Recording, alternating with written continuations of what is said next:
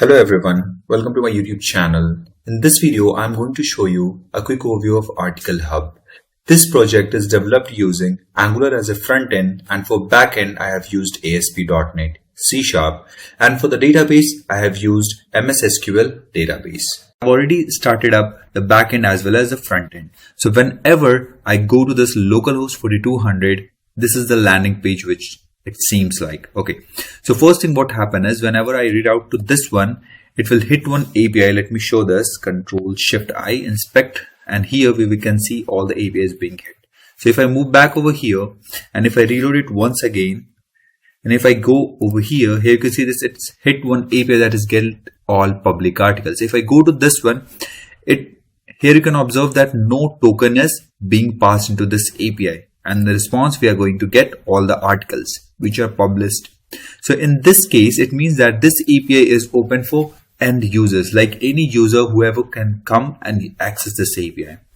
Over here, we have multiple things. First thing, we have filters. So if I search for over here, like if I type Java, then all the articles whose category Java over here will be visible over here.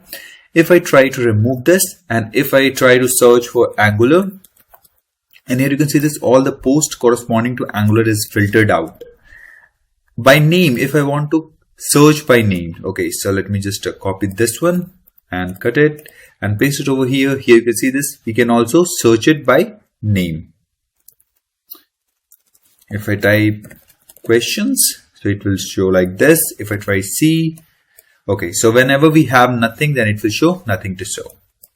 Type C. So it means that C is also over here, and in all the names, anywhere C is there, then it will filter it out. So this is how filter works. Next thing what we have is, if I click on this, we can read the article, and over here, we can also see when this article is published. So as I have published all the articles today only, so that's why it's showing the today's date. And here we can read this all by scrolling up and down, back and forth as per your requirement. Okay. Next thing what we have is, we have one option over here to change the themes. If I click on this, we have three different colors. So if I select this one, so now the color is changed. Here you can see the color for this one is also changed. If I try to change once again, so here you can see this one is also changed. Next thing, let's move back to this one. And after this, what we have is one login button. So if I click on this, here we have this Article Hub, the login pop-up. So here you can see this /login is here. If I click on back, we will reroute it back to the landing page. This is the home screen. We can say that of our application. So click on this, and now let's log in with the admin. So admin@email.com and admin, just log in. And here we have the dashboard. So in this one, here we can see we have the options to close this one and open this navigation menu. Okay. After this, again, if you try to change the theme of this one, if I click on this, here you can see this, the buttons and everything is changed, as well as the header is also changed. So let me move back this one to blue. Okay. After this, we have one logout button. Whenever we click on this, we will be logged out. So if I copy this path, and what we are going to do is we are going to log out, and yes. When I logged out, now you can see this, we have already copied the path, right? So if I paste it and try to read out to this one directly, so it will not allow us to read out. Why? Because we have already implemented the path guard. It doesn't allow directly to read out to some other path without logging in, because we need the validation for that one. Okay. So here you can see this, if I pasted this path, but still we are going to the dashboard. You can see this, right? Okay. I'm going to show you everything from the scratch. So you just need to spend some time with us so that we can show you how exactly we can develop this and how to implement everything from the scratch. So let's log in once again. Okay.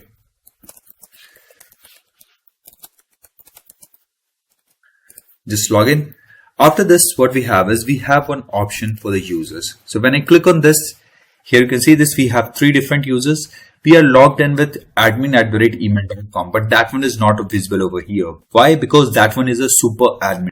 Super admin, you cannot delete it. You cannot make any modification to that one, because if we delete all of the users, then we may lose the access to our own application. In that case, the application is designed in such a way that you can only delete the new users which are being added, not the existing user, that is the admin, that is a super user. Okay. So here we have multiple options into this one. So first and foremost is the filter one. So if I try to search for foo, here you can see this, we can search it. If I try to search by ABC, you can search it. We can also search by the abc@email.com. It means that by the email also you can search, or by the name also you can search. Okay. So here we have multiple options. First, to edit it. So if I click on this, we have foo and the email is foo@email.com. Password you cannot modify from here. So, and here the status is also there. Status plays an important role. Whenever this status is active, those users only can log in. Okay. So if I try to disable it, okay, so user updated successfully. Next thing what I'm going to do is I'm going to log it out and try to log in with this foo. So I logged out, go over here, try with foo@email.com and foo, and click on login. Here you can see this, wait for admin approval. It means that you cannot log in without being approved. So I'm going to log in with the admin. Log in and move to users and let's activate it. User updated successfully. Now we can log in with the foo. So without trying that, what we are going to do is we are going to add a new user. So add user, and over here what I'm going to do is I'm going to use one that is XYZ, and the email is yzx@email.com, and the password is again XYZ. And here you can see this. Now if I click on this add, it will add a new user successfully registered, but by default the status is inactive. So if I log out and if I try to log in by this one, yza@email.com. Why I have given the different name to these two, so that if I can show you XYZ, if I try to search, still this one is visible. And again, if I try to search by YZA, again we can search it. It means that whatever the filters we are using, we can be able to search by name as well as by the email. Okay. So let's make this one both the same. XYZ. Update it. And now here you can see this XYZ is over here. So now let's log out and try again with the XYZ.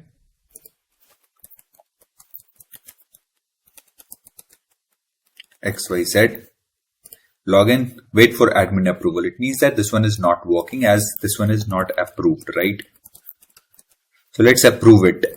Go to users, click on this one and activate. User updated successfully. Now log out. Yes. Now try with this. XYZ@email.com. XYZ and login. Now here you can see this. Now we are able to log in.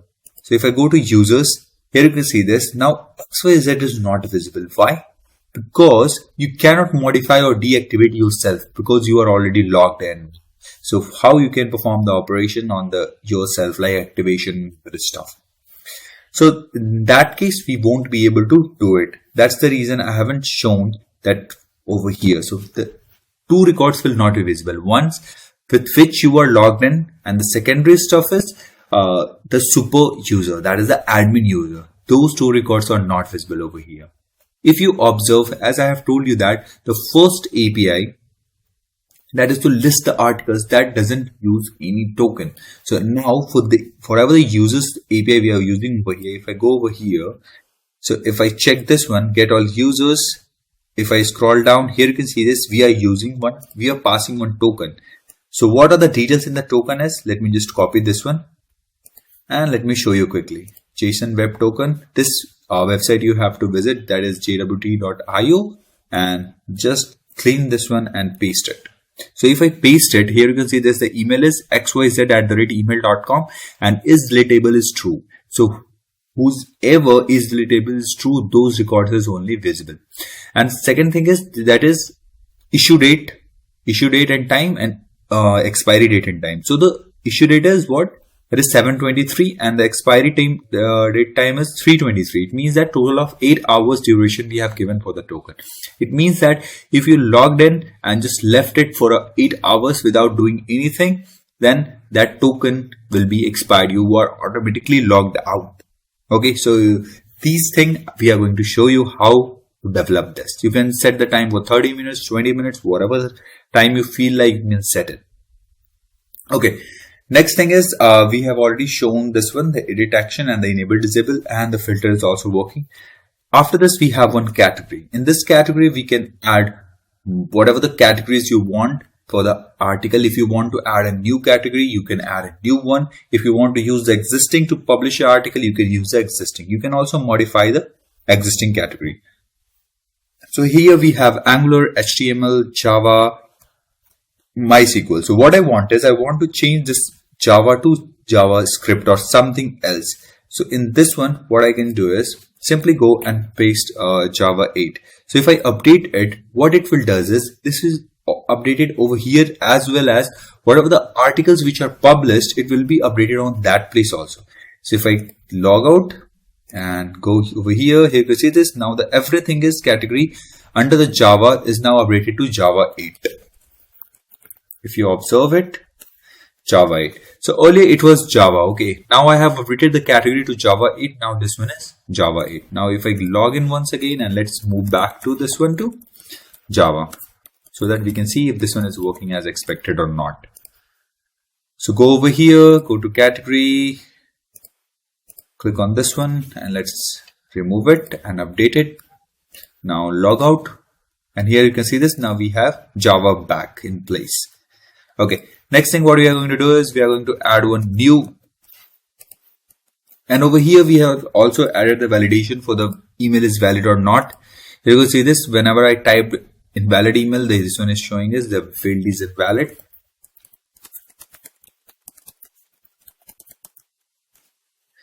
Login. Next thing we have category. Now I'm going to add one new category, that is performance optimization, and click on add, and now here you can see this performance optimization is added. The new category is added. If you can also filter over here, that is HTML. If we try to search it, if we try to search as optimization, here you can see this one is working as expected. If we clear it out, then all the default, all the categories will be listed down. Now next thing what we have is we have to go to this article. So click on this one. And here you can see this, it's showing all the articles which are published, and only those articles which are published will be shown as in the free API. That is the open API. Okay, so whenever the user comes to our website, the home page or the landing page, there only all these articles whose status is published will be visible over here. So next thing over here, we can search by the filter as well. Again, if I type Java, all the things which contains Java will be visible over here. If I try to search for basic Java questions, so here you can see this. Now the filter is working as expected. Next thing is we have the option to edit the existing one if you want to. We can also view over here and we can also delete it. So I'm not going to delete any one for now. So what I'm going to do is I'm going to add a new article. So this one will be performance optimization help. Okay, next thing what we are going to do is we are going to select for the category, that is performance optimization, and by default the status I'm going to put is a draft. Over here what we can do is we have this field where we can perform or we can play with the strings. We can, whatever the design we want to give, we can give it. Okay, so let me just quickly copy and paste some content so that we can play with it. So I have pasted this content. So what is performance optimization? There is most of the stuff like this thing. Okay, so next thing I'm going to select this one and select this and select the black color so that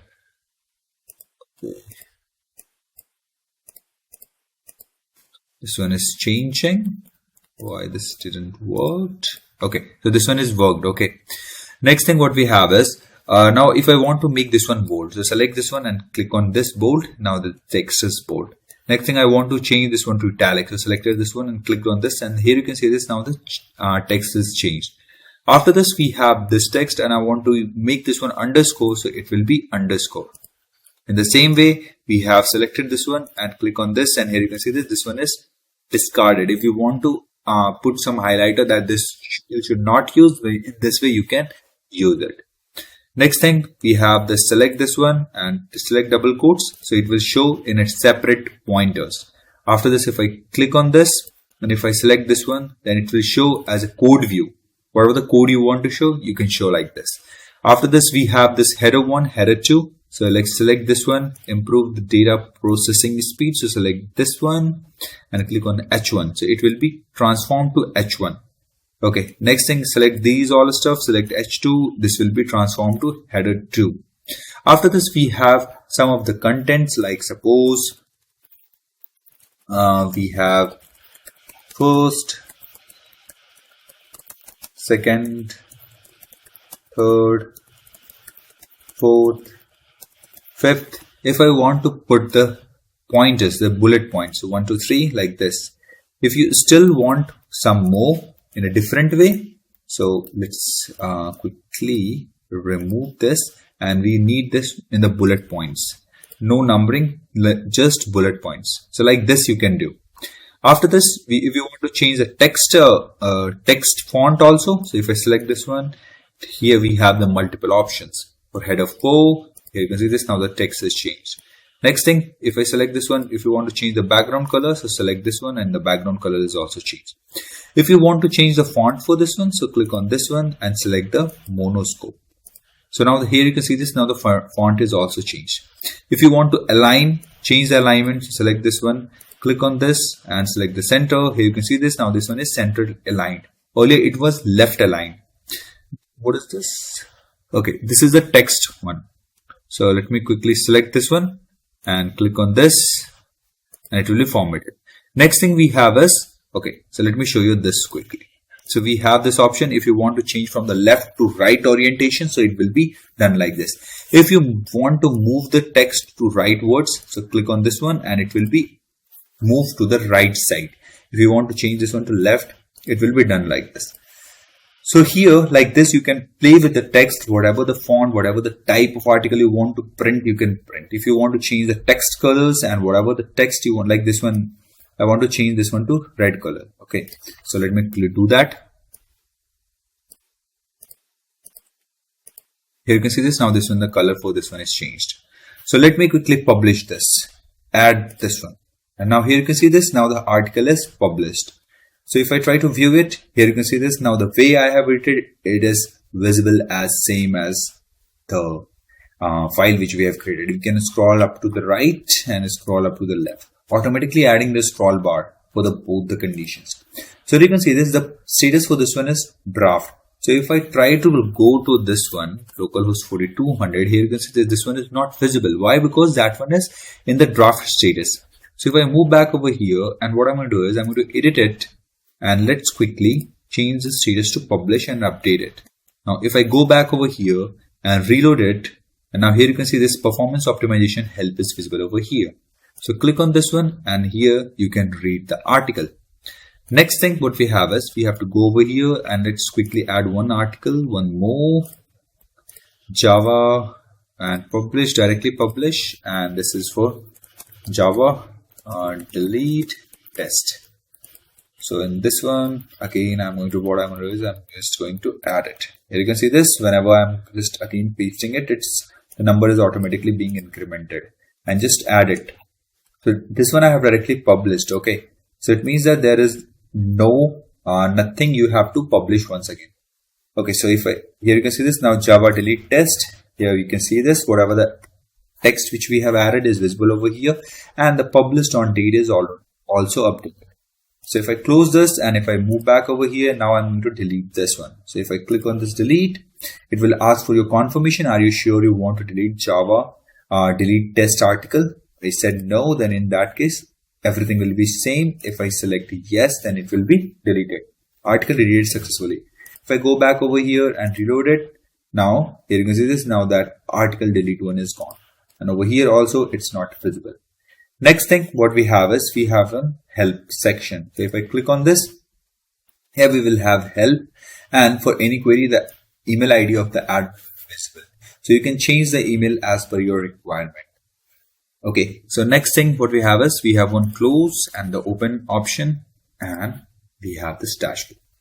So that's all for this one. From the next video onwards, I'm going to show you how to develop this step by step. So please subscribe, like, and share with your friends, and comment in the comment section whatever the new projects you want. Everyone, welcome to my YouTube channel. In the previous video, I have shown you quick overview on my article project. For frontend, I'm using Angular. For backend, I'm using ASP.NET, C#, and database, I'm using MSSQL. So let us start with that. So first, I'm going to complete all the backend APIs. Then I'm going to work on UI part. So let's start with the backend part. So first, we'll talk about what are the softwares which is required for this application. So you have to just go to the Google, and from here you have to just search Visual Studio download. And you can see the first site I'm getting it over here. We have to just open it, and inside this one we get multiple options. So we'll go with the free download community version, and we have to install this one. While installation, you will get only few options. In that options, you have to just select this one, ASP.NET Web Development, and just click on this checkbox.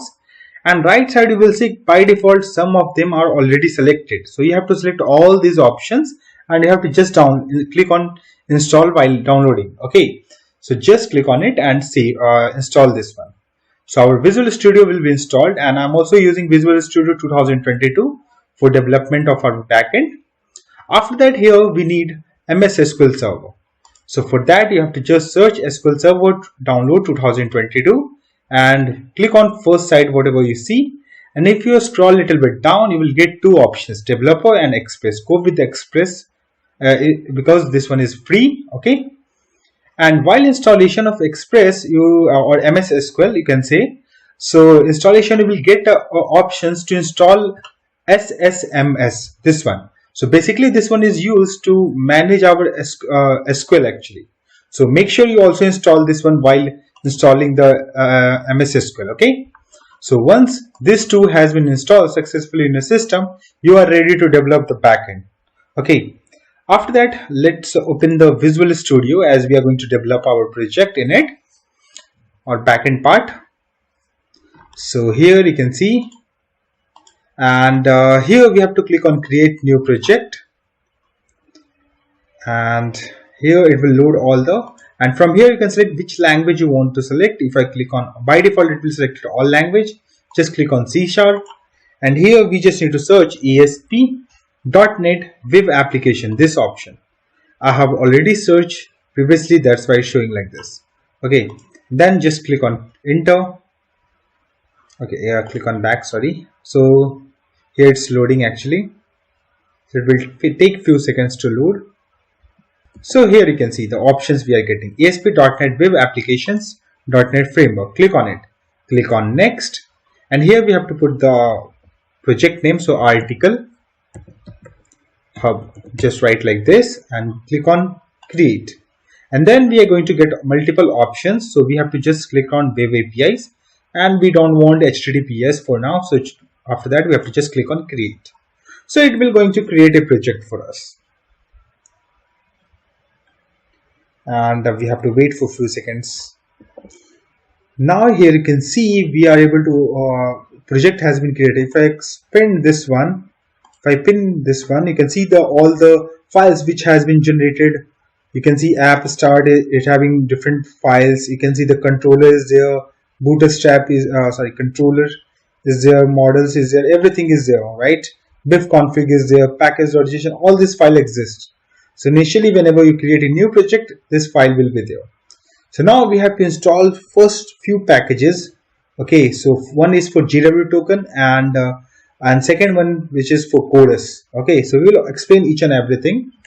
So let me go to the tools, and here we have to go to this one, and we have to go to this option, click on it, and then we have to click on browse. Okay, and if you go to the description of this video, I have provided a link. If you go to the link, you will get this file. Okay, so you have to scroll down of this page, and you have here you can see the backend is there. if I search by this one arrow, you can go to the different file name. So here you can see the backend is here. Just search with this name, and inside this one I have just write the two packages which is need to be installed. So first select this one. So JWT token we want to install. So just paste it over here, and you can see the first option. Click on it. Click on OK. Just close this one and click on it and click on install. It's going to be to install this package in our project. So we have to wait for a few seconds here too, and here we are seeing what are installing. So just apply on it. You can see it started downloading. Now everything has been installed in this package. So just clear this one, and then we are going to install this package. So just copy it and paste it over here. Okay, just paste it over here and search. First you are seeing this one, so click on it, and we just need to click on install. It will also attempt and gather information, so click on apply. I accept, click on it, and we just need to install. If I move a little bit, okay, it is still installing it, and I'm getting this option, so click on yes to all, and here you can see it has been installed in our project. So first try to understand what are those two packages which we have installed. So first was JWT Token, right? So what is the use of JWT? Okay, so here you can see this one is a browser and this one is our server. Okay, so any user is going to hit our login API. So in that he is going to send email address or password to our server, right? And in the backend at server, we have a secret token, a secret key actually. So basically that secret key is used to generate a JWT token, and in the response we are going to send it to the browser. Once the browser receives that token, it going to be and it will going to use that particular token to add, update, or for all the access those APIs which have been secured by JWT token, or which having authentications or verify the JWT token. So every time we want to access these resources, we have to set in our header that okay, this is our token, I'm going to send it to the header.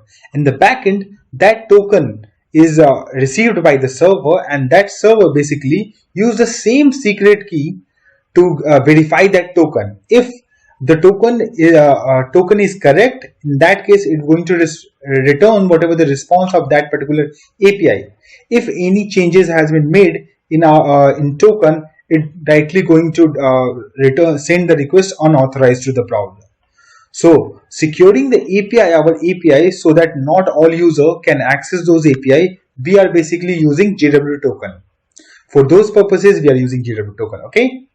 And the second package which we have installed, Chorus, this one. So basically our Angular application is running on different port, and our backend application is running on different port. So both are having different origins, right? So to transfer data from one origin to another origin, we need Chorus.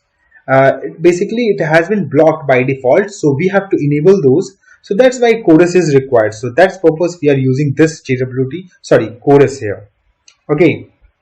And after that here, so let's close these things, and now we are going to create a table in our database. So just open the SQL here, SQL, Microsoft SQL Server Management, this one, search for it. So I'm currently using this version. Okay, you can also use the latest version, there is no problem at all. And we have to wait for a few seconds to be open this one. So here you can see, and here you can see the server name. So this is our server name. So this one is used to connect our from code to this database. So I'm going to use the Windows authentication. I'm going to click on connect. So it will connect to the server, and here we have to extend the database. I want to create a new database. So just write like this, click on this one, and here I'm going to write here article hub, just write like this and click on OK.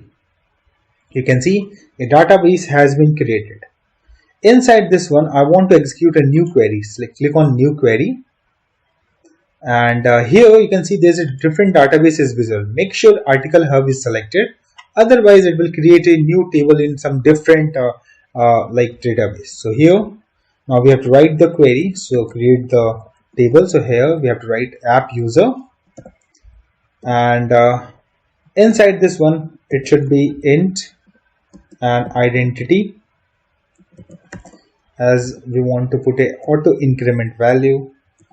So it should be primary key, and name varchar, and it should be length of 250, and email varchar 50, and this one should be unique. Okay, and after that password varchar and length 20, let's make it as 250 also, this one. After that status varchar, let me make it as 10 length 20, and then is deletable varchar, make it as 20, and then we have to just select this all and click on execute. It will going to create a table in this particular database. You can see DAO app user here you can see. So what is the here you can see by name you can understand name, email address and password we are going to store, and status you can also understand that the user status will be there, so it can is active or inactive. And this option, actually this column which we have created, like for the super admin. Okay, so let's say someone is a super admin we have inserted in database, and that cannot be deletable, cannot be removed from database. So we were going to mark as false. Okay, so in that case, in the UI we are not going to send those user details so that anyone can modify. For those purposes, we are using is deletable. We will understand in depth in upcoming videos. And insert into, I'm going to insert a app user, or you can say super admin for this project. So here we have to just write app user, name, email address, password, status is deletable, and the values here we need to pass. So first the name we need to pass, so here just write admin, and then here admin @email.com, and then we have to write here admin, and the first it should be by default true, the status of this user, and it cannot be deletable. So here, because this is a super admin, right, so it cannot be deletable, so that's why we have set as false. I'm going to select this complete query and I'm going to click on execute. You can see it has been executed. If I click on this one, app user, right click on this one, select top, you can see here all the details related to that particular which we have inserted right now.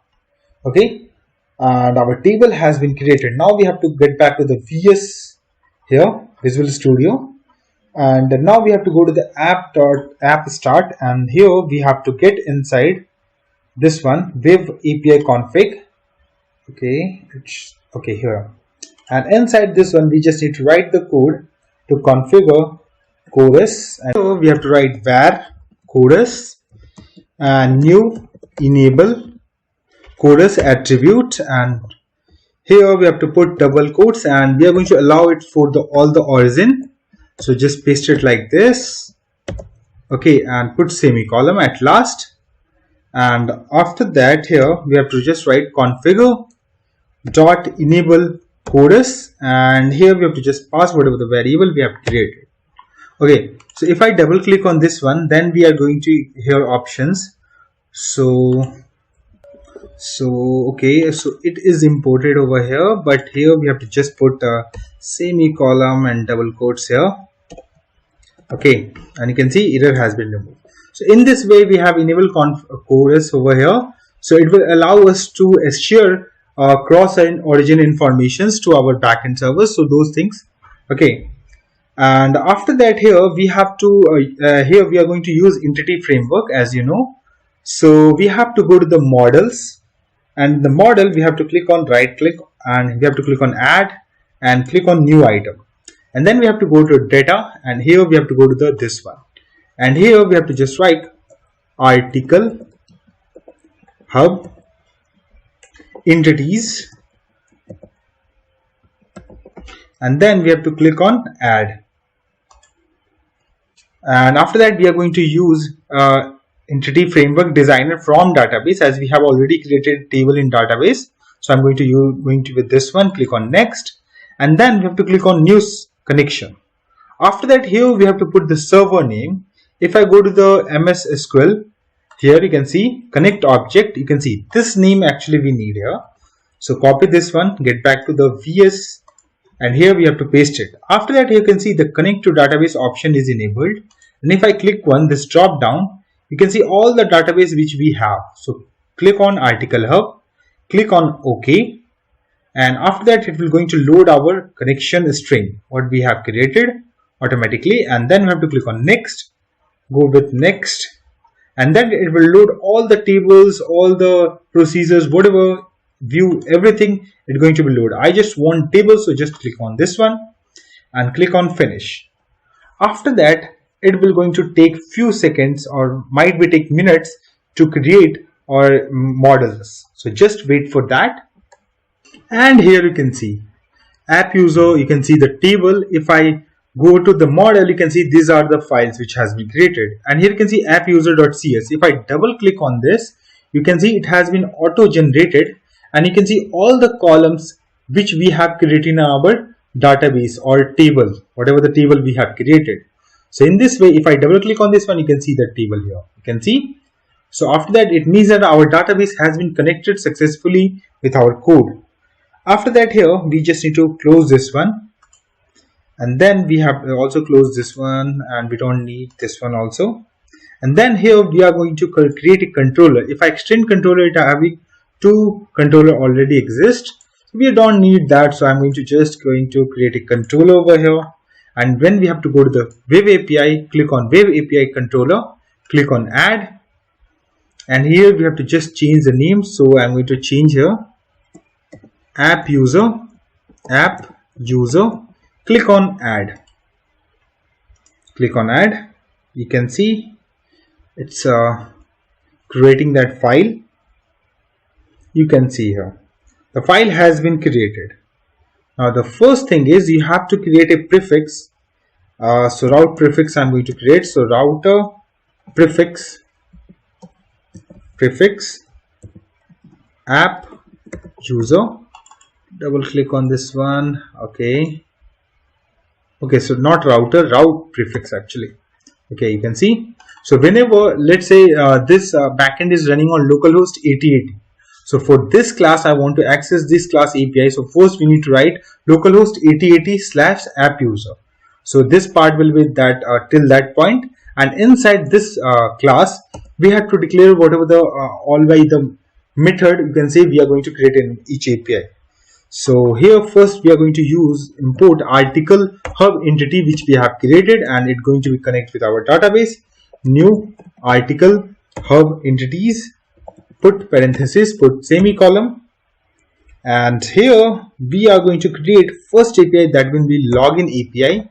So here we have to write which type of method we want. So HTTP post method which we need here, and whatever the route of that particular API. So I want login.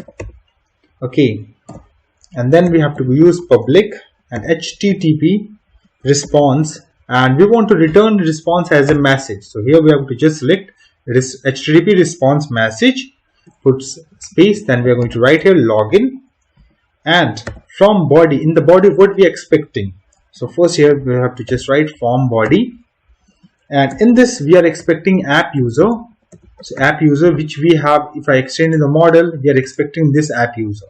Okay, and then we have to just put curly brackets. Just let me scroll a little bit, and it's showing the error because we are not returning anything, and we have written here HTTP response message. That's why it's showing the error. Okay, so just for now you can ignore that, and here we have to just write as we are writing the code JWT database, so there's a chance it's generate the exception.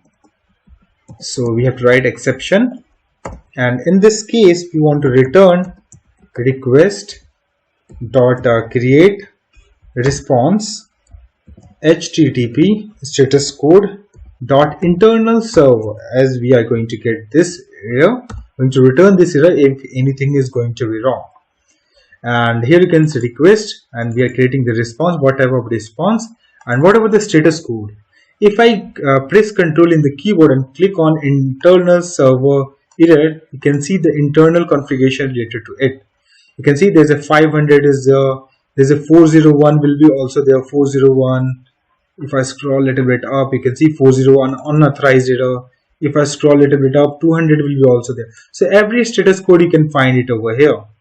So let me close this one and let me write a code in the try block. Okay, so here we have to write app user object. We are going to like here, so app obj. After searching with email address and password, we are going to get it from database. So for that we are going to create this object, and so first we are going to select db.appUsers, so this one. Okay, so if I click on it, you can see here it's all the DB set is visible. So after accessing this one, we are able to insert, search, all those thing activity related to that particular table. Okay, after that here we have to just write where, and you just search for the user, and in the brackets we have to write u.email address and equals to, and then we have to pass this app user here. So app user dot email address, from body we are getting, and u dot password is equals to app user dot password. Okay, let me minimize this one. Okay, and after that here dot first, whatever the first you get or default, you have to get it and put semicolon at this place. Okay, get to the next line, and if user obj is not equals to null, it means that that particular user exists. An else condition, like we are going to return directly the error. Okay, so that incorrect username or password, that type of error we are going to return. So create response, and here we have to just write http status code dot unauthorized error, and here we are also going to return the message. So just write like this, so message equals, here we have to write incorrect email or password. So this message we want to return and put semicolon at the end. Okay, here you can see, let me scroll a little bit, and here we have to just write null.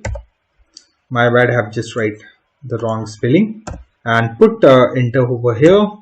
Okay, and in if condition, if user obj object dot status is equals to true, it means that user is active. In that case we have to just return the token, and in else condition we want to return a message that wait for admin approval. So request dot create response, and here we have to just write http status code dot unauthorized, and then we also need to return a message. So here we have to write message, and here we have to write wait for admin approval. So this message we are going to return and put semicolon at the end. After that, in if condition, here we have to just press enter, and here we have to also return, so request dot create response, and this will be http status code, and it should be OK type, and then we are going to return new, and it should be of token. So we have created a variable, and here we are going to return the token. So to return the token, we need here a token manager class we are going to create. Let me pin this one. So our API is almost ready. Okay, and here you can see by automatically the error has been removed, right? So now we have to let's right click of this article hub project and click on add new item, and then we have to just go to the code and go to the class, click on it, and then here we have to write token manager class we are going to create. Click on add. You can see a class has been created over here. So as earlier I have said while explaining that we need here a secret key that going to be used to generate our token. So first we are going to create here, write like this, so static and a string and secret, and the secret key I just if I go to the, I have provided the file, you can just copy this one, and in this you can also make some changes, so that just put character as well as number, okay, and here I'm going to paste it over here, and end of the line I'm going to put a semicolon, and after that we have to get inside this one. Okay, so my bad, we have to create this variable inside that particular class. Okay, so get inside this one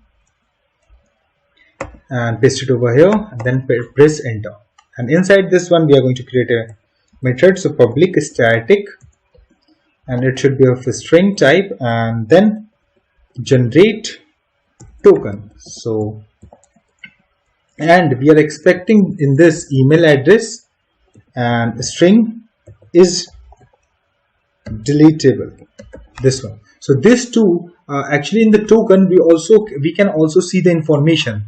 So for that, here let's search for JWT Token IO. This website, you can go to this website.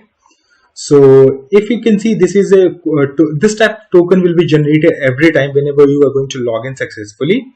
So if I paste here the correct token, what we are going to be generate, and after that you can see the payload here. You can see that sub and you can see the name. So in the same way, we can also insert our information in the particular token. So for that purpose, here we are going to get getting email address and is deletable over here.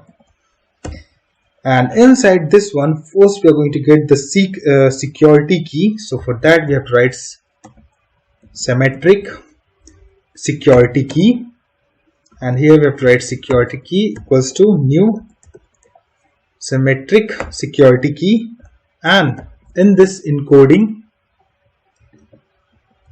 encoding.utf8 dot, and it's showing some error. Just click on it, select that one, and here you can see using system text. Click on it. It's going to update it over here using system.text. After that, you can see error has been removed from here, and then here we have to just write get bytes, this one, and here we have to just pass the secret key which we have. And after that, the next part of this code is a descriptor.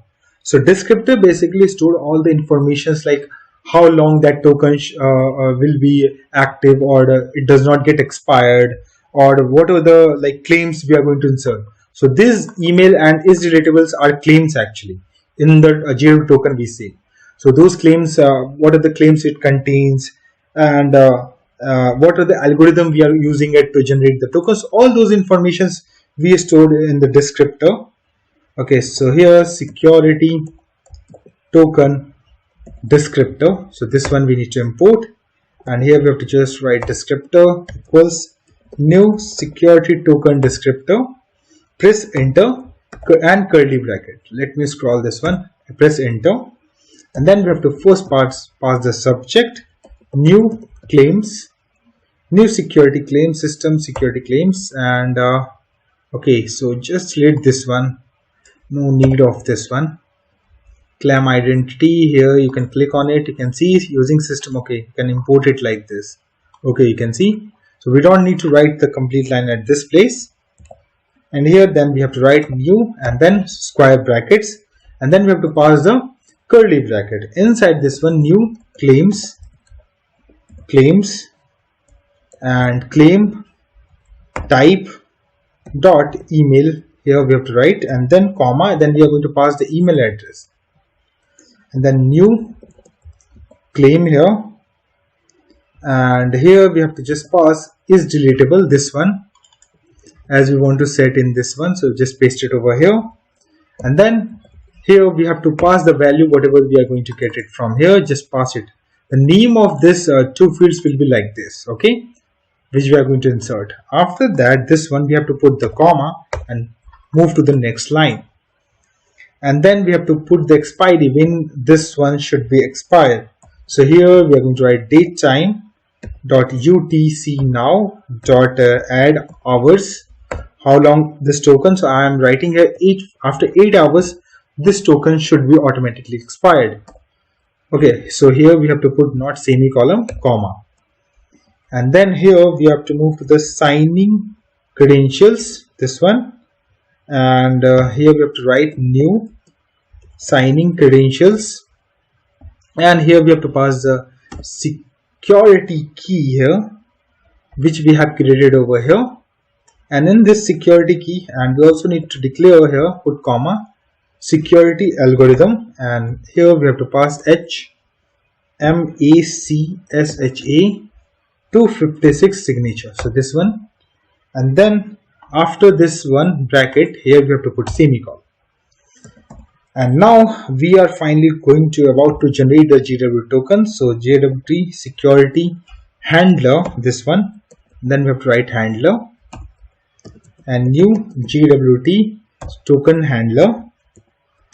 And here we have to just write JWT security token, and token is equals to handler dot create JWT token security token, and inside this one we just need to pass the descriptor, put semicolon, and then finally we are going to return, and we are going to write here, so handler dot write token, and here we have to just write token, put semicolon. So you can see this token manager we are going to use in our app user. So here we have to get back over this place, and I'm going to just remove this one. And here we have to write token manager. So press enter. After that, here we have to call the generate token, this one, and put parenthesis. And then we have to write user object, whatever we are going to search it from the database. And from database we are going to get the email, comma, user obj dot is deletable. So this two information we are going to pass it from here. So let's save this one and let's try to test this API. So I'm going to start our application. I'm going to click on it. You can see it is starting our server, backend server, and it will trigger a page and it will open a page. So just wait for a few seconds. And here you can see it's starting the server. You can see, so here for the testing the API, we also need a software actually. So here if you can go to the Postman, here it's going to select, you can download the Postman and you can install it. It's quite easy to install it. Let me open the Postman here, and here I just need to double click on it. You can see. Now if I click on this one, it's open a new tab, you can say, and here we have to paste the URL. So I have already started the server, this one. I'm going to copy paste this one and paste it over here, and the method we need to select. Here you can see the options of methods which we have, and we have created the post method, so just select that one.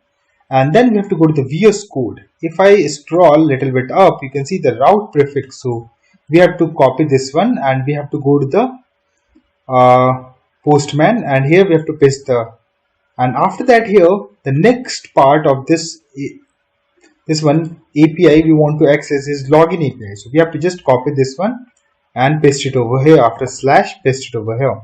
Then we have to go to the body, and then we have to go to the raw, and then we have to change this one text to JSON, as we want to send the body for that purpose. And here we are going to change your email, and here I'm going to write admin@email.com, and the password here I'm going to pass here password, and here I'm going to write here admin1. So it is an incorrect password. I'm going to try with this one, and as this one is a first request, it will take few seconds to execute. You can see incorrect username and password, and here you can see the status 401 unauthorized. I'm going to change this one. I'm going to send this one. Now you can see we are getting a token over here. So I'm going to just copy paste this one, and if I go to the browser and if I go to the JWT, and here I'm going to paste our token, and here you can see in the payload section, you can see the email address or is relatable is there. You can see the expiry is there also. So after how many hours from now it's going to be expired. You can see also all those information is visible, and these are called claims actually in the JWT token. Okay, let's get back to the Postman, and here I want to test those users which are waiting for approval. So let's create a new user in our database. So I'm going over here, and here I'm going to do the changes. So first I'm going to write a user, and here I'm also going to change this one as a user. Let me minimize this one, and let's write a user. Let's make it this one as true, false this one, and make it as true. Okay, and it can be deletable, and the active user is false. You can say just execute this one row affected. Now get to the Postman. Here we're going to change this one as a user. Here I also want to change as a user. I'm going to hit the API. You can see we are getting error message, wait for admin approval. So it means that our login API is ready and it's working as expected. So this is all about login API of app user. I hope you guys like this video, so please hit like and subscribe my channel. Thank you. Hello everyone, welcome to my YouTube channel. In the previous video, we have completed login API of Article Hub project. If you have not seen that video, just go to description and check out the link. So in this video, we are going to write more APIs related to app user. So let us start with that. So before that, we also need to do a small changes in the web app config file. You can see inside app start folder we have, and here we have added one extra comma in double quotes. So just remove this and save this one. After that, we have to go to the model, right click on this model folder, click on add, and we have to go to the new item. And here we have to go to the code, and here we are going to click on class. Okay, so here we have to set the class name is as token claim. So to extract the token claim, after that we are going to set that values in this one. So we are just creating a model, and here we can write a prop and press tab 2 times. So it would automatically write the code related to that particular, you can see like this. So you can also write it manually, so string, and here we have to just write email. So get and set is generated for this one. So I'm going to write a prop tab 2 times, and you can see, and here I'm also going to write a string, and here I'm going to change this to is deletable table and save this. And after that we have to just close this one, and then we have to go to the in this token manager class which we have created in the last video, and inside token manager method, sorry class, we have to create one more method over here. So here let me scroll here, and here we have to create public static token claims. It will going to return the claims which we have created. So if I scroll, you can see the models going into import. So token claims is there, and then we are going to write here validate token, and in this we are expecting a raw token, whatever the token we are going to get, and with the curly brackets, and press enter. After that, here we have to first create token claim object here. So token claim, new token claim, and then we have to string. Whenever we send the token from UI, so let me show you. So first it will contain a bearer, and then it will show the user token, right? So whatever token, it should be a space is there, then token we paste, and then we are going to send it to the backend. So in that way it works. So we need to split whatever the token we are going to get. So raw token, this one, and dot split, and when we have to split, if we get here single, and you can see single quotes and space in between. So whenever you get this value, then you have to split, and token, then we are going to get the token. So array, and at first position array, and first position we are going to get the value. So just write like this. After that we have to extract the claims. So claims principal, and principal is equals to here get principal, get principal, and inside this one we just need to pass the token, put semicolon. And this get principal, we have to write the code for this one also. Let me comment this one for now. And first here we are going to create a method here. So let's create here public static and claims principal, this one, and get principal, this one. And here we have to just write token, press enter. Inside this one we have to write try catch block, and here we have to just write exception,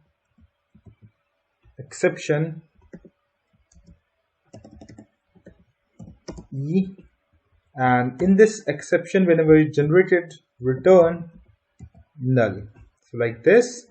And the try block we have to write here we have to write JWT security token handler, this one, and then we have to write equals new JWT security token handler.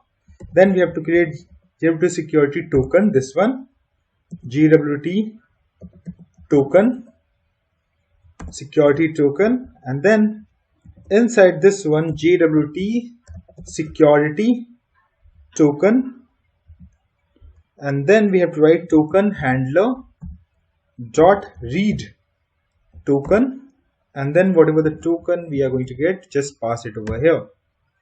And if JWT token is equals to, then we are going to return null.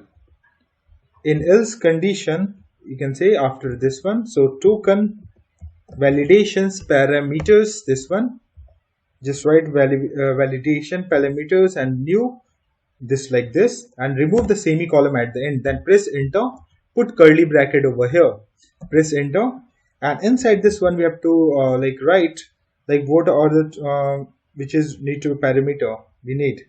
So here require expiry time, and it should be true, and validate issuer, so I just want to set it as a false, so just write like this. And validate audience, I want to set as false, and users signing key, so this one here we have to write new symmetric, and here we have to just write symmetric security key, so just write this one. Inside this one encoding.ut8.getBytes, and then inside this one we just need to pass the secret token which we have created, and after that put semicolon at the end of this curly bracket. And then here we are going to create a security token, this one, going to create an object security token and put semicolon after that here. And then we have to return claim principals, so claim principal, and then principal here equals to token handler dot validate token, and inside this one we need to pass the token parameters, validate parameters actually, so validate parameters dot, and then we have to pass the security token like this, and then we have to just return principals just like this, put semicolon.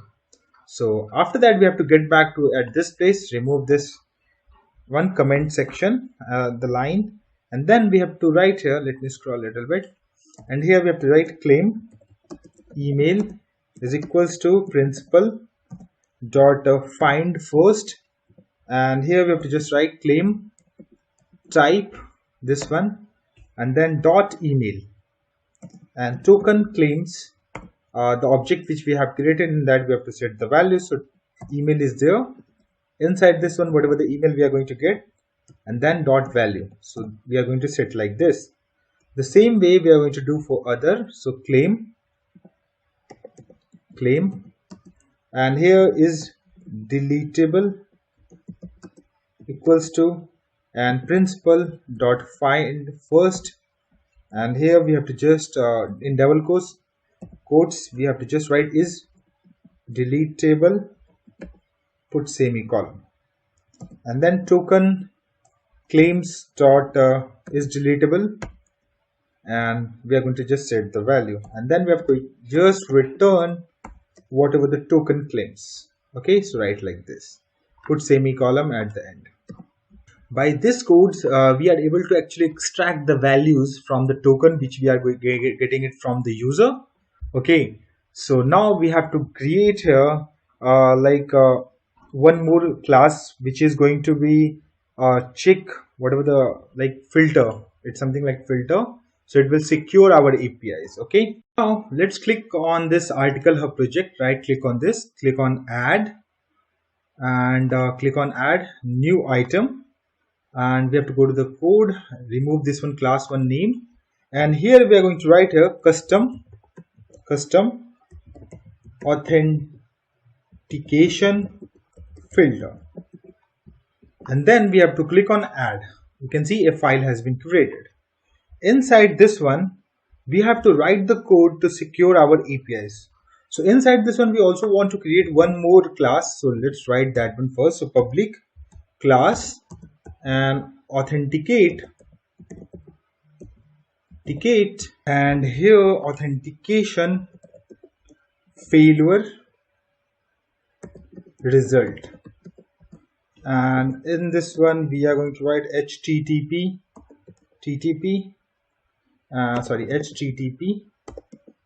action result. This one we need to select, press enter, put curly bracket, and here we have to just create this like this failure. After that we have to write public task, and then we have to task, then here we have to write http response message, this one, and then we have to write execute async, and here we have to just write cancellation token, put like this, put curly brackets.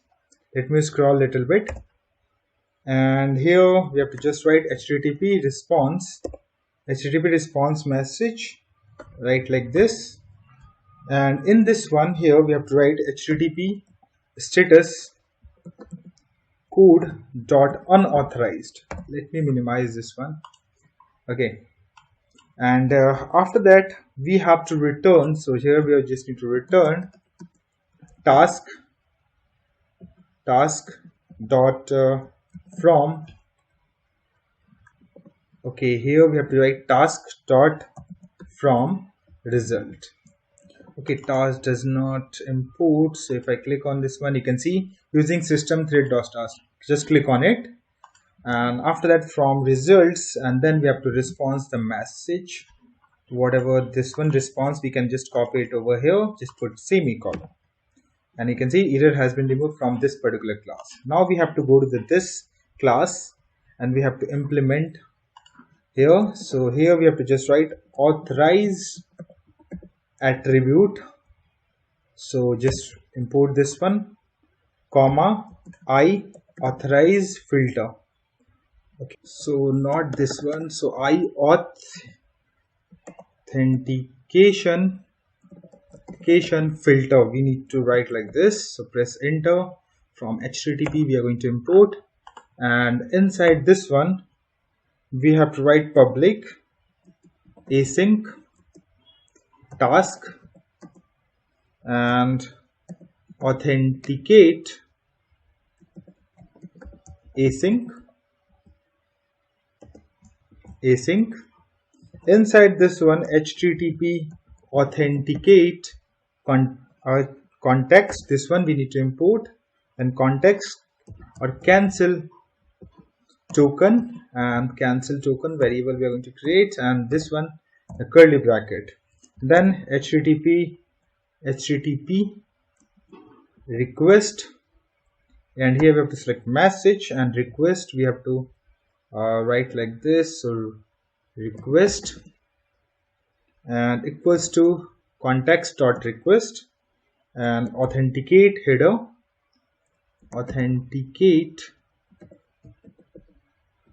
value, authentication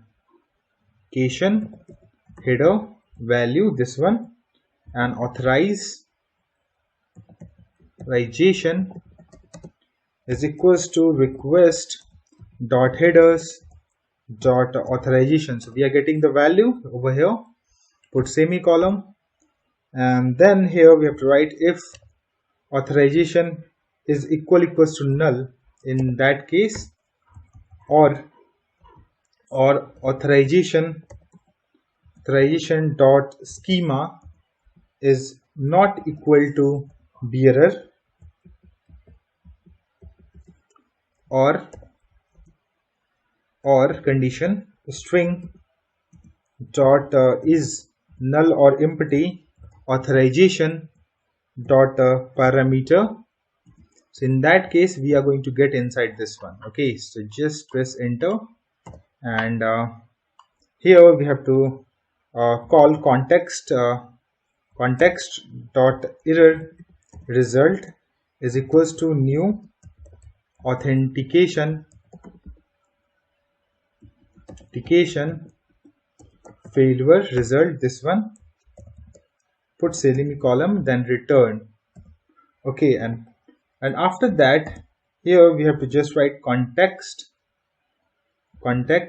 dot principal is equals to token manager dot get principal, this one, and authorization dot parameter, like this, put semicolon, and it should remove the error.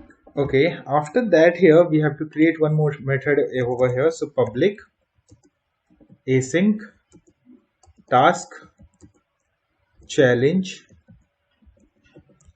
async, and here we have to write http authentication challenge context, and context will be there, and then cancel this, see it will be the same, and after that curly bracket, let me scroll, press enter over here, then where result is equals to await dot result, okay, await context actually, and then result dot execute async, and then we have to pass the cancel token, put semicolon, if result dot status code is equals to http status code dot unauthorized, in that case result dot headers dot www authentication dot add,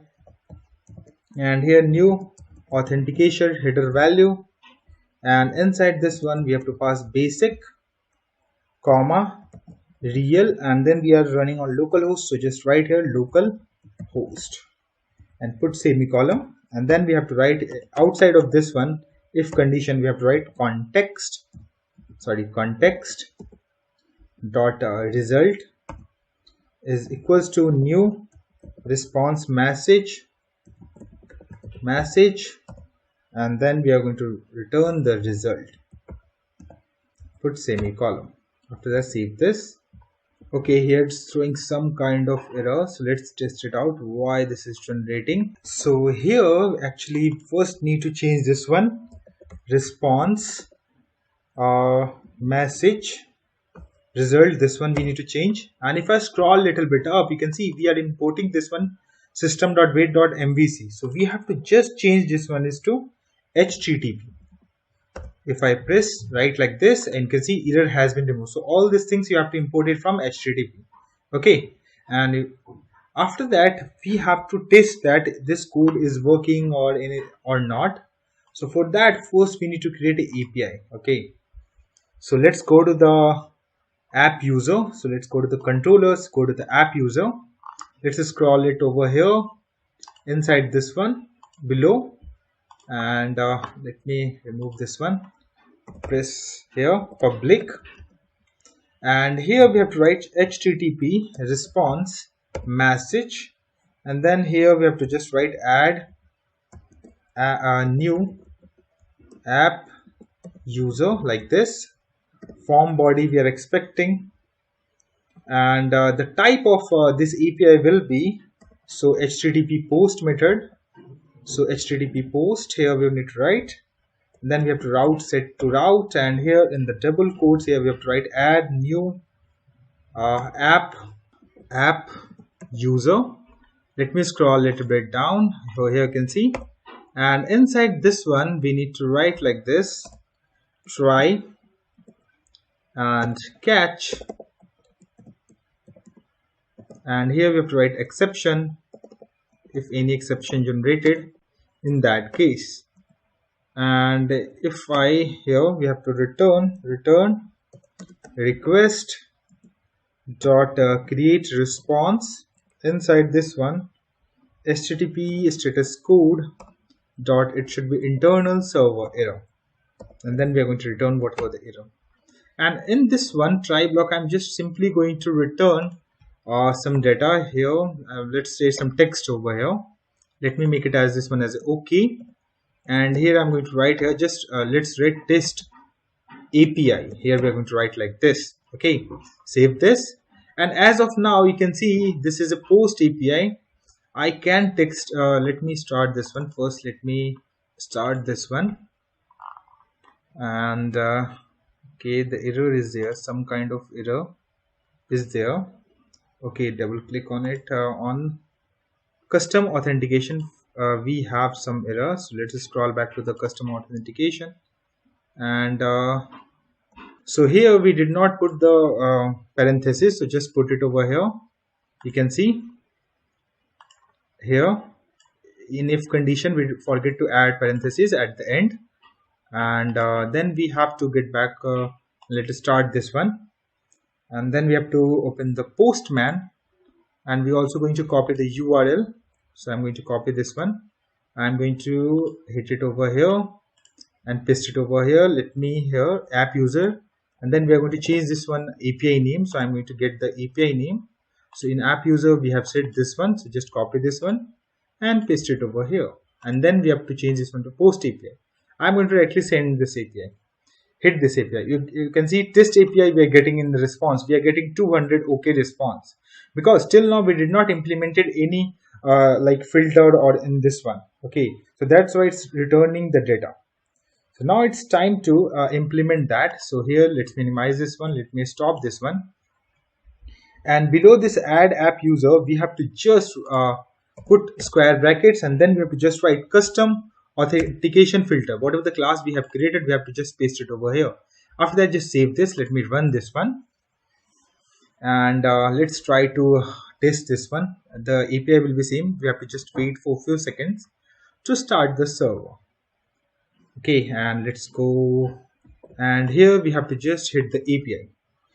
This time you see we did not receive any data. We are getting unauthorized error because that API is secured.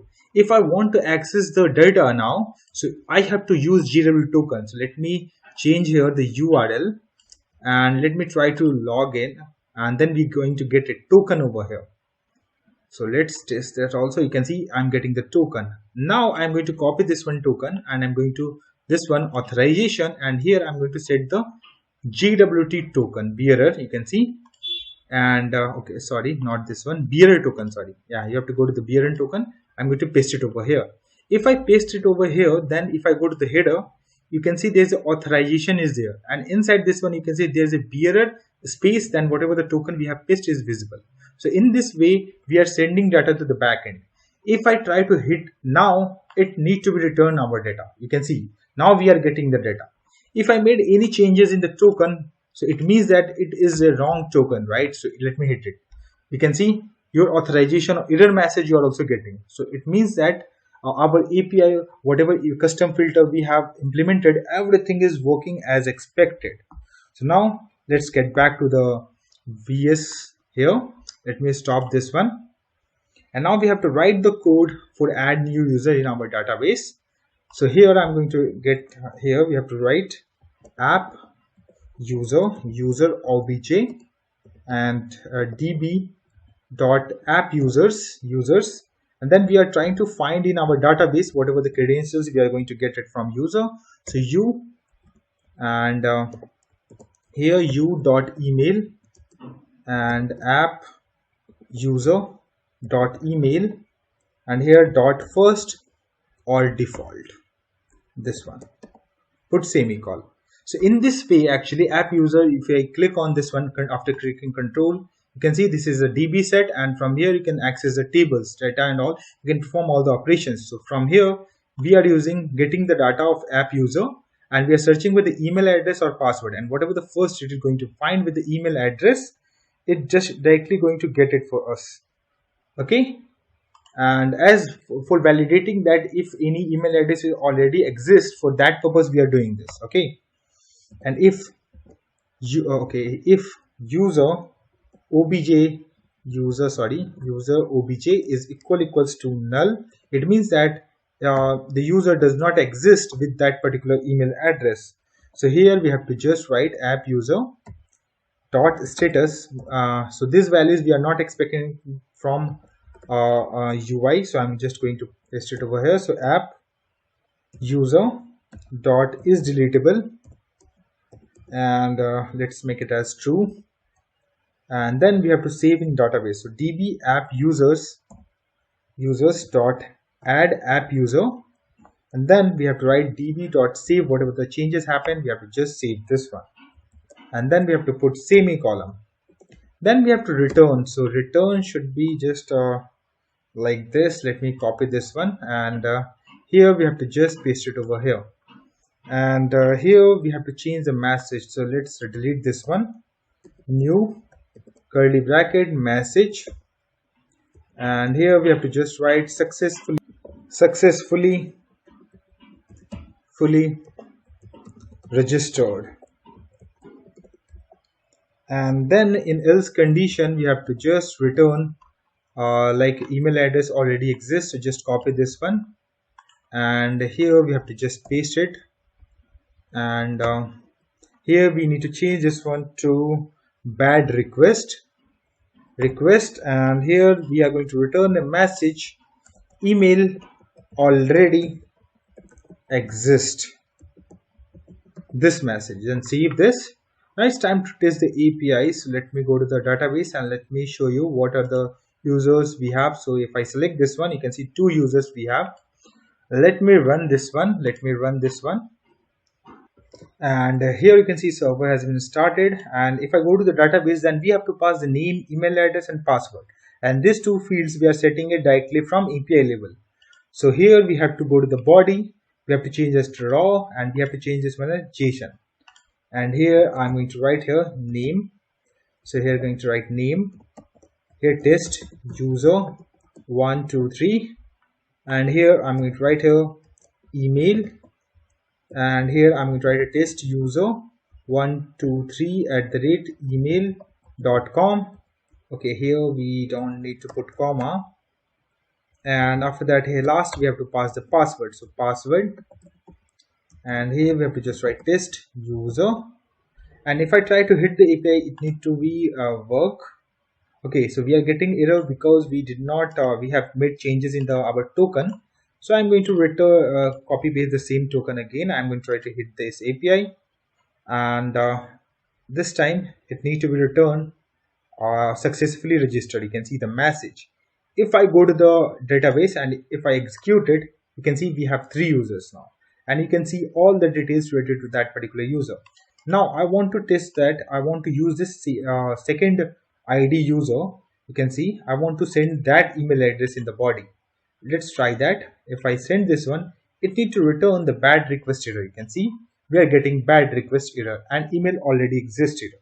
It means that our API is working as expected. Now let's get back to the Visual Studio. Let me close this one, and after adding a user, we want to get all the users, so we have to write the code for that. So now we have to write here, so write here public HTTP response message, and this should be get all app user, put parenthesis and curly bracket. Let me scroll here, and in the and here you can see in this message we have write the wrong spelling, so successfully register, just change it. Okay, and after that we have to put the path of this particular URL API.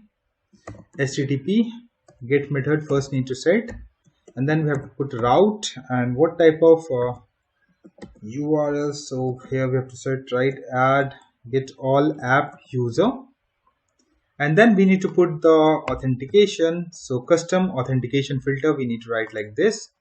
Let me scroll this one. Then we have to put try catch block and catch, and here we have to put exception E, and then here we need to just return request dot create a response, and here we have to just write HTTP status code OK.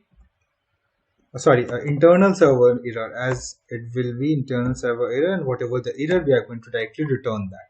And in try block, first we have to get the token, and the token we are going to pass it to the token validator to get the prince token claims actually. Okay, so here does dot get values, get values.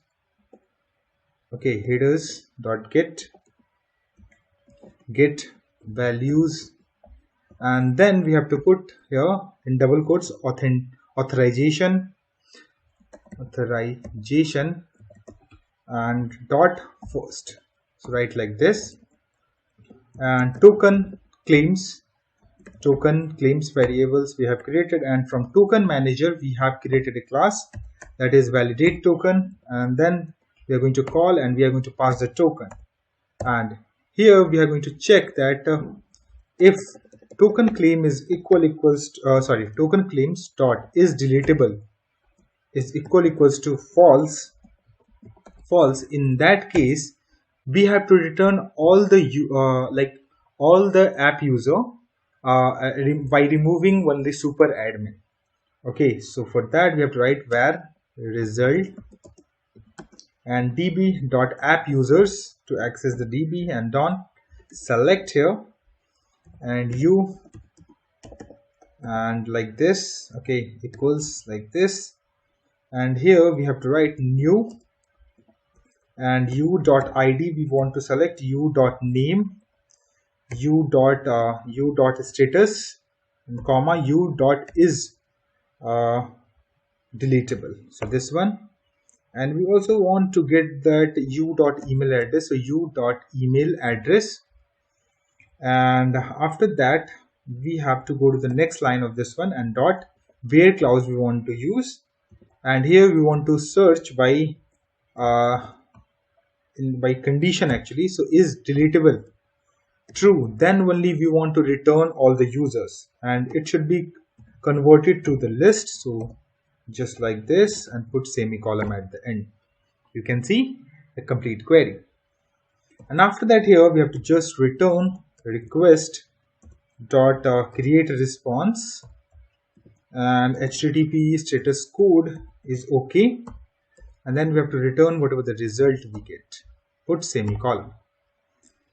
And after that we have to put else condition, and in else condition we are going to copy the exactly same query and return response and paste it over here, and you can just arrange it this one. Okay, and here after that we just need to do small changes inside where clause, as this is API is going to be accessible by not super admin, normal admin, so you can say, and for that case we does not want to return the particular user email so that they can edit. So here we have to just write token claims dot email we are expecting, so just email right here, and other query will be exactly same. Then save this, and as we want to see that actually we get the claims or not, so I'm going to put here debugger, so just put it point here, and which query is going to be executed, so I'm going to also click it over here, and I'm going to run this one, and then I'm going to try to test this. Okay, so it will start the server, and we have to wait for a few seconds. Now server started. Now we have to go to the over here, and here we have to just write get all app user. I'm going to change this one as a get API. I'm going to hit this one, and you can see we are at debugger point. If I click on here, you can see step over, and if I hover on this one, you can see there's a bearer, a space, and whatever the token you can see over here. If I click once more, you can see it moved to the next one. If I However, on token claims, if I extend this one, you can see the admin@email.com, and you can see the is relatable is false. So it means that we are able to extract, and this one is false, so it will going to get inside this one. Let's try this one. You can see it get inside this condition. If I click next, it's going to return the response, or it's going to execute related database, and then we have to click next again, then it's going to return. Okay, so it's also going to other, and here you can see finally we get the data. You can see we are getting 2 users because 2 users are not super admin, or they are just admin, so we get the 2 users. If I go to the database, if I execute this one, you can see we have 2, right? You can see here these are the 2 that are returned over here. So let me do one changes over here. So let me click on edit, and here I'm going to set here I'm going to remove and set it as true. Save this, and we are going to execute this. You can see the status has been changed to true. Now I'm going to try with this email address and password. I'm going to try to generate the token. So I am going over here, I'm going to paste it over here, and here I'm going to change this one as true user. Click hit API. Okay, it's get into this one. Just click, and we have to move next. Okay, and okay, so just to start over, so you can see we get the token. So these steps is not required if you did not put the debugging points. Okay, so whenever you put the debugging point, you need to move to the next and all those things. Now I'm going to put the token over here, and I'm going to hit the API. This time it should go to the else condition. So let me try also that. Next, and you can see it's went to the else condition. You can see directly. If I click on next, it will going to execute the else condition. If I click on next in the same way, or we can just start over this one. Let's wait for here. Step out. If I click on step out, you can see it's returning only 1 user. You can see it does not return those users whose relatable is false. So it means that our API is working as expected. Now let's stop this one. Let me remove this one token. Now here we have to go to the app user. Let me remove this debugger points, and let me also close this one. Let's scroll over here below this. Now we have to write the API for update user status. So first we have to declare the HTTP like which type of methods. HTTP post method I want to use. Let me scroll this one dot, and here we have to just route, and in double quotes here we have to write update user status, and here we have to just write custom authentication filter. Okay, and then we have to write here public HTTP response. Okay, it's throwing some kind of error. Okay, here we have to just write R. You can see, and okay, so here HTTP post and route. Okay, here. Okay, it's inside this one API we are trying to write it. That's why it's throwing error. So just cut this and get outside of that one and paste it over here. You can see error has been removed, and here we have to just write response HTTP response message, and here update user status. So this API only going to update whatever the status of a user, and here we have to just app user,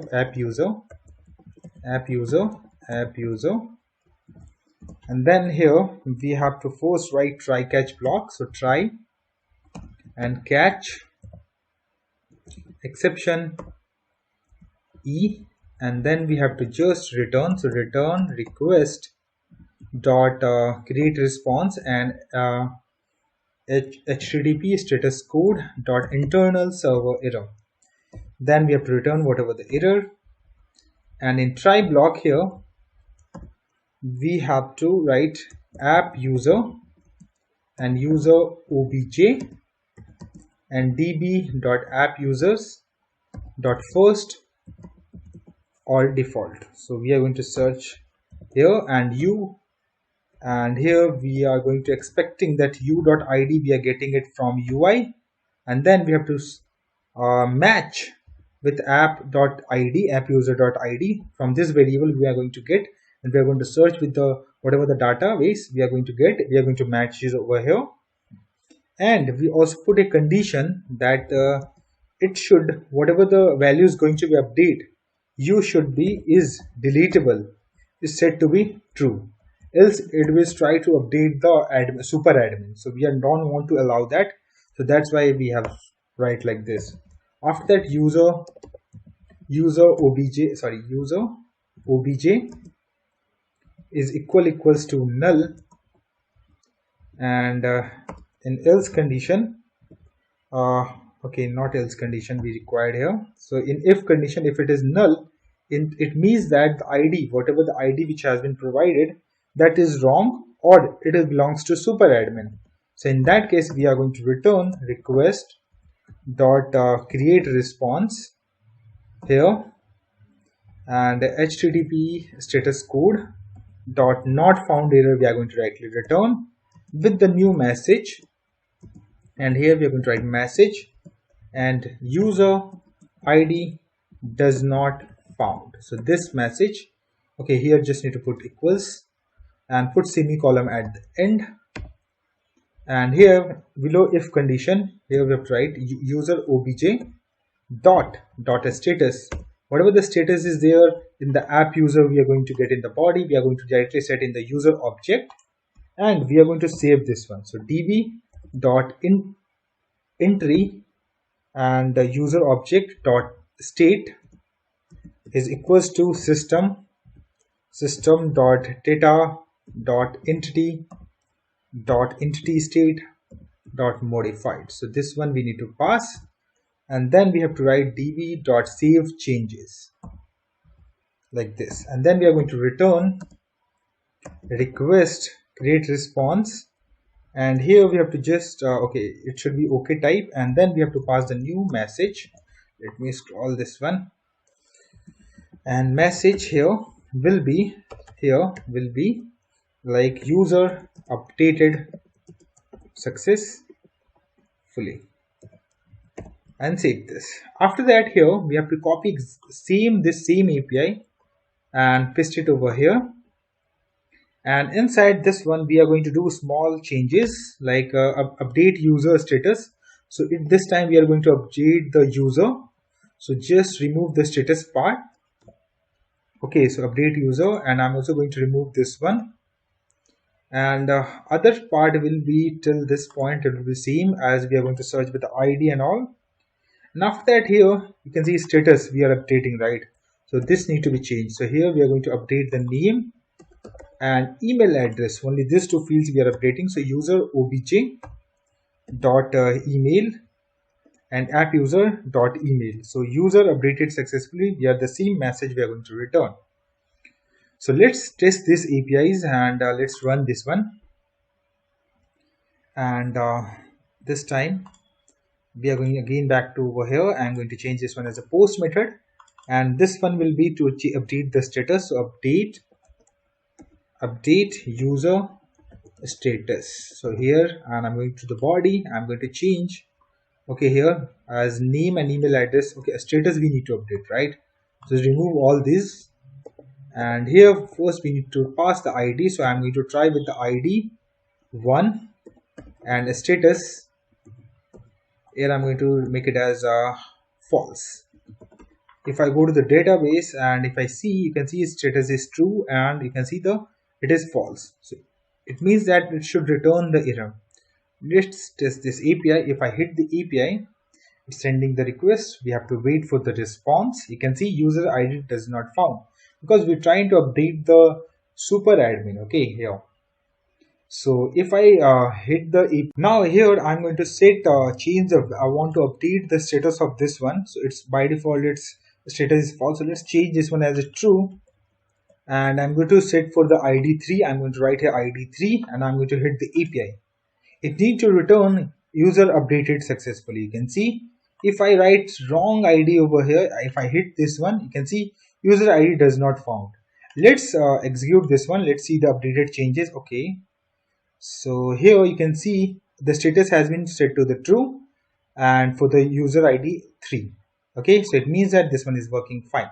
Now I am removing this status part, and now I want to update the email and name. So here I'm going to write a name here. Let's write a test user, and email address I'm going to pass email at the rate, sorry, test, right, like this, test user at the rate email.com.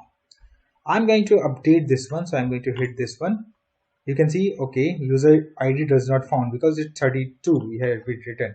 Remove this one, try to update this one. You can see user updated successfully.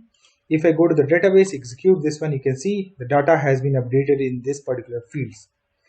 Okay, so it means that but all the APIs of app user is working fine as expected. So this is all related to app user part. I hope you guys like this video, so please hit like and subscribe my channel. Hello everyone, welcome to my YouTube channel. In the previous video, we have completed all the other APIs of app user in Article Hub project. If you have not seen that video, just go to the description and check out the link. So in this video, we are going to work on category API. So let us start with that. So first we have to open the MSSQL, and here we have to create a new table. So we have to just click on new query, and here we have to write create table, and here we have to write category and parenthesis, press enter. Then we have to write ID int identity and 1,1 as it will be auto increment type, you can say primary key. And then we have to put a name varchar, and it should be of length 255, and then we have to close this one and put semicolon, and name should be not null. Okay, and then we have to select this one, and here we have to select which database we want to execute this query. So just click on it. Okay, there's a syntax here. Okay, so here we have to put the parenthesis, execute it again. You can see if I refresh the table, you can see we have one more table here, you can see. And now we have to get back over at this place, Visual Studio, and till now we have only one table, right? So we need to import the another table in this particular project. So we have to double click on models inside that edmx file, and outside of this particular we have to just right click, and then you will see update model from database option. Click on it, and once you click it, it will see all the tables which are not loaded at this place. So we have to just select this one, category table, as we want to import it in our project. After that we have to click on finish, and then we have to wait for a few seconds. It will take, and you can see it has been loaded. Now after that we have to just save this one. Okay, not save, just click on close and just save this. Okay, and we have to just wait for a few seconds to save this, as it takes some time. And after that, let's close this thing, these files, and then we have to create a new controller. So get back to the controller folder, right click on this, click on add, click on new items. We have to control the controller. So click on controller, web APIs, click on add, and here we have to just rename it as a category controller. Click on add. It will create a new file. Here you can see file has been created. After that, here first thing is we have to put a route prefix. So we have to just write route prefix, and here we have to just write category, and inside this one we need to access the database and also Article Hub entities we need to import, and then we have to write here new Article Hub like this, and then we have to create the APIs, right? And here first we are going to write the API related to add new category. So first we have to declare HTTP post method, this one. After that we have to put the route prefix, so route, and in this one we have to write add new category. So this one, write like this. After that, here we need to put custom authentication filter, this one. After that we have to write public HTTP response message, and then we have to write add new category, and then we are expecting from body categories and categories. Okay, press enter, put curly bracket, and then we have to write here try catch block. So try and catch, and okay, and then we have to just return. So here I'm going to return request dot create response and then HTTP, and here we are going to write here internal server error, and then we have to write here try block, and in the try block we have to write db.categories. You can see this one data set has been created. You can see whenever we import or update EDMX file, it automatically add it over here, and inside this one you can see article hub interactive. From there we are going to access this one, and from there we are going to access the database and all. Okay, after that here we need to call add categories, and in this we are going to pass this category inside this one to save it, and db.save changes. Okay, and then we have to return HTTP request. So here we have to write request dot create response, and here we have to just write HTTP status code. Okay, and then we also want to pass a new message actually. So message. So here we have to put equals double quotes. Let me minimize this one, and here we have to just write category added successfully and save this. And now our add API is ready. Now test this API. Let me start this one, and we have to go over this place, and I'm going to just change this one as a category, and okay, category, and here we have to just write add new category, and here we have to just remove this fields here, remove this one also, and here I'm going to just pass test user, test category. Let's write here, so let test category, and I'm going to hit the API, and we have to wait for a few seconds. Okay, so the token is already provided. You can see we are getting message category added successfully, and if I go to database and if I click on this one, select top 2002, you can see name test category is there. It means that our API is working fine as expected. Now let's close this these files, and then we have to write for code for the next API. That API will be for get all categories. Here we have to write HTTP get method, and then we have to just write route, and inside this one we have to write get all category, and we also need custom authentication filter to secure this API. And after that here we have to write public HTTP response message, and then we have to write get all category, put parenthesis brackets, press enter. After that here we have to write try catch block again, and catch exception and return request dot create response HTTP status, and then we have to just write e, and we are going to return this one. After that inside try block we have to save the data. So here we have to just write like this, where we need to return the data. So categories and db dot categories, this one dot order, as we want it as order by ascending order. Okay, so for that we are writing the code, and then we have to write category. So this is just a variable, local variable, and categories category dot name by this, and then we have to just put dot to list. Okay, and then we have to just return request dot create response, and HTTP status code is okay, and then we are going to return the categories. Okay, put semicolon, save this. Let's run this one, and we are going to copy the name get all categories, and here I'm going to paste it over here, and I'm also going to change the method to get, and server is still starting, so just wait for a few seconds. And here you can see server started. Now I'm going to try this API, and here you can see we get the response. Here you can see the category ID is there. So now I want to add some new different category, and let me show you. Because T is there, I'm going to add here Y category, and here I'm going to add a E category, I'm just going to write here like this, and then I'm going to paste it over here. I'm going to change this one to get method. I'm going to hit the API. You can see the ID3 is visible first, after that ID1, ID2, because we are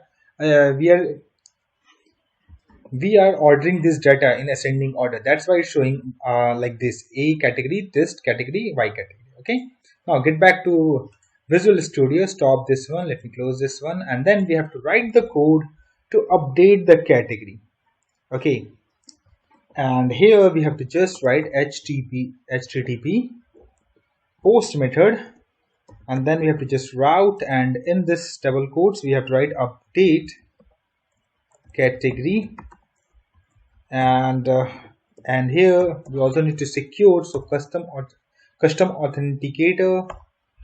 authentication filter we have applied, and then a public http response message update category, and here we have to just get the category, this one category, and put curly bracket, press enter, then try catch block, catch exception, return a request dot create response, and http status code dot internal server error dot e, put semicolon. Inside try block, here we have to write category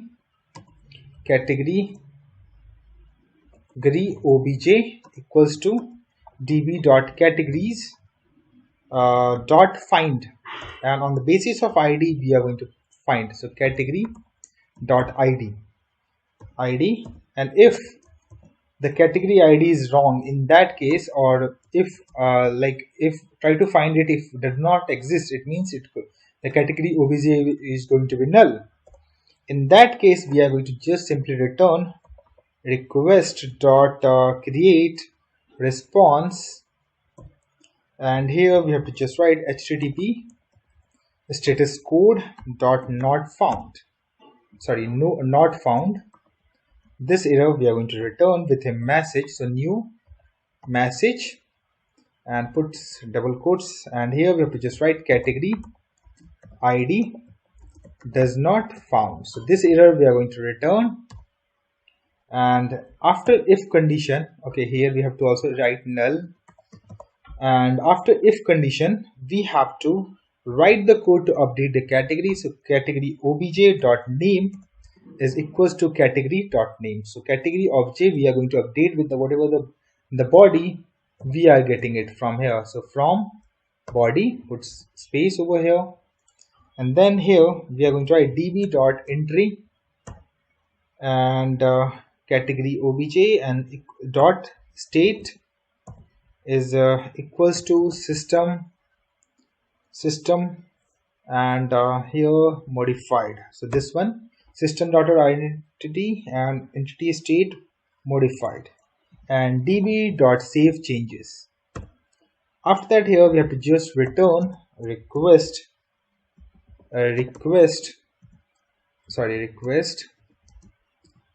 dot create response, and http status code is okay, and a new message, and here we have to just write category updated successfully. So this message we are going to return, put semicolon end of the line, and then we are going to try to run this one. Okay, so it has been started. So let me copy the name of this one, so update category here, and paste it over here.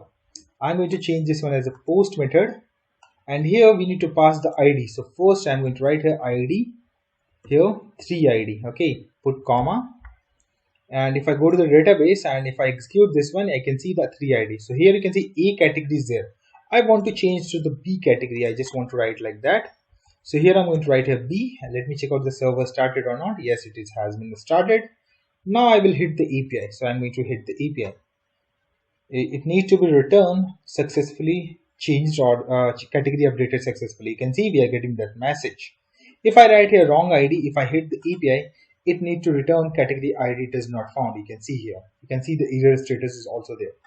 So if I go to the database, if I execute this one, you can see category values has been changed. here.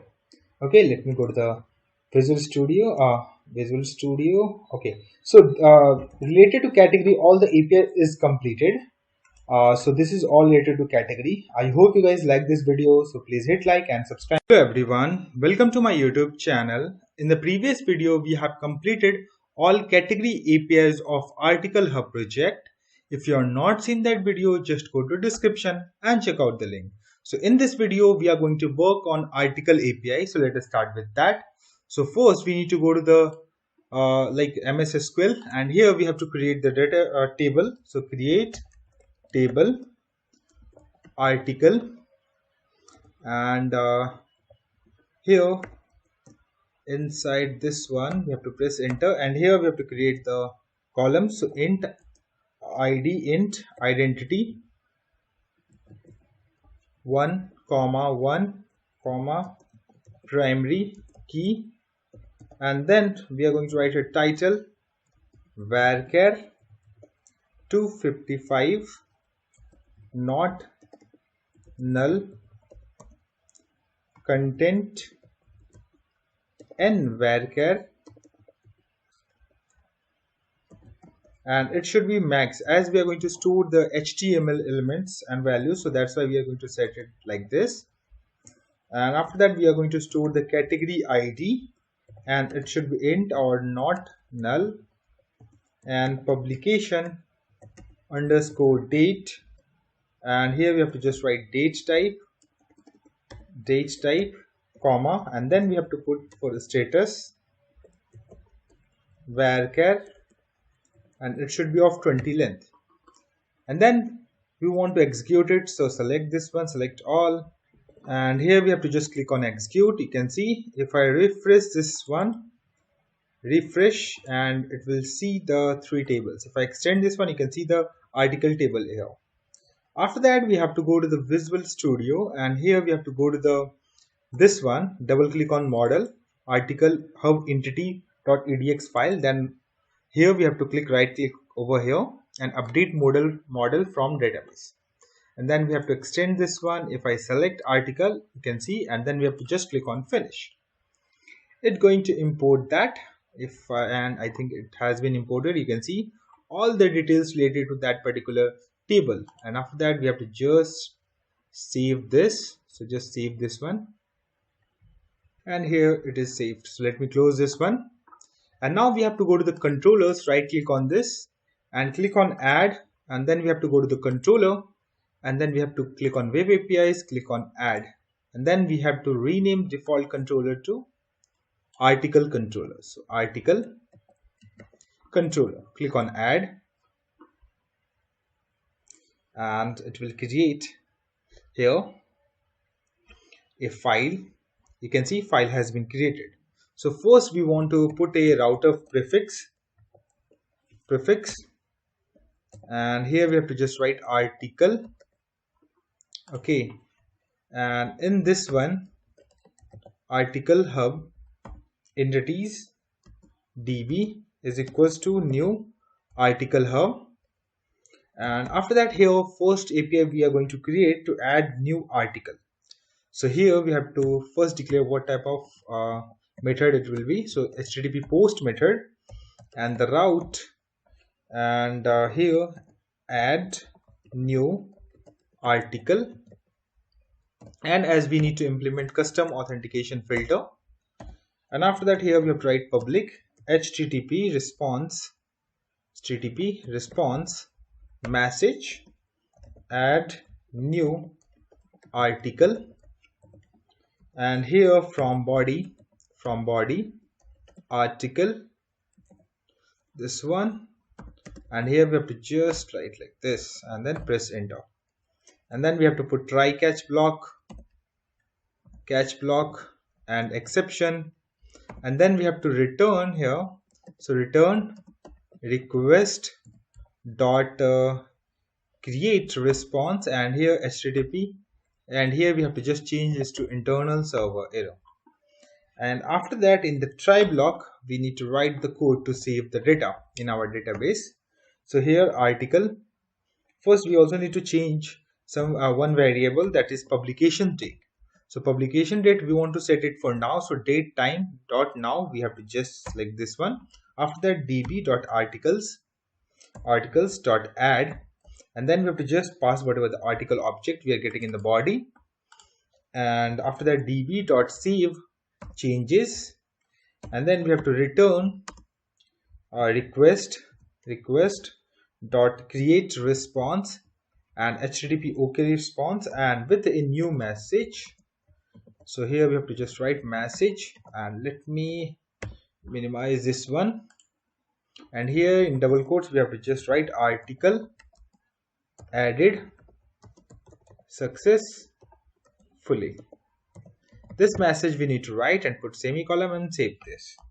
If I want to test this API, I just need to run IIS Microsoft here, and we have to go to the open here, and here we have to change this to article, and here add new article.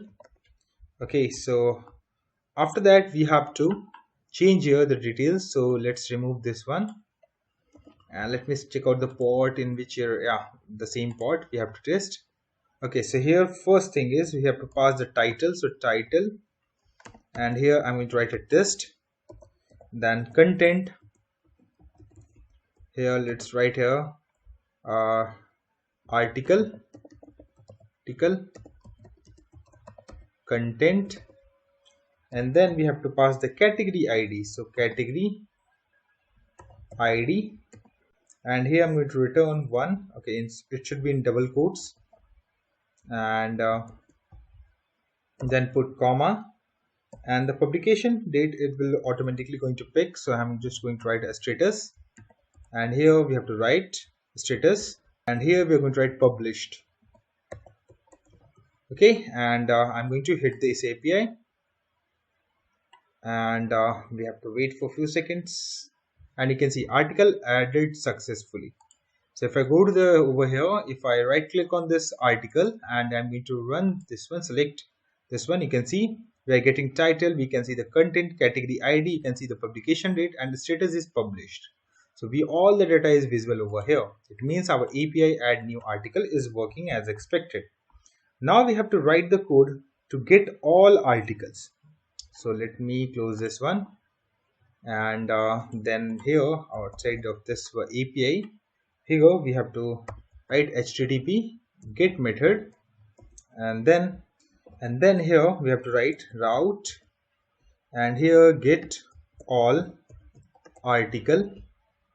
Okay, it should be in double quotes, and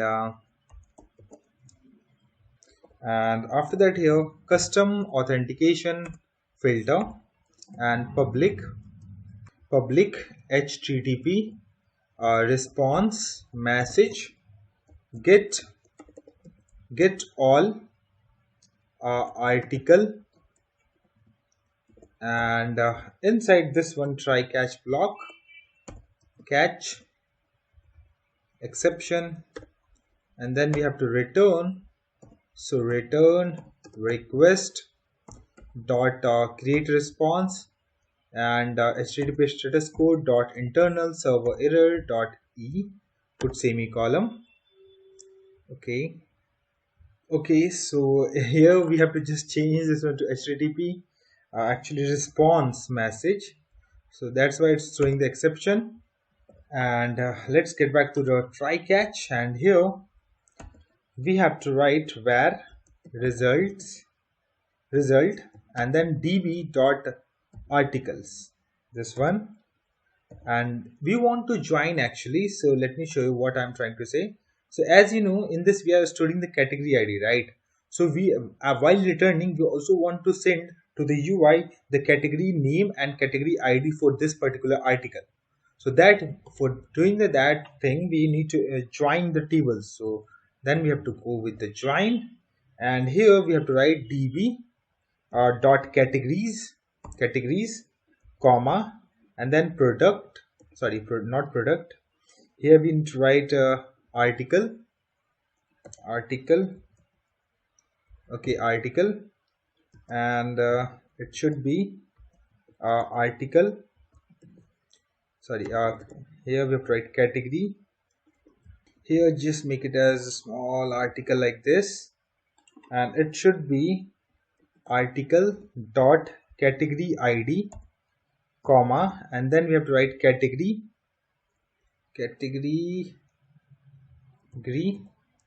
and then we are also going to get the category dot ID, and then comma, and then we have to pass here article,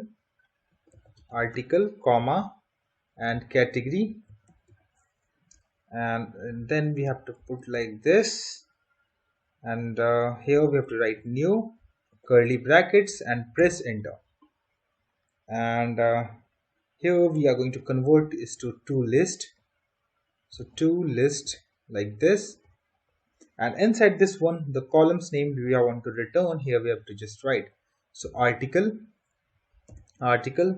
dot ID, comma, article dot title, article dot let me scroll a little bit here, and content, and article dot status, and then article dot here publication state, this one, and then we have to select the category ID, and this value we are going to get it from category dot ID. Okay, and category name, this one we want to return, so category name like this. Okay, and after that we have to just return this one, so return request dot create response, and http status code is okay, comma, and then we are going to directly return the result and put semicolon. And here is two things, we are joining the key with article and categories. Okay, and then we have to just copy paste this one API. Okay, and paste this complete API till this point, we are going to paste it over here, and we have to just remove this custom authentication from this API, and as we are going to return all the published articles, so here get all published article, and just copy this one and paste it over here, just change the first letter to capital G, and after that we have to go a little bit down, and here we have to put dot, press enter, and here we have to write where condition, so where, and article A, and A dot status is equals to published. In that case we are going to return at this API. In get all published we just need to update this one, that it only going to be called whenever, okay, so whenever this one status is published. Okay, so these two APIs also completed. Now it's time to test these APIs. So I'm going to start the server, and first I also want to change this one, so I'm going to add one here, draft, and here I'm leaving as a 2, and let's here 2, and here also 2. Let me check the server has been started. Let me add this one, and we have to wait for a few seconds, and you can see added. Now it's time to change this one is to get API, here get all article, so I'm going to try to hit this API, and it needs to be returned two values. You can see here article 1 whose status is published and status is draft. It has been returned both the data, and here you can see it's returning all the data. ID, you can see the title, content, status, published date, and you can see the category IDs, and whatever the name which we have written over here, it returned with the same name, right? Okay, and after that it's returning category name, and this one we are getting it from category table. Okay, so it means our join is working fine as expected. Now here we are going to write here published, and I'm going to hit the API, and in this time you can see there's only one value is there, because we have only one article which is published state. That's why we are only able to see the. Now let's get back to the Visual Studio. Let's stop this server, Let me also close this and let me scroll down. And here we have to write the code to update the articles. So HTTP post method and route, and here we have to just write update article and custom authentication filter and public HTTP response message and update article and from body. And here we have to just write articles, and here we are going to write a try catch block and catch block, and here we have to just write exception and return request dot create response and HTTP status code is okay, and then we have to return error. And in try block, here we have article and article obj and db dot articles dot find. Here we're going to find by article dot id. So article dot id, so whatever the id we are going to get inside this one from body, we are going to pass it over here. We are going to search it and we are going to see store the data in this object. Okay, and if article obj is equals to null, in that case we are going to return request dot create response and HTTP status code dot not found error.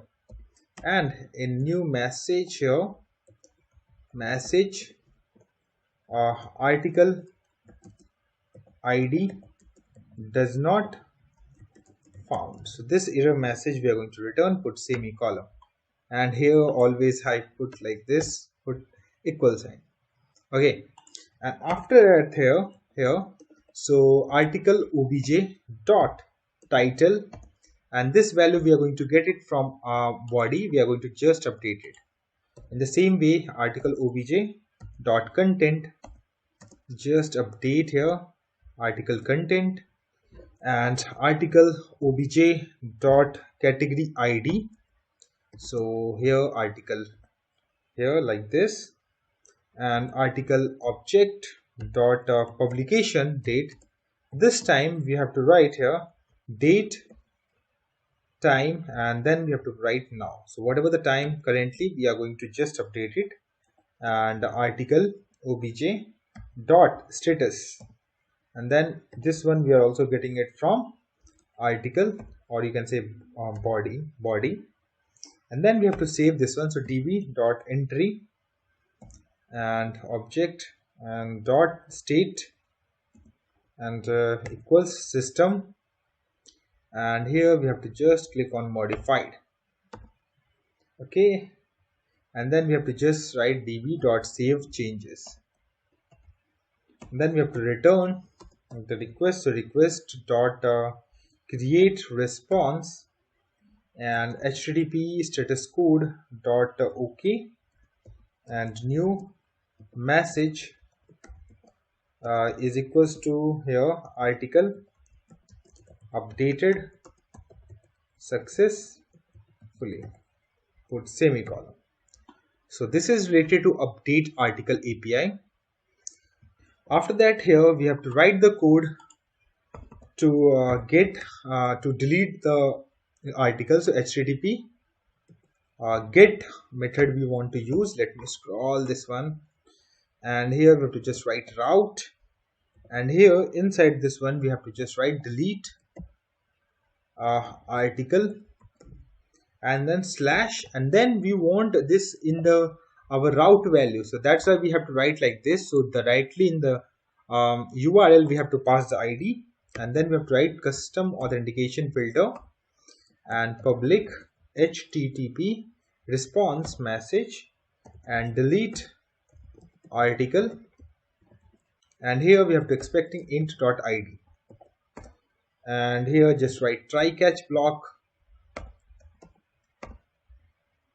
catch and return request dot create this one HTTP status code dot internal server error, and then we have to return this like this. And in try block, we are going to get the article, and article db.article.find by whatever the ID we get. And if article, okay, here change this one as an article obj, as we are following this way, so obj. And here we have to write article obj this, okay. If article obj is equals to null, then we have to return request dot create response, and HTTP status code is not found actually. And then we have to return a message here, and the message will be article ID does not found, okay, and put semicolon. And after that, in return db.articles dot remove method we need to call, and we have to just pass the article object, and then db.save changes, and then we have to return request dot create response, and HTTP status code here will be okay, and new message here, so message, and the message will be article deleted successfully, and put semicolon, and then save this. Now all the APIs related to the backend has been completed. So first let's test these two APIs which we have created right now, and we did not tested these APIs. So the this will be update article, so I'm just going to copy this one and I'm going to paste it over here. I'm going to change this one as a post API, and here I'm going to add the ID, so I'm going to check the database for this ID. So I'm going to execute this one. You can see the ID 2.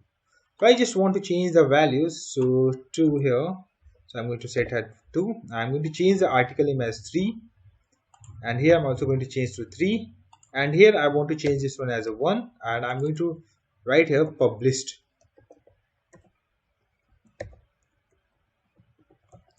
So after that, here if I go to the you can see UI backend has been started. So now I'm going to hit the API, and it needs to be returned as updated successfully. So this message you can see, if I go to the database, I need to execute it. You can see the value has been changed.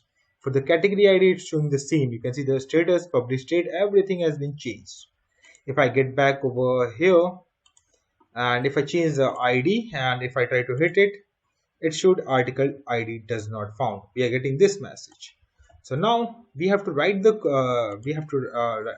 test the API, that is delete article. So I'm going to paste it over here. I'm going to change as a get, and I want to delete for 2. Let's say right wrong ID. So I'm going to hit this API, and you can see we are getting again same message. I want to delete the second article. I'm going to hit this API, and article deleted successfully. If I execute this one, you can see we are getting only one article now. It means that our all the API is working fine as expected.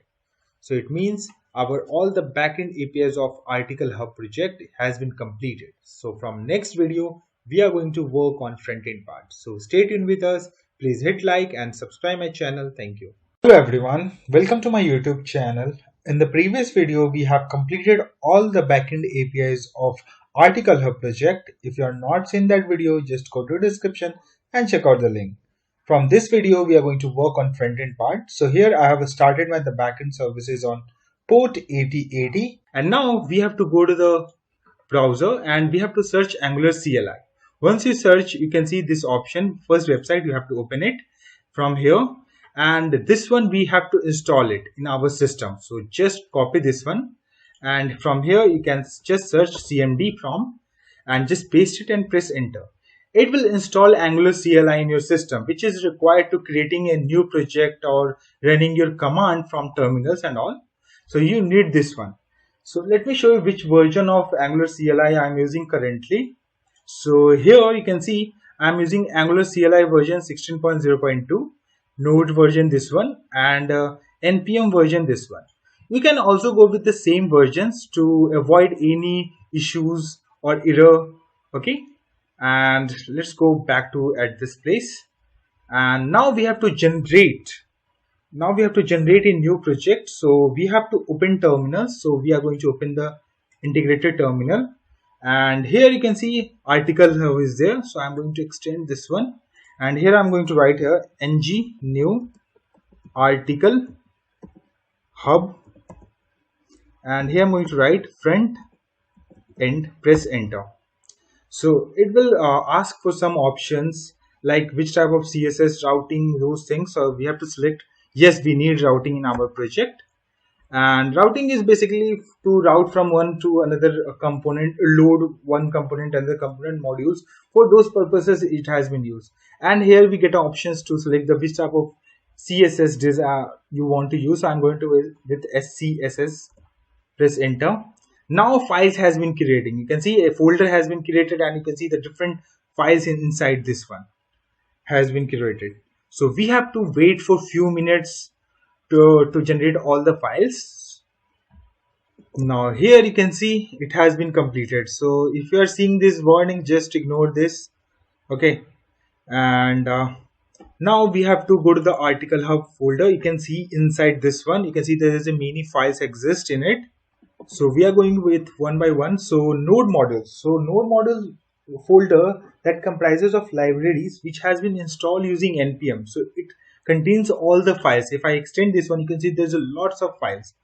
So these are all the packages which has been installed, we can see in it. Okay. After that we have src folder. So in this folder basically we store all the dynamics and non-dynamics files, or you can say source level file for the root level applications. Okay, and after that .editor.config. So as you know that there is a multiple types of software is there to read the codes, right? So there is a maybe chance that different users using different editors. Okay, so the quality of the code will be not consistent. So we can declare a pattern of code, like how it will be written and those things in this file. So we are not going to use this file, as we are going to use the VS Code, and it's mostly used when you are using in an organization where multiple users is working on the same project. After that we have git ignore. So it is used to untrack the files that does not say stored in our git, like node modules. Whenever we want to download it, we just need to run npm install. It will get all the dependencies installed in the system. So we does not need to push this node modules in GitHub. Okay, so those things we can ignore. You can see there's a node module is mentioned, means we have to ignore. We does not need to push to the git. So all the ignoring folder or untrack our files, we can mention it over here.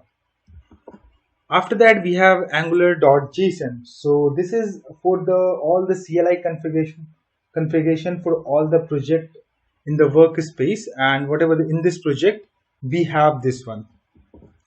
And after that we have package lock and package.json. So in this we have actually stored all the dependencies, or all the dependencies which has been installed by npm, that is present over here. You can see all the Angular CLI and all those things. And after that in the package log.json, we store all the versions information of all the packages that has been installed in node node modules. Okay, and after that readme, just to for any new user coming to your system. So for the initial steps you can just read it write like this. Those things is there. Okay, and this one is typescript configuration file. This one ts app config, and this too. And this one, whenever you see a spec it is for the testing purpose. So we are not going to do any testing and all for tasting so just ignore this one. Okay, after that, inside src you can see there's an app which contains all the logic, all the components and pipe services, everything is stored inside this one app folder. And after that you can see there's an asset, right? So it consists of all the non-dynamics files like images, text, pdf and other static resources we store in it. After that, this one is for the icon, and this one is the index.html page. So this one is our first page which is going to be served whenever the application is going to be a start. And after that, main.js, and main.js is the entry point for our application. It basically compiles the application with the compiler and bootstrap the application. Okay, and it basically convert and chunk that compiles and convert the static DOM into dynamics. For those purposes, main.js is used. After that, we have a style.css. So it is a global CSS. If you declare any CSS at this place, you can access it in complete all the components and all. Okay, now I'm going to extend this one app, and now here you can see app module is there. Okay, so in this app module we have to declare every modules which or libraries that we want to use in our application, and all the dependencies we need to inject. Let's say if we have created new components, so we need to declare it over here. If we want to use any modules which is externally or provided by Angular, you want to import and use in here, so we have to declare it over here, like app routing module. And here you can see this has been component is there. You can see HTML, CSS, spec file. We are not going to do anything with the spec file, and TS model or controller, you can say. So this component is there, and in app module.ts, if you go to the bootstrap over here, you can see there's an app component is there. It means that it's going to be a start with this component. It will bootstrap from this component. Okay, now, and here you can see there's an app routing module is there. So in this we are going to declare all the routings related to this project, like from this module need to be called or this component need to be called. For those purposes we are going to use. Now we have to go to the browser. Now we have to search Angular material. So Angular material component we are going to use in our application. If I go to this site here and you click on get started, now you scroll a little bit down. Here you can see ng add Angular material. You have to just copy paste this one, and here you have to just paste it over here. Press enter. Okay, we have to go to inside article hub folder. As we are outside, we have created the folder. You can see this folder. Inside this folder we need to go, then we have to run that one. That's why it starts throwing it out.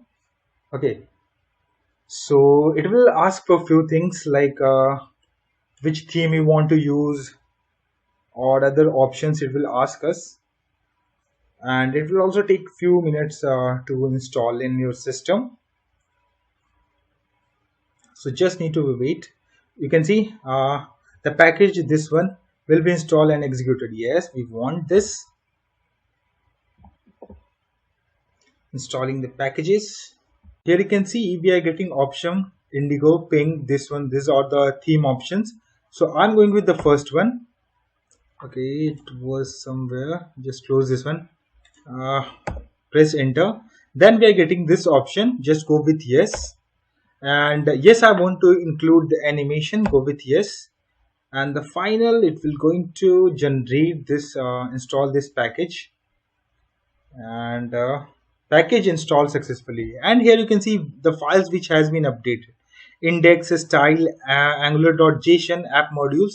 This files has been updated. So just close this one as our has been stored. Now we have to go to the app module, and here we need to import few things.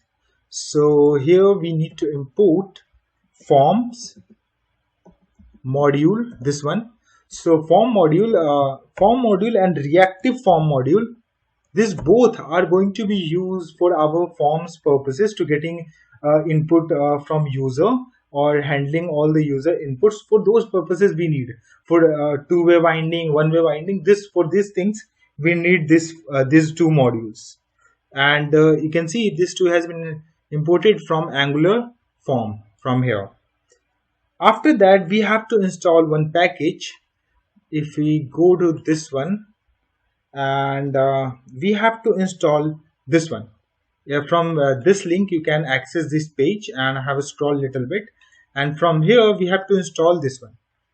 Okay, so just copy this one, open this one, and we have to go to the article hub folder actually. So I open integrated terminal, paste it over here, press enter. And this package basically used for making our application responsive. It will going to handle our some of the responsive. Okay, it has been installed. If I go to the package.json, and here you can see the flex layout has been installed. And if you see, Angular material will be there. Material, you can see Angular material is there. So all the packages, these two packages has been installed. Now we have to go to the app module, and again we have to import this one. So just close this one for now. And here we have to write flex layout module, this one. And here you can see this has been imported from this place. Okay.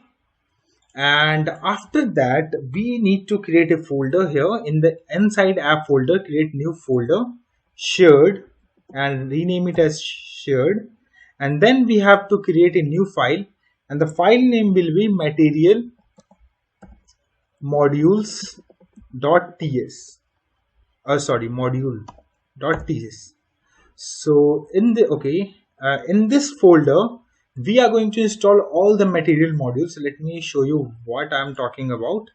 Okay, so we have to go to this place, and here there's a component option is there. When you click on this one, you can see there's a multiple component is there. You can see the button one, you can see the different designs of buttons, and you can see there's a card option, check option. If you want to use this card buttons in our application, then we need to import these modules. So if you want to see the module of this button, let's say, so you have to just go to the API, and here you can see the module.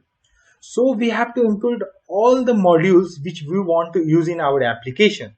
So, and now you have to go to the description of video. I have provided a link. From there you will get this file, and from there you have to copy paste this one. You can see there's an arrow, right? And here you can see the name of which file you need to copy the code. So from here we just need to copy paste this line of the code till this point. If you does not see the next this one, you have to copy it. Now we have go over here, you have to just paste this, and you can see we have mentioned all the materials which we are going to use, or some of them we does not use, but still we have imported because this is a common. You can remove it, and if you want to search for this one, material button module, you are able to find it in this one. You can see we have imported this module. You can see this one, and we are going to use this in our project. So we need to import this one in our app module.ts. So here we need to mention material, and here you can see we are getting this option pop up, right? So you have to press Control spacebar to getting this option. Just write few initial word and then just press Control spacebar, and if you'll get the related options. So you can see material modules has been imported over here. Now here we have to use HTTP client. So HTTP client module basically used for all the HTTP requests. So as we are going to call our APIs, that is a HTTP request, right? So to getting sending the request and getting the response, all those we are going to be handled with HTTP client module.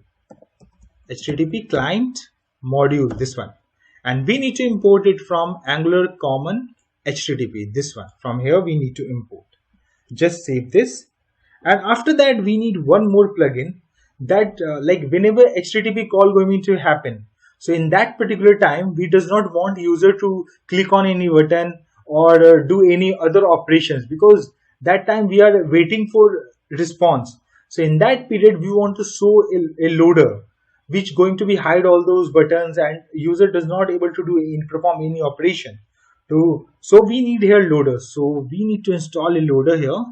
So here we need to install npm install ngx ui dash, and here we have to write loader and press enter.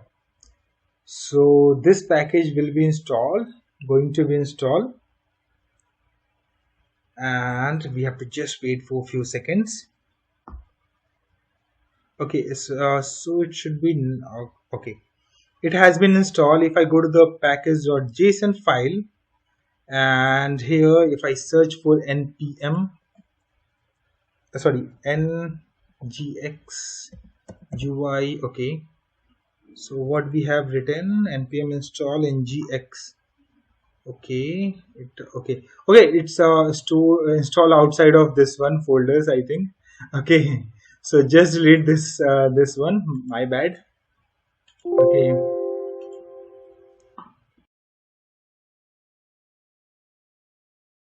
now here we have to go to the article hub for front-end folder. Now we have to write npm install and ngx ui loader, and then press enter, and then it will install that package inside our article hub project. And here you can see, if I search now, you can see it has been installed successfully in our system. Now we have to go to the app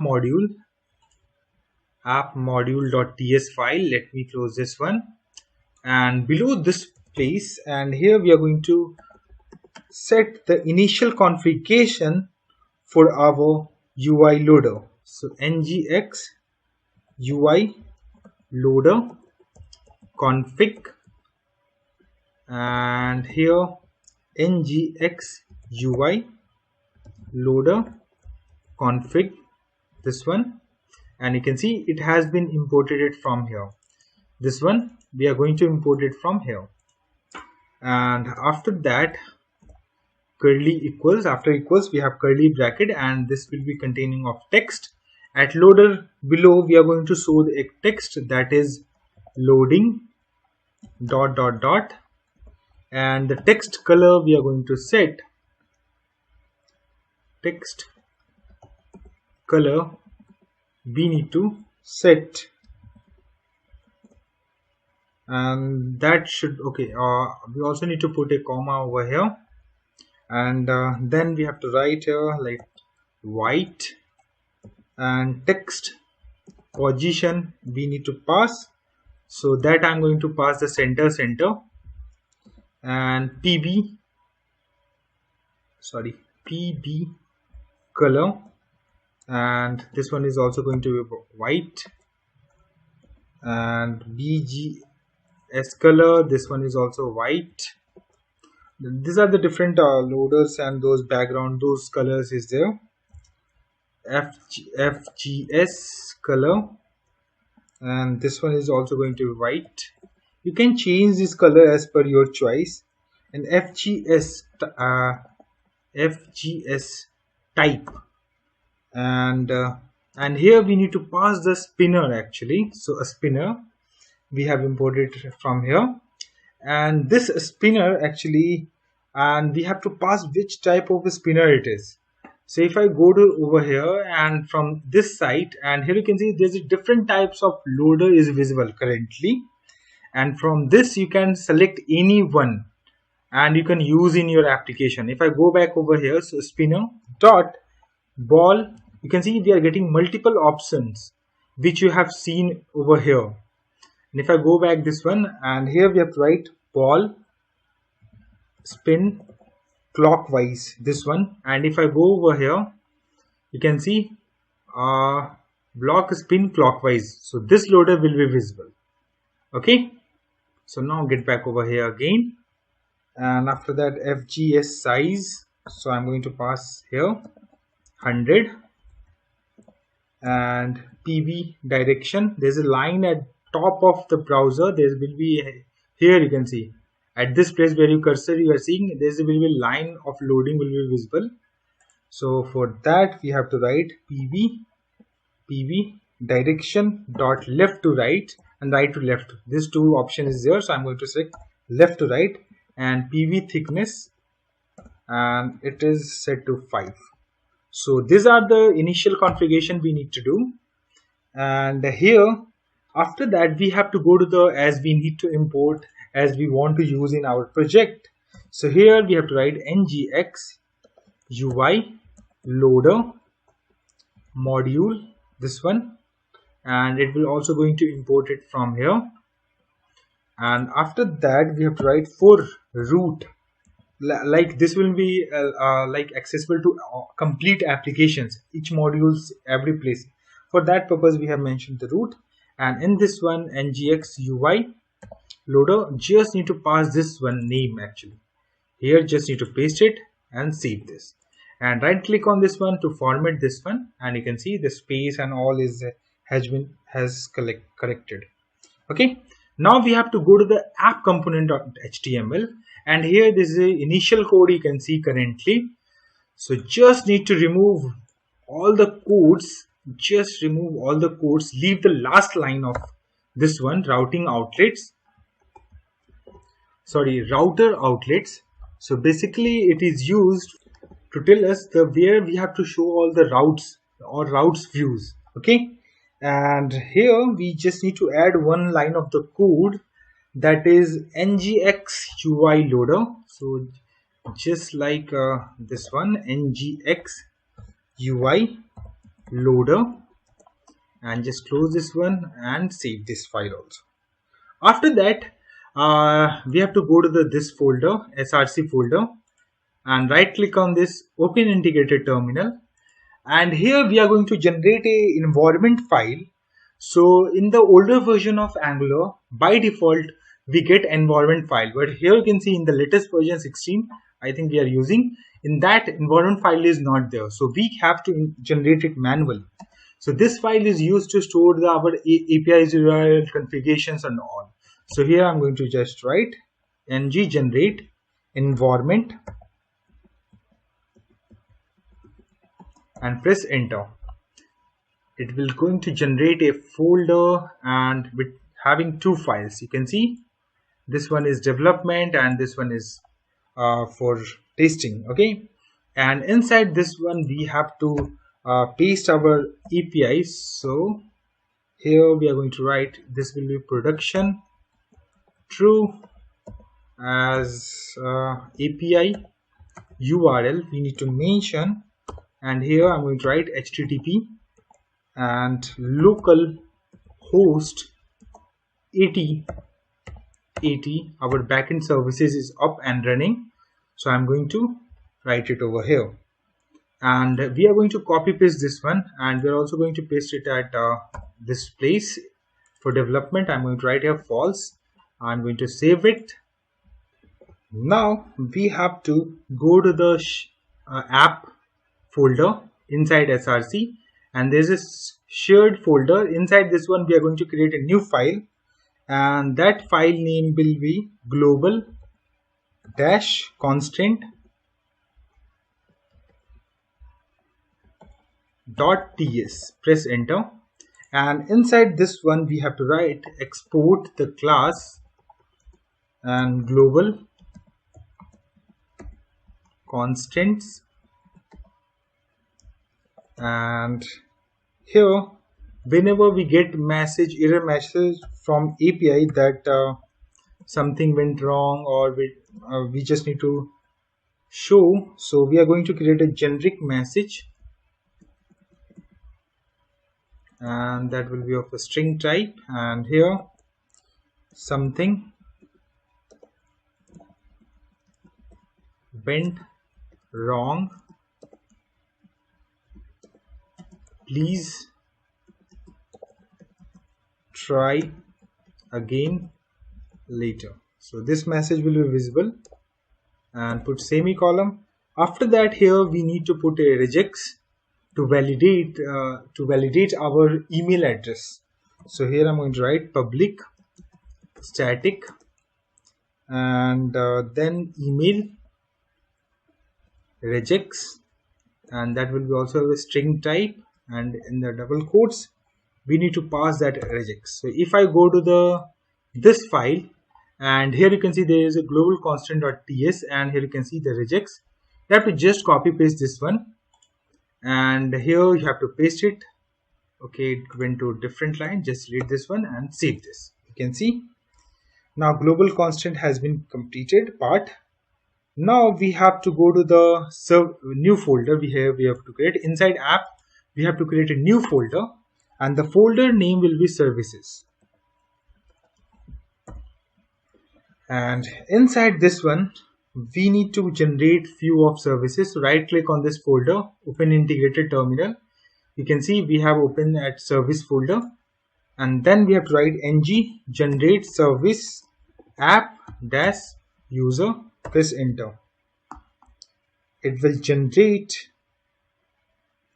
a new folder, new files inside service folder. If I extend this one, you can see there's a 2 files there, but we don't need this spec file, so we can just ignore it. We have to go to this one, app user services, this file. Okay, and inside this one we need to write the codes. So here we need to write here URL, and here from environment, and we are going to import it from this one, src environment. From production environment we are going to import this one, or from anywhere you're going to import it will going to work fine, and then we are going to import this one. And here you can see one more thing, there's an injectable written over here. So basically, and inside this one you can see there is a provider in root. So it means that it is accessible in every component or every module if you want to use in it. Anywhere you're going to inject this particular service, you can able to use it because it is provided in its root. Okay, and then we have to go to the constructor, and here we need to import. We want to use HTTP client module. So HTTP client, and this will be the name, and then we need to import HTTP client, and this one HTTP client, and you can see we are going to import it from here. And then we have to write here login, and inside this one we have to pass the data where we are going to getting it from the component, and then we have to return, and this going to be called the HTTP client, and which type of API we are going to want to call. So we are going to call post method, and inside this one we need to pass the URL. So URL, the initial URL will be localhost 8080. Okay, till this part. After that, here we need to write /app user /login. So this will be our URL, complete URL. After that, this URL plus this one, this will be our complete URL, right? After that, we have to pass the body, whatever the data we are going to get it from component, that need to be passed it over here.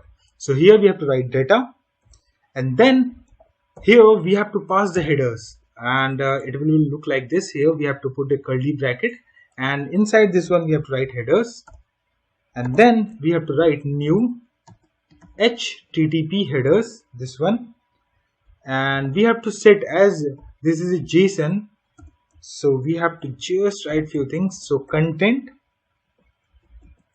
and type and application /JSON, and then just save this. And after that, we have to just format this document and save this.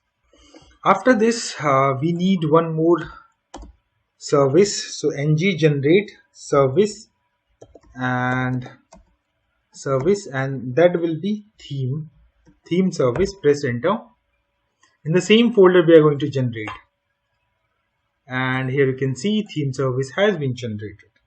Now inside this one we need to write we have to create a private method and apply theme method for function we are going to create, and this method we are going to call it from component to update the theme. Okay, So in this we are going to get the name of whatever the theme we want to select, and inside this one this is as a private, so it is not going to be called directly. Okay, so but we will indirectly we are going to call it. So just follow this one for now. And so document get element by tag name, this one we need to write, and then body at index 0, and after that body dot class list dot remove all this like primary theme warn, all those things we need to remove. So primary theme, then ancient theme, and then warn theme. After that body dot class list dot add this one, and then here we have to put a backtick, you can see this one. After that dollar and curly bracket, and then here we have to write theme and dash, and then we are going to complete name. Okay, and it's throwing. Okay, so backtick will not going to close over here, it will close at the end of this parenthesis, and put semicolon at the end. Okay, just save this one. Okay, it's throwing some kind of. Okay, here we have to put the backtick actually. Okay, so error has been removed. After that, here we have to call the set theme, and here theme, whatever theme we are going to get, the string type, and inside this one we are going to call the apply theme, just going to pass the theme. And one more thing here we want, in the whenever any theme is going to be changed, and then we want to store that value in our local storage. So local storage is where we're going to store our variables for like some for period of time or some, and that can be easily modified by those who are having the basic knowledge of application. Okay, or web browser. So we does not store sensitive information that can affect us. So we store okay, we store these informations like theme colors or token access token, which we are going to use to sending it every time. So those things that cannot be manipulated by user easily, and for those things we are going to store in this local storage. Okay, so first we need to in the single quotes we need to pass whatever the name of that, as it will going to store in our key pair value, right? So key name first we need to pass. So here I'm going to write here theme color, and then we have to pass the theme, this one, and save this. So theme has been set at this part of the code. Now it's time to return the whatever the theme we have. Okay, so get theme, and here, and then we need to return the theme type. So theme palette, you can see this one, and we have just imported this one from here. You can see Angular material core, and if I get inside this one, you can see this three options is there. So how I am able to see the internal functionality of this one, I have pressed in the keyboard, I have pressed Control and press on it. After that we are able to get inside this one. Okay, so you can also do and you can check. And after that, here we have to check the few conditions. If local storage item but get item is theme, we have to get the value of theme color. So here we are setting the value, and here we are trying to get the value. Okay, so whenever this one is going to call, we are going to get the value. It's throwing the error because we are not returning anything.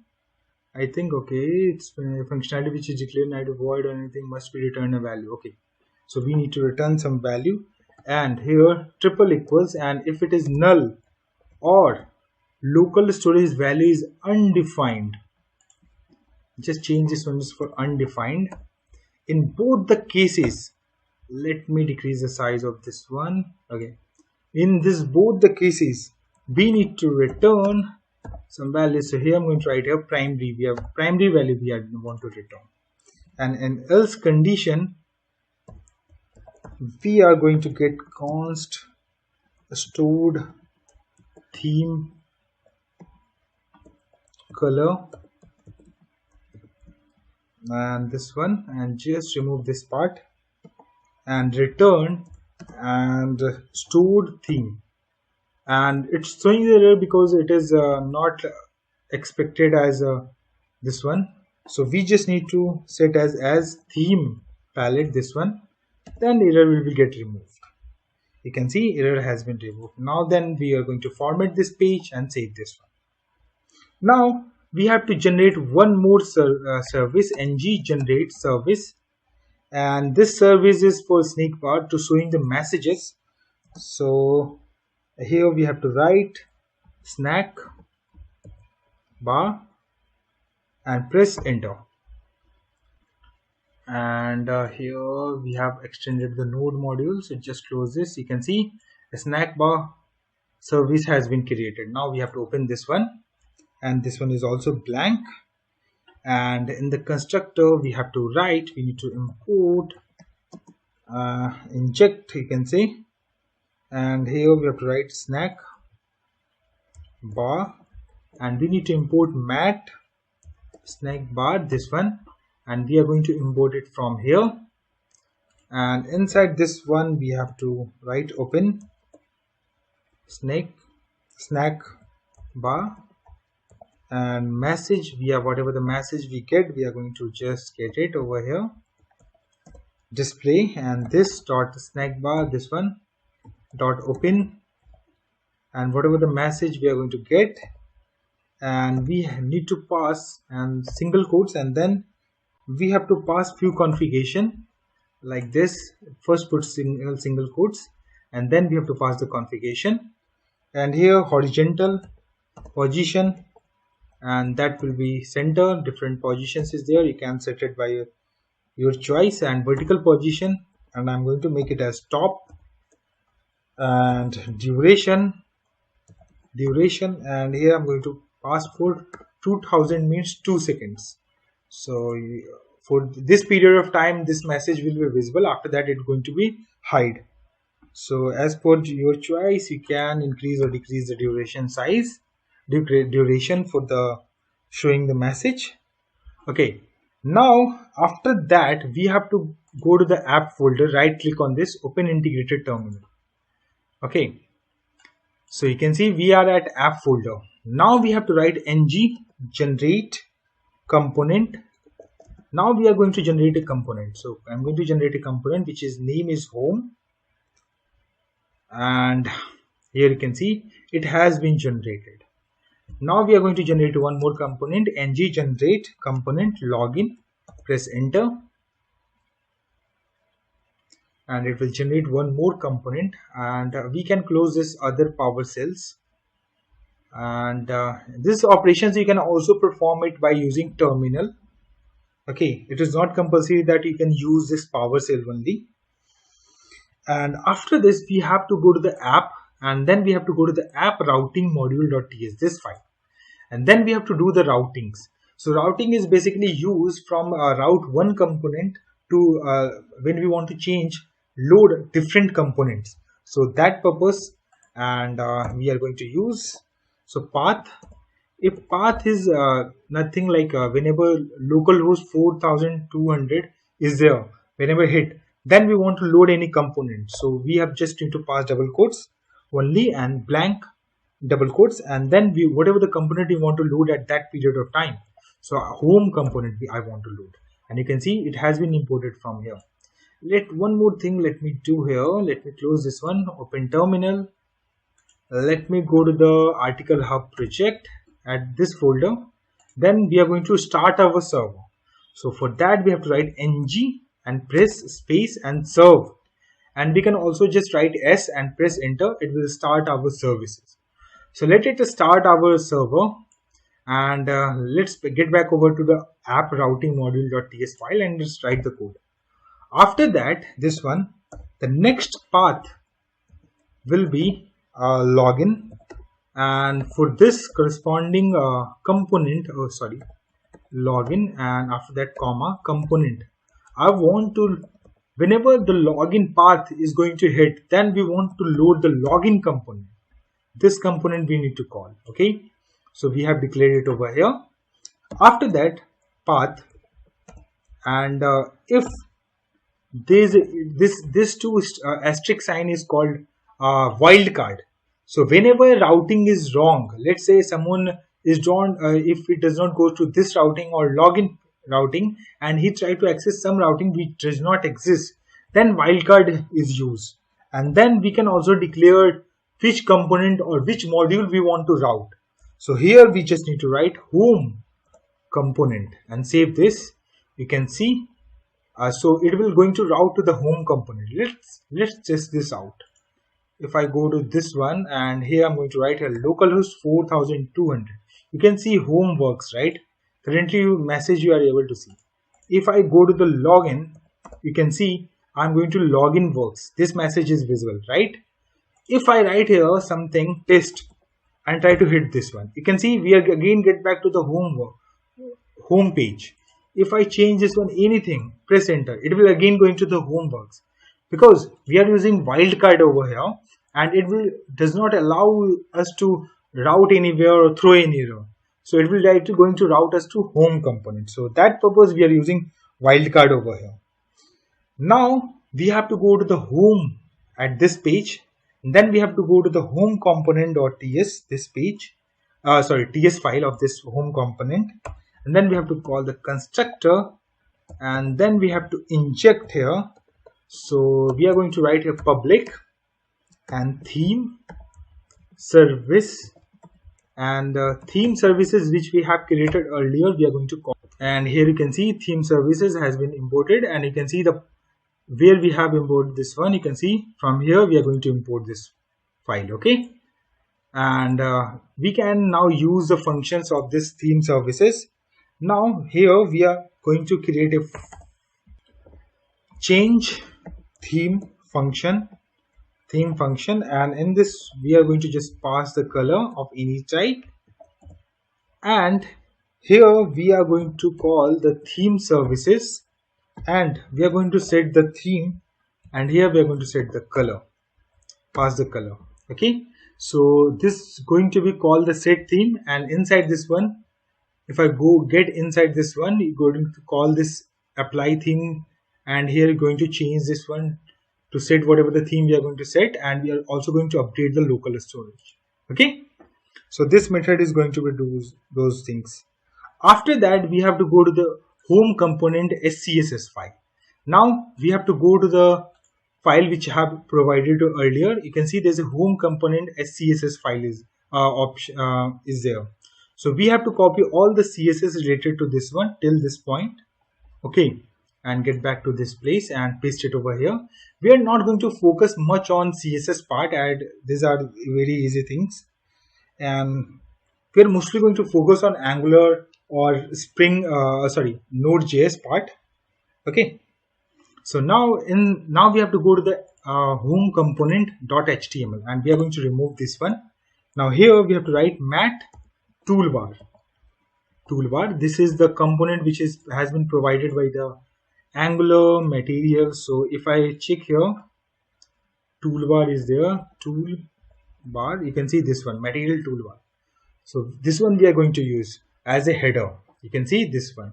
This is a different example, so is also there are different types and options you can see, and this is the API we need to import for using this module in our project. So we have already declared, so we can use it. So close this one, and after that here we have to write class mat version.jedit, and here we have to pass the color. So I'm going to write a color, and in this we have to pass the theme services, this one. So this variable we need to pass, and here we have to write theme services dot get theme or color, you can say. Save this one. And if I go to this place at article hub fronted, you can see we are getting the color. You can see the primary color is visible at the header. You can see the matte toolbar color. It means that it's working fine till this point. And after that, we have to write article hub, and then we have to span and class spacer. This one we are going to use, as these are already declared, so I'm not going to put much effort on it. You can see this one is spacer there, so I'm going to just ignore this one. And then we are going to write a button. So this button going to be open the options to select the color. So button matte icon button, and matte menu trigger for menu, and close this one. And inside this one we have to write matte icon palette, this one. Save this. And outside of this one, we are outside of button, we have to write matte menu hash. Okay, it's compiling again and again because I have pressing Ctrl S to save these files. That's why it's compiling again and again. So you can just ignore that part. Okay, so menu equals, so here we have to pass matte menu. Just close this one, and you can see error has been removed. If I go over here, you can see we are getting these options. Article hub is there in the left side, right side you can see the palette. You can see a pop-up has been opened but it is blank. Okay, just go over here. Now here we have to put button, and here we have to write matte fab button. So different types of button is already there. You can see if I go to the button, you have to just go with this one, matte fab button. You can see this one, mini fab button, this one. So these are the buttons we are using, matte fab. And the color we need to pass, that is primary, and the class button to put the margin between one or other button. So after that we have to click, and then we have to call whenever anyone click on this button, in that case we need to call this method. So we have to copy paste here the name, and then inside this one, in the single quotes, we have to pass the primary. So this color is going to be passed whenever this method is going to be called, and close the button. And inside this one we have to write matte icon, and then we have to close this one, and here we have to write done. And this icon should be only visible whenever this color should be selected. So we need to put a condition over here. So here I'm going to write a star ngIf directive we are going to use. So this directive basically used to hide or show the element dynamically in our DOM. Okay, so here I'm going to write here a theme services, this one we are going to call, and dot get theme, this one, and triple equals, and then we have to check that it should primary or not. Okay, I think it has been set as a auto save, I think. So that's why it's saving it again and again, I think. Okay, so let me show you here. If I go to at this place, you can see I am getting this option because it is done, because primary is selected currently. That's the reason it's showing like this. Okay, I'm getting back to this one. I'm going to copy this buttons two times over here, paste one more time. I'm going to, okay, so this in the file auto save was enabled, so just remove this one. So whenever we save, we are going to compile it. It was unnecessary showing the errors, and those things are very confusing. So just okay, so now here we need to change to AWCENT, this one, and just copy this one and change here also. and here also change this one and save this, and here we have to change to the wall and copy this one, change this place and this place also, and save this. Now if I go to the over here, and you can see we have these three options. Okay, so there is some CSS. You can see when you click on it, you can see the CSS and view has been changed of this matte toolbar. You can see changing its color. It means that theme is working fine as expected. Now we have to go to the VS Code again. Now here outside menu button, matte menu, here we have to write a button, write a code for button that will be matte icon button, and this will be going to route our to the login page. So here we have to double quotes as this is, and square brackets and single quotes, then slash login, and then we have to write here matte icon, and here we're going to write login. Save this, and after that below outside of matte toolbar we have to create one more matte toolbar, and the color will be this part will be same. So color, we have to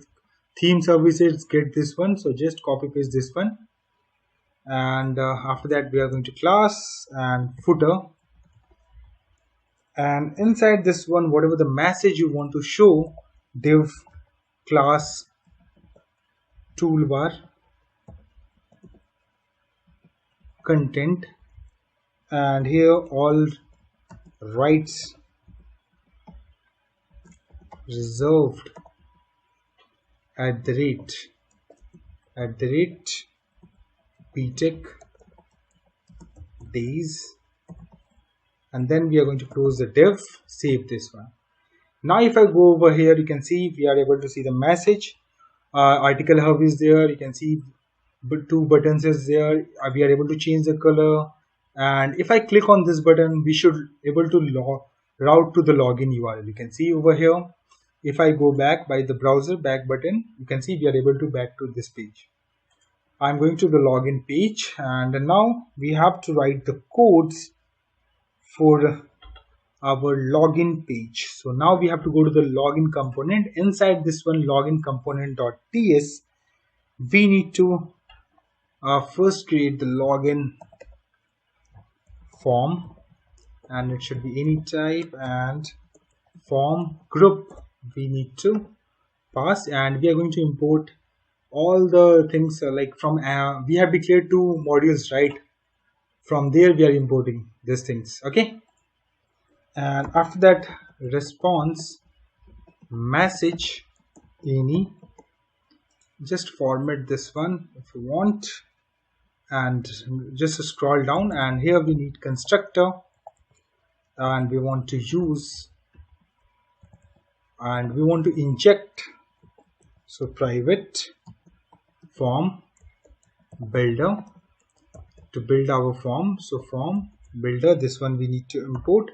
It will also going to import it from Angular Forms, and after that private router, and router this one, so Angular router we need to import it from Angular router. So from TS file, if you want to route from one to another page, you can also use this one. And after that we need private app user service, which we have created earlier, and that we have created a I think login method. We are going to use it over here. After that we need to import private, and then we need ngx service, and this will be for the loader. So ngx ui loader service, this need to be import ngx ui loader service. You can see here, scroll a little bit down, and then we need to import our snack bar service. So snack bar service, this need to be import, and at last we need to import, and for this theme services always use public. Okay, and theme service we need to import it from this place and save this.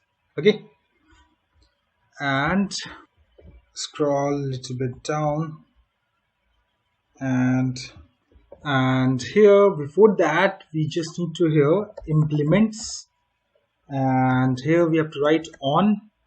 In it we just going to import it from ng on it, and just ignore the error. We are going to just need to declare here method, and then it will get removed. So ng on it we need to declare. You can see error has been removed, and inside this one we need to write like this dot login form and equals to this dot form builder and group, and here inside the curly bracket after parenthesis we have a curly bracket, and here we have to write email.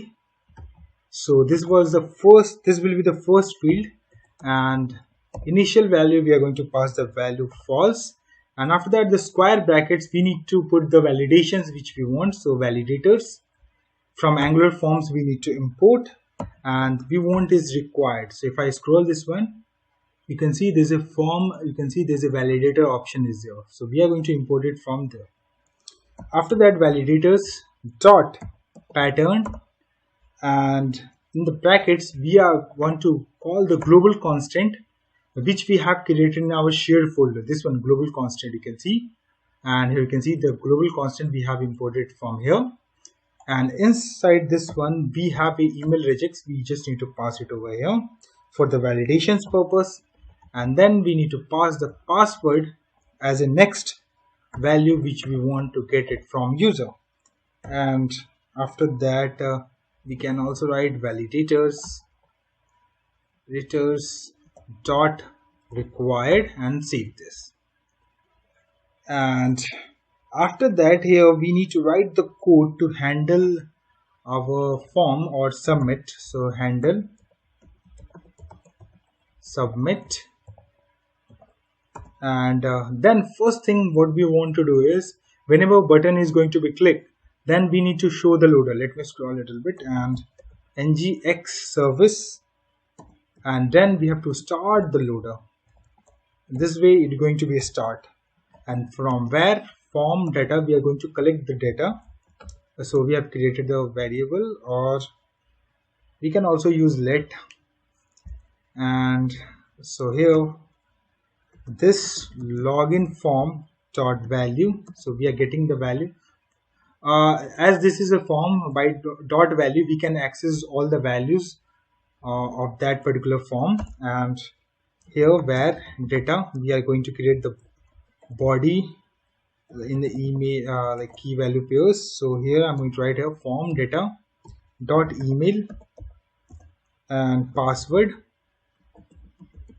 and form data dot password, and after that here we need to call the API, right? So this dot app user services which we have created, inside this one we have a login method that we need to call, and as it is expecting body, so I'm going to pass a body which is name is data, and we are going to subscribe this one, and parenthesis, and inside one more parenthesis, and response if any we get, and after that equal this one, and then we are going to create the bracket, and then we have to ngx services.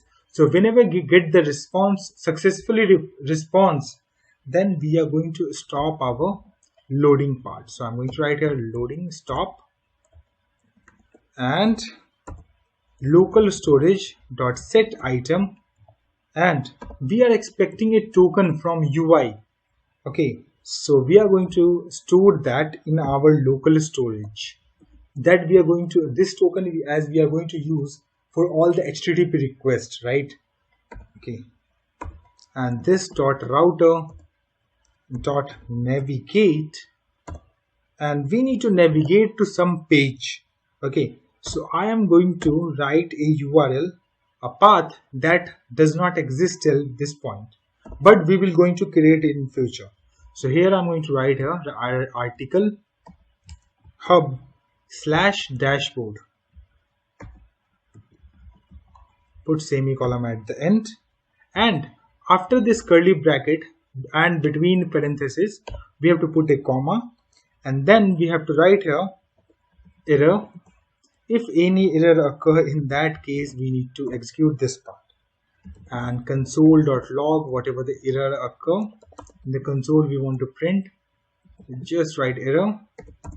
And this .ngx services in this case also we want to stop the loader, and if error dot error question mark dot message, any message we are getting,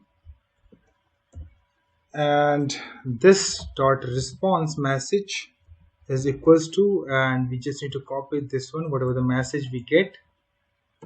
And in else condition we are just going to set the response message is equals to global constant dot generic error message we are going to show.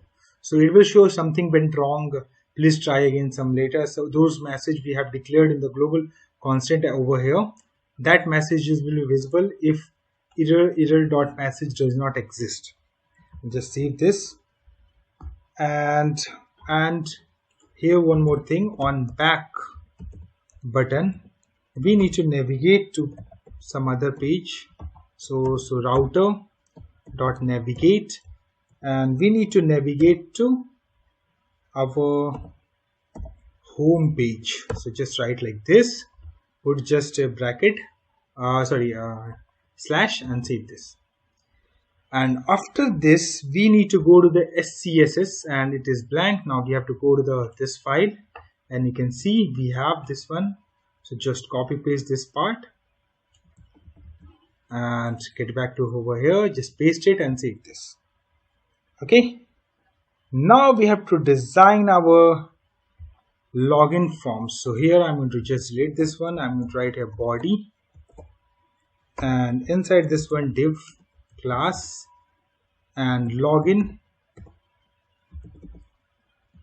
container, this one, and put a bracket, close this one. After the div class logo, close this one, and inside this one mat icon, and here we have to put a log button. If I save this one, if I go over here, so you will see login form like this till now. Now let's get back over here. Now here we need to write here div style. Some inline CSS we are also going to use. You can put it on like, you can also use it. You can also use a CSS file for this.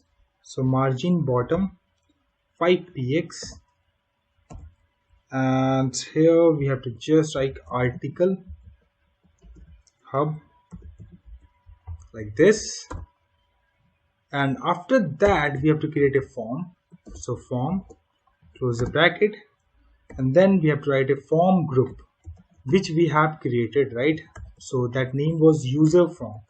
So here we login form, this one, and inside this one we need to create a div, and here we are going to use flex. So fx flex, fx layout, and it should be column. Close this one, and here we have to create a mat form field. So and inside this one we need to pass the attributes related to this one mat form field. So as input we need to display, like for email and for the password we need to display. So here we have to declare this one. So you can go more think about this one. If I go to the Angular, you can see if I go to the input, there's a different types of input is there. If I extend this one, you can see there's a mat form field is there.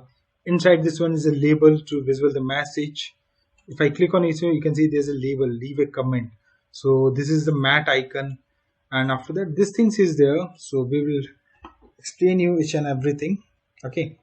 So after that mat form field, there's a appearance. So different type of appearance is there.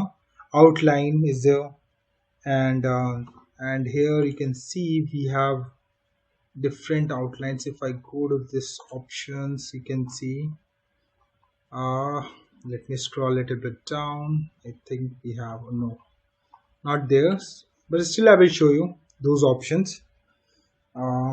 First slide here, appearance and outline, and here effects, flex we need to write here, and we also need to set the color for this one also, same as we did in our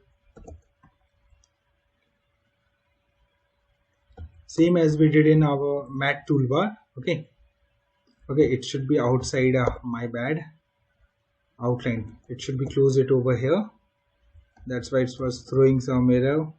So theme services, this one, and get theme, this need to be called, and inside this one we have a one more thing, that is mat label, and it should be email. You can see this one, email, it will visible, and inside this one input and mat input and form controller name. So this will be going to be control the form with this name. So as we have created email and password, so first we need to pass the email.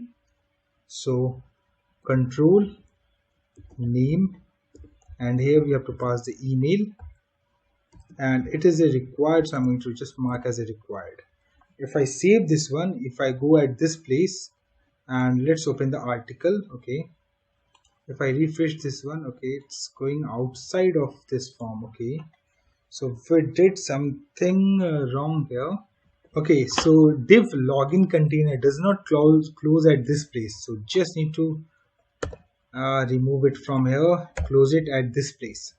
Now save this and let's get back over here. Now it's looking good. You can see if I clicking on it, it's going to be work.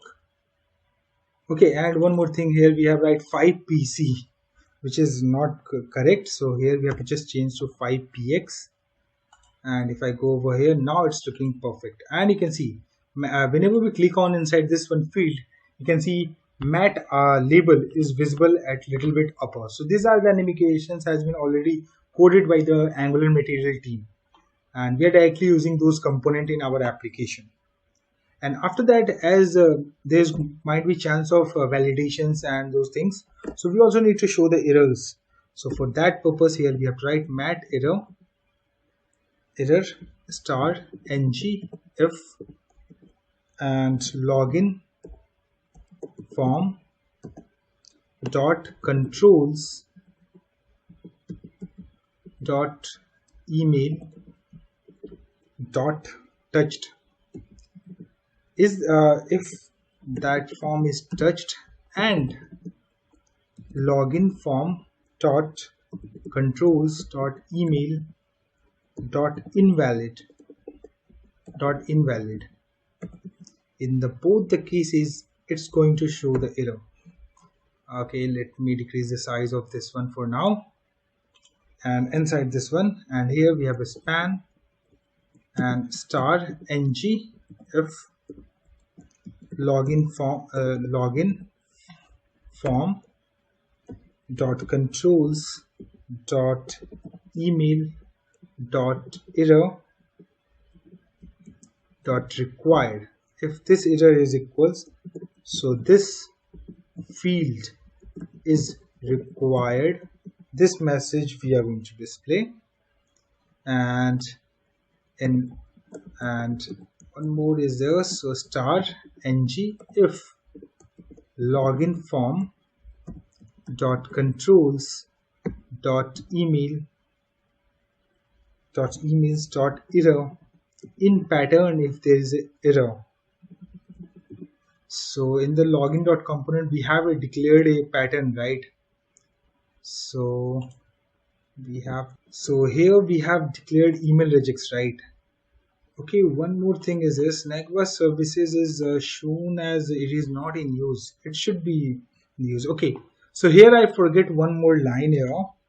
After else condition, we need to display the message, right? So Snagwa services dot open Snagwa, and in this whatever the response message is there, we just need to pass there to just show it. Okay, and just close this one again, get back to a pattern page, and here we just need to write pattern, and then we have to write this field is invalid. So this error we are going to show.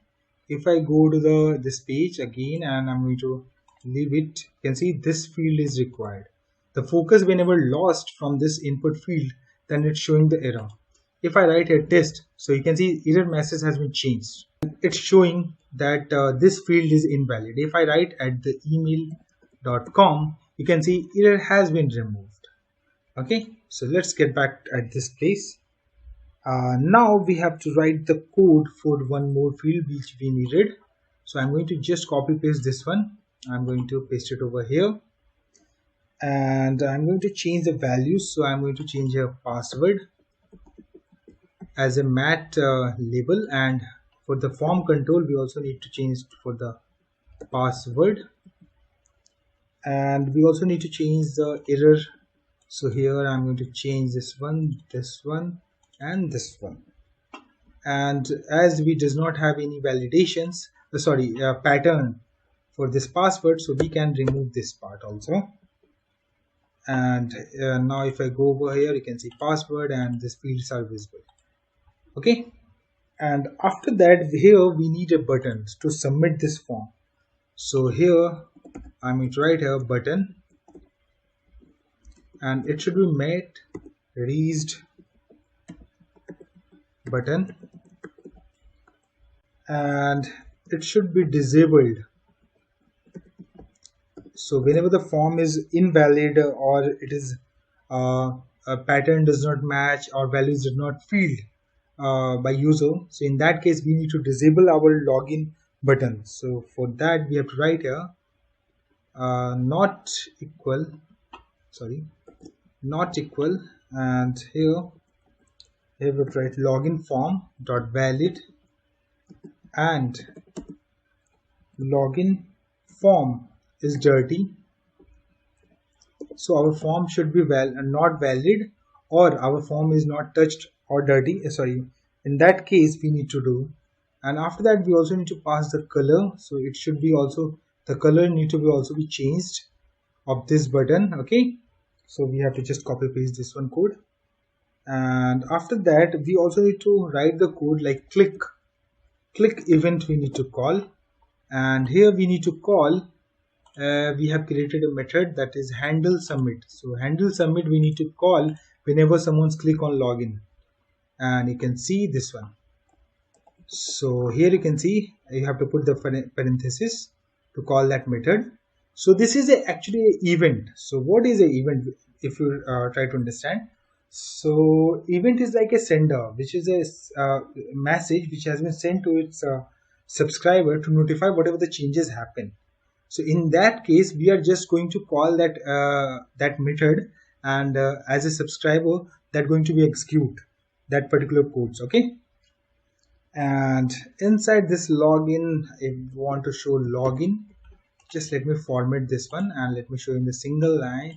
You can see matrize disable, and this is the, and after that color and click handle submit. Okay, and after that form, after this form close, then we need to write the code for the back button. So I'm going to do class and home link. I'm going to write like this, close this one, and here we have to write a span, and here we have to write click and on back, and close this one and put a space little bit and put one more span. And here the style color we are going to set to blue, and cursor pointer, and here back, and then we are going to close this one, save this, and our form has been created. Now here we have to write first wrong email address and password, so I'm going to write here email admin. I'm going to inspect, and here's the different tabs is there. This is the console tab and this is the network tab. From here you can see all those APIs which we are going to call it from here. And if I go to the application and if I go to the local storage, and here you can see localhost 420. If I click on it at this place, you can see we have, okay, remove these things for now, just refresh this one, as this has been stored the local storage from my other application project. I'm going to change this one, and here you can see theme color is font set to right currently. Now if I write here test@email.com, and here you can see the local storage values which has been stored at this place, and here I'm going to write the admin. Now again get back to the network tab, as these are the files has been called. Let me close this one also, and from here you can clear all these network tabs which has APIs has been called. Clean this one, and I'm going to click on login. You can see incorrect email or password, and if I click on this one, from here you can see the header, you can see the requested header, you can see the payload, whatever the values we have set, or you can see the body of the of the API we have passing. You can see the email address which we have written over here is we are passing at this place, and the password you can see inside it, this one. And if I click on preview, you can see whatever the message or response we are getting it from server, and you can see from here, you can see both. Okay, and after that let's use some credentials which status is false. So in that case it need to be returned us the error that wait for admin approval. So I'm going to try that one first. Going to click on, you can see we are getting the error, and we are also getting the error message wait for admin approval. Okay, so it means that everything is working fine. So now we are going to try with the correct email address which exists in our database, and as of now we does not have routing which we have declared over here. So this routing does not exist, and so in this case what need to be happen, so a token need to be get from the server, and that need to be stored in the local storage, and the URL need to be changed from login to that URL, and it should be route to the home page. Let's try it out. I'm clicked on it. You can see first thing is we have route to the this page, home page, and we have URLs has been changed. Okay, then we are going to check that login, and you can see we get the token, right in the response you can get the token. Now I'm going to application, and I'm going to check the local storage. You can see in the local storage the token has been stored. It means that our login API is correctly connected with our front-end part.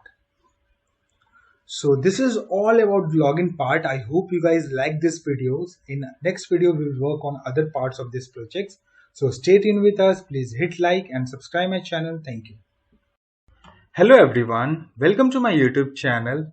In the previous video we have completed login and home page of Article Hub project. If you have not seen that video, just go to description and check out the link.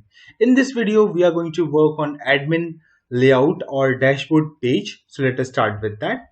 Let me open the VS Code, and here we have to right click on app and open integrated terminal, and first we are going to generate a module over here. So I'm going to write ng generate module m, and then we have to write the module name. So I need admin, so I'm going to write here admin, and we also need a routing page, routing for this module. So I'm going to generate this, press enter. So if I extend this one here, it will generate a folder. Inside there will be two files, one is module and one is routing. You can see files has been created. If I open this folder, you can see inside we have two different files, admin module and routing file is there, right? So let me decrease the size of this one, and now inside this one we want to generate some folder component, sorry. So cd admin, just route to that folder. Inside that folder you can see now here we are going to generate ng generate component and dashboard press enter, and you can see dashboard component has been generated. Now one more, ng generate component layout, press enter, and it will also generate. And one more here, ng generate component help details, and it will also generate one more component. And after that, in admin folder, inside this one, create a new folder, and let's rename it as dialog. So we are going to store all the dialogs in at this place. Let me show you what dialog means. If I go to this one material website, Angular material website, if I go to the dialog section inside component, if you can see in overview, there is a pick one option is there. So if I click on it, you can see a pop-up has been opened. So this is called dialog. So you can go through this documentations and you can learn more things related to dialog. Okay, so now I'm getting back over here, and now I'm going to get inside dialog as I want to generate at that place. So I get into dialog, and then we are going to generate ng generate component, and here we have to write confirmation name component we need. So you can see it will generate. You can see if I extend this one, you can see confirmation component has been generated. Okay, and we use this component as a dialog in our application. After that, here we have to go to the services. So we have to generate a service. Right click on this, open integrated terminal, ng generate service, and the service name will be router and guard.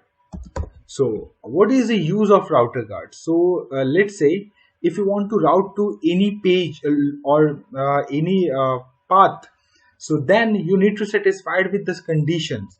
Then only it will allow us to route to that page. So to putting the condition on all, we use route guards. Okay, let me go at this place, and here inside the constructor we need to import public router, and here we need router.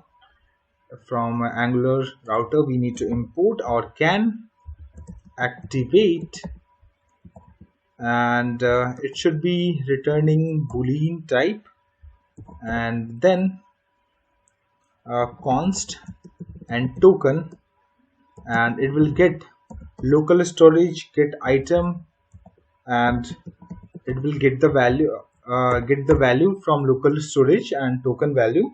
And if token does not exist, and in that condition we have to route. So this dot router dot navigate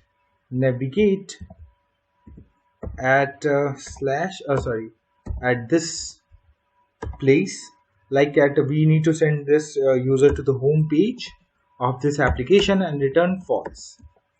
And in else condition we just need to return true and save this. Okay, now we have to go to the app routing module.ts. As our admin module is not connected with our app routing, so we are not able to access those. So for that purpose we need to write a code for the routing. So here I'm going to write a path, and it will be article hub, and then here as previous, here you can see we are using component to be loaded whenever we are going to hit in a path. But here I want to load a module, complete module. So for that we have to write here load children like this, and the way we are loading the module, that is called lazy loading technique. So what is lazy loading technique? It is whenever any module or component is required, then only it's going to be loaded. I will also going to show you that one also with example, but for now just write it. Okay, so here you can see import, and here we just need to import the folder admin module, and after that dot, then we need to load here m.admin module like this, and then comma, and then we have to write can activate this route. Okay, so whenever in our local storage token exists, token name value will be exist, then only we are going to allow it to route to this page. So I'm going to route guard and guard services. So you can see it has been imported from here, and here you can see, let me put a comma over here and save this. So now we are going to open our this one UI, and I'm going to inspect. I'm going to application. I'm going to remove this token values, and here I'm going to write here admin@email.com, and here admin, and in the network tab here you can see like till now the admin module does not load in our at this browser. So if I click on login, you can see these two things you can see over here, login, and you can see a new module has been imported. You can see here an app admin module.ts. So it means that this module is loaded whenever we try to access that one. Okay, so let's get back over here, as it route to the home page, because we don't have any routing inside our admin, so admin routing, so that's why it returned to the home page. Because okay, so let's write here some codes related to the routing, and here path and single quotes, and after that component, and here we need to load layout component, and inside this one we want to in the layout we are going to create the structure. Let's say in the left side we are going to show the buttons, and right side we are going to show the corresponding contents related to those button actually. So for that purpose we need to write here as like children, and inside this one we need to write like this, and here we have to path and component and dashboard, this one, and after that here, and it will be the same. Let's copy paste once over here, and here just write here dashboard,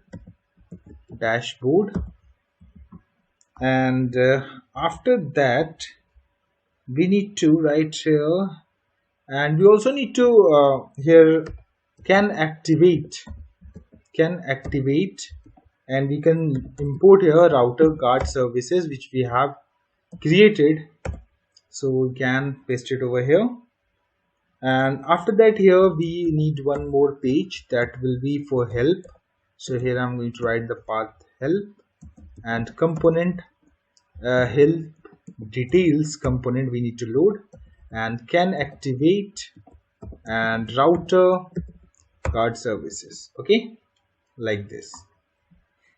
And after that, at last we also need to put the wildcard one. So here I'm going to write a path. I have already explained about the wildcard routing in the last video, and so if you are not seen those videos, just go to the description and check out the link. And here we have to write route guard services and just save this. Okay, let's format this one, format document.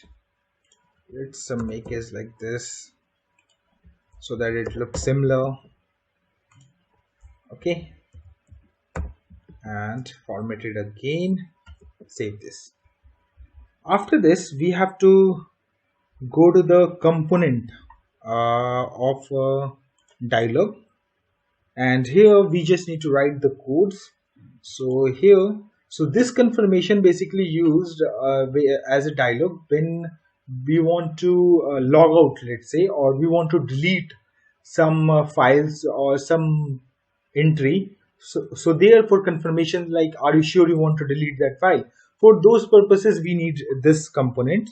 So now here we need to write here implements, and on init it will going to import it from Angular code, and here we need to write on emit status change.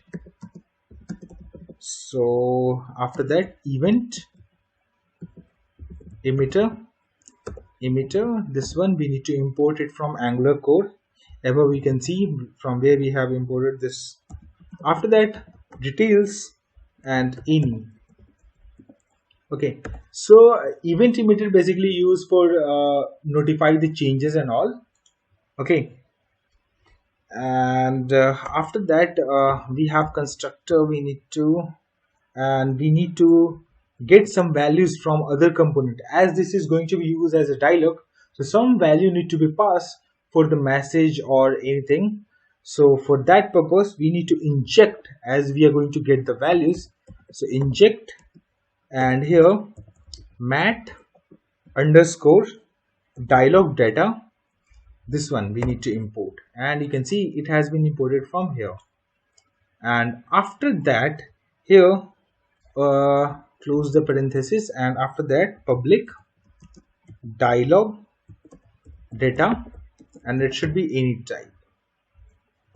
And one more, here we need to import the public theme actually. So public theme service, and theme service, this one we need to import. And then we need to write here ng on init. Just remove this, okay, leave it. And if this dot dialog data and exist, in that case this dot details is equals to this dot dialog data. Whatever we're going to get it, we are going to update it over here and save this. And any changes happen, or someone if selected yes, in that case we need to handle it. So handle change action, and in that case we are going to emit that yes, changes happen, and it will notify to our component. Okay, so just save this. And after that, here we have to go to the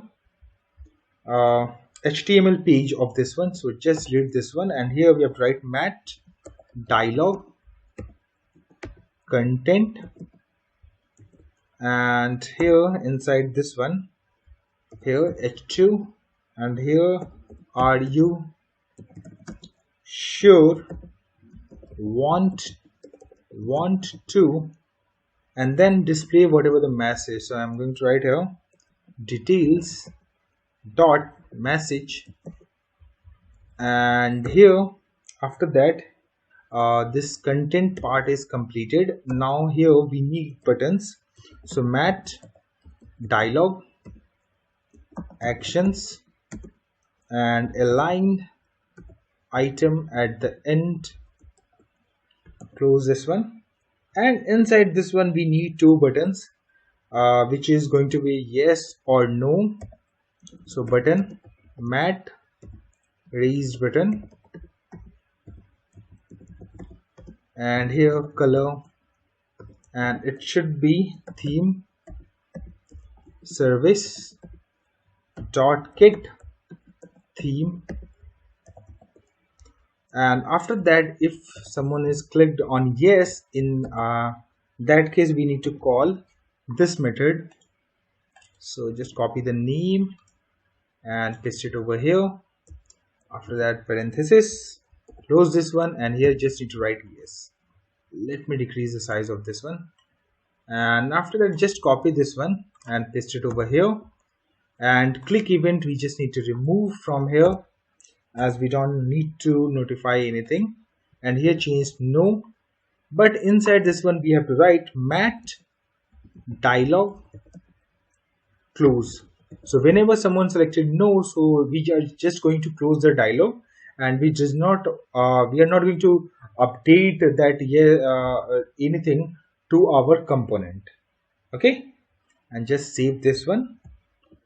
Now we have to import one module which we want to use it, because I think it's throwing the error. Okay, so we have to go to the app module actually, and we just need to import the material modules.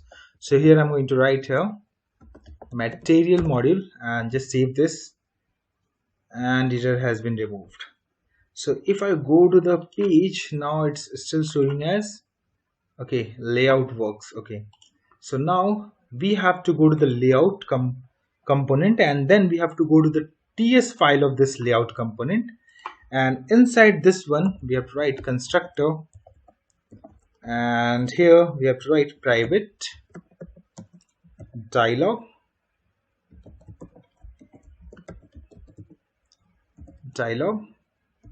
sorry, not dialog, we need to use mat dialog, this one. And here we have to write private and router we need to import, and after that public theme services, so theme service this one.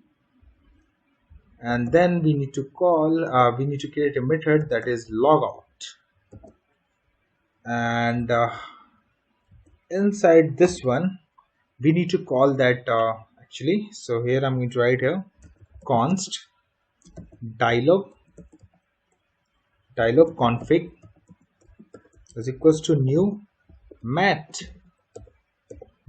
dialog config, this one we need to use, and dialog configuration we need to pass the data, and in data we are going to pass that message, and the message will be logout, and then we have to put semicolon over here. Then we have to write const dialog reference, and then we have to open the dialog, so dialog this one, and open, and in this we need to pass the name of component that we want to open, so confirmation component this one, comma, and then we have to pass the dialog configuration. And after that we need to subscribe that if someone is emit, then we get the response. So here we have to just write response and equals, and dialog reference dot component instance dot on emit status change. So whenever this one is going to be emitted, in that case it will trigger inside this one response any. Okay, let me decrease the size of this one so that you can see it correctly. Complete at once, and after that here we need to write like this, and first thing is whenever someone selected yes, after that we need to close the reference or open form, and then we have to from the local storage we need to remove item, and that item will be token value we are going to remove, and we also need to route our page to the home page. So I'm going to write like this, square brackets, just a slash, and save this. And after that here we need one more method, that is to change the theme. So just write here theme, and this dot theme services dot set theme, and here we need to pass the color, and we are also expecting here color, so I'm going to write a color any, and here just need to write a color, put semicolon, and save this. After that we have to go to this file and from here you can see there's a layout component CSS file is there. Just copy paste, and we need to go to back to the layout.component.ta SCSS file. Save this, and then you also need to check in the resource file. I have provided this image also, so you have to just drag and drop here, and you have to go to the assets and just release it over here. You can see profile.png has been added inside assets folder. So in this folder, as you know, we are going to store all the static file inside this one. So after that, just close this, and then we have to go to the layout component.html at this place.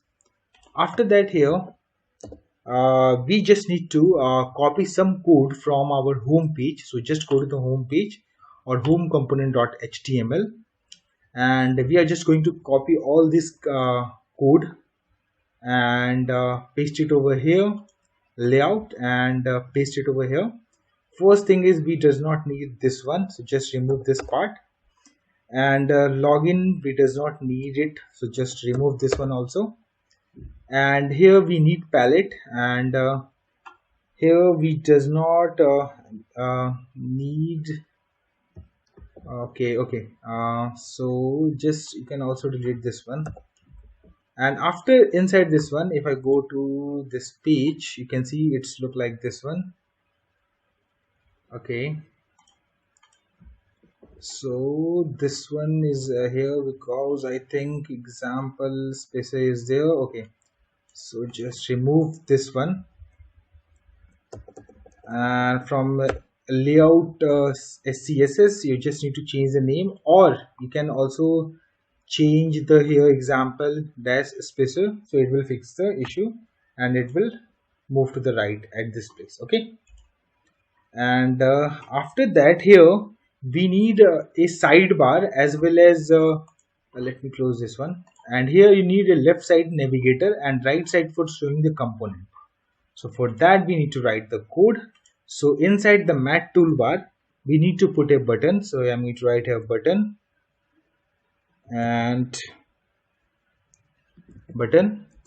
mat icon button will be there. So mat icon button, let me put little bit of space over here. Okay, and above also, and here we need to write here star ng if site nav dot mode is equals to single quotes, and then we have to write site, and then click is equals to side nav side.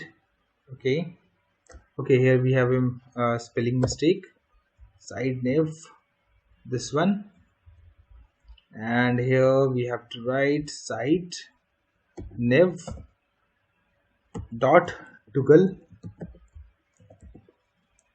and inside this one we just need to write like this. So mat icon we need to change, here we have to write menu, and this icon will be visible, so at whenever slider side nav dot open, and just copy paste this line, is not open, sorry, and here just remove this one, and here we just need to write close and save this. I believe it will throw the error expected.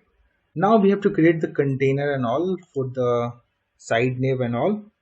Okay, so here we have to write mat side nav container. So this is also a part of Angular material component. If I go over here, so in this one, if you search for side nav, you scroll down, you can see there's a side nav is there. So we are using it this one actually. If I extend this one, you can see the code, container, mat side nav, mat side contents. So these are all options is there. So we are using this one. Okay, so you can all explore more about it from here. I'm getting back at this place, mat container. After that, mat side nav this one, and then we have to write a hash site nav, and we need to write a mat site nav. Okay, and by default it will be open is equals to true, and mode is side. And after that, here we need to set the image, and image class, and here we have to write avatar this one, and mat Asian dash Z8, and after that, source from where we need to import. Okay, so we can also choose this way to get inside the folder. So and here you can see by writing this, after that assets, that profile.png, then close this one, save this, and after this, and then we need here a mat divider. So it will divide, just put a line between buttons, so divider, and the class will be custom divider we are going to use. Just close this one, and after that, here we need to write a button, and mat button this one, and the class menu button, and the color will be theme services dot get theme, and router link active. So whenever this one, what it will do is it will show that particular button is different from others button whenever the routing will be matched with the current route. Okay, so that's we have to write for router link active, and after that we need to pass the router on link in which we need to route. So here we need to write here article hub slash dashboard and close this one, put enter, and inside this one we have to write here mat icon, and here we have to write home, and here in the span we need to write dashboard.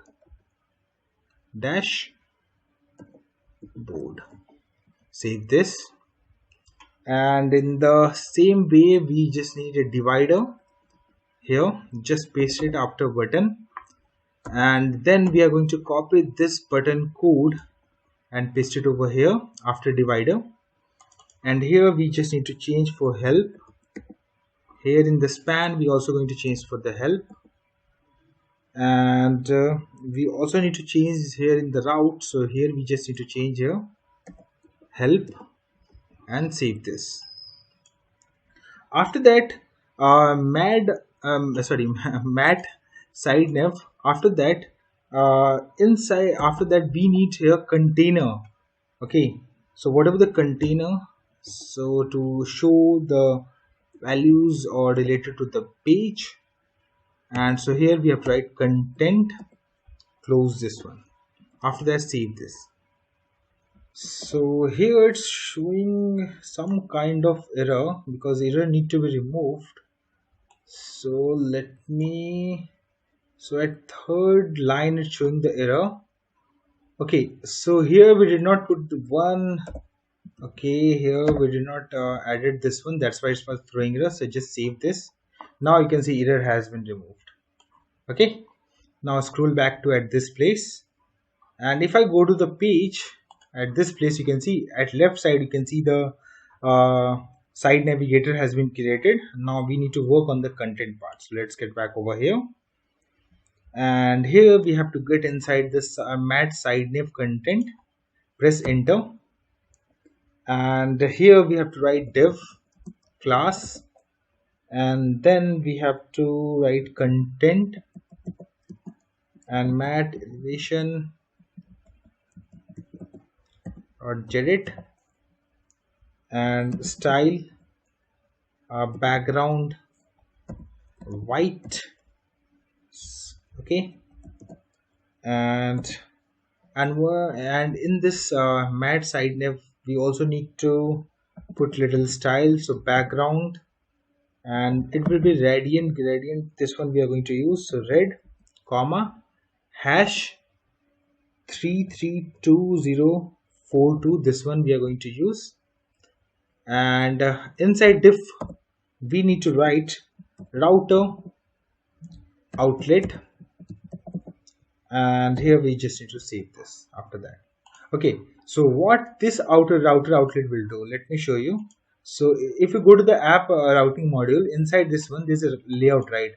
So it will load this page. After that, at this place, the routing outlet, it will going to load basically these components actually.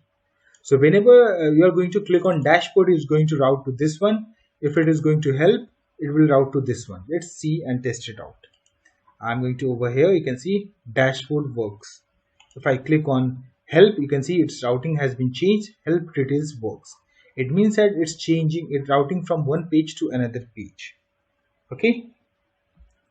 And one more thing, here we need to put a button which is going to be used for logout. So I'm going to back over here, layout html.ts, scroll up a little bit, and here inside this one, below this one, mat menu, inside mat toolbar, here we have to just write button, mat icon button, and here we need to click,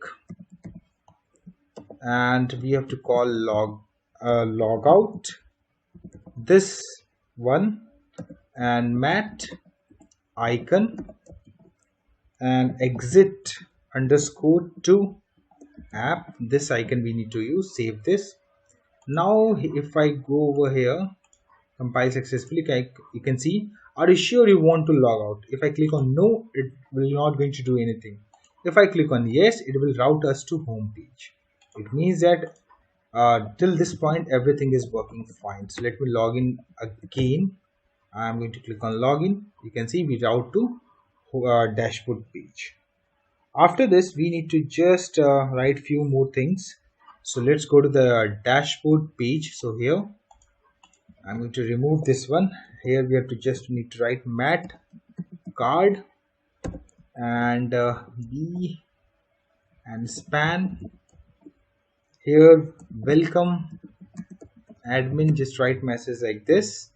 Save this and just put little padding for the mat card. So go to the SCSS file of dashboard, and here we have to write card and put a padding 20px, put semicolon. Just copy this one and now move to the help details SCSS file, paste it, and now move to the HTML page of help details. Remove this one, mat card, and here we just need to write help, and outside of mat card we can also use a line, put a line after that mat card. Inside this one just bold for any query and put an email address and save this. Now get back over here, you can see welcome admin is visible, help is visible. So it means that our dashboard part is working as expected. So I hope you guys like this video. So please hit like and subscribe my channel. Thank you. Hello everyone, welcome to my YouTube channel. In the previous video we have completed dashboard part of Article Hub project. If you have not seen that video, just go to description and check out the link. In this video, we are going to work on user part. So let us start with that. So let me open the VS Code, and here we have to go to the services first, and then we have to go to the app user services. Let me decrease the size of this one. And after that, here we need to add few more functions like this. So I'm going to copy paste this one, and here I'm going to change this one to add new app user, and we also need to change here add new app user, and after that we need one more method, that is get all app user, and it should be get method. So return this dot http client, then get, and this dot url, and after that here app user slash get all app user, put semicolon, save this. After that again we need to copy this one and paste it over here, and then we are going to rename this, so update user, and here we also need to change this one to update user, and copy paste this one also again one more time, and this one is to update the user status. So here just need to add status, and here we also need to update the URL, so status, and save this. So our services method part has been completed. Now here we need token interceptor. So whenever any HTTP call we are going to call, at that we need to put the token in the header of that particular API whenever we are going to call. Okay, so for that purpose we need a HTTP interceptor. So that going to be pick the token from our local storage and going to put in our header, and that token going to authorization purpose, and it will verify in the backend, and then only it will allow us to do the operations or not. Okay, so here we need to generate a interceptor. So I'm right click on this one, services, open integrated terminal, and in this one we are going to generate that. So ng generate interceptor and token, and press enter. So we are going to generate an interceptor here. So just wait for a few seconds. Here you can see file has been created, and here you can see a few code is there, right? So these are to handle the request and all.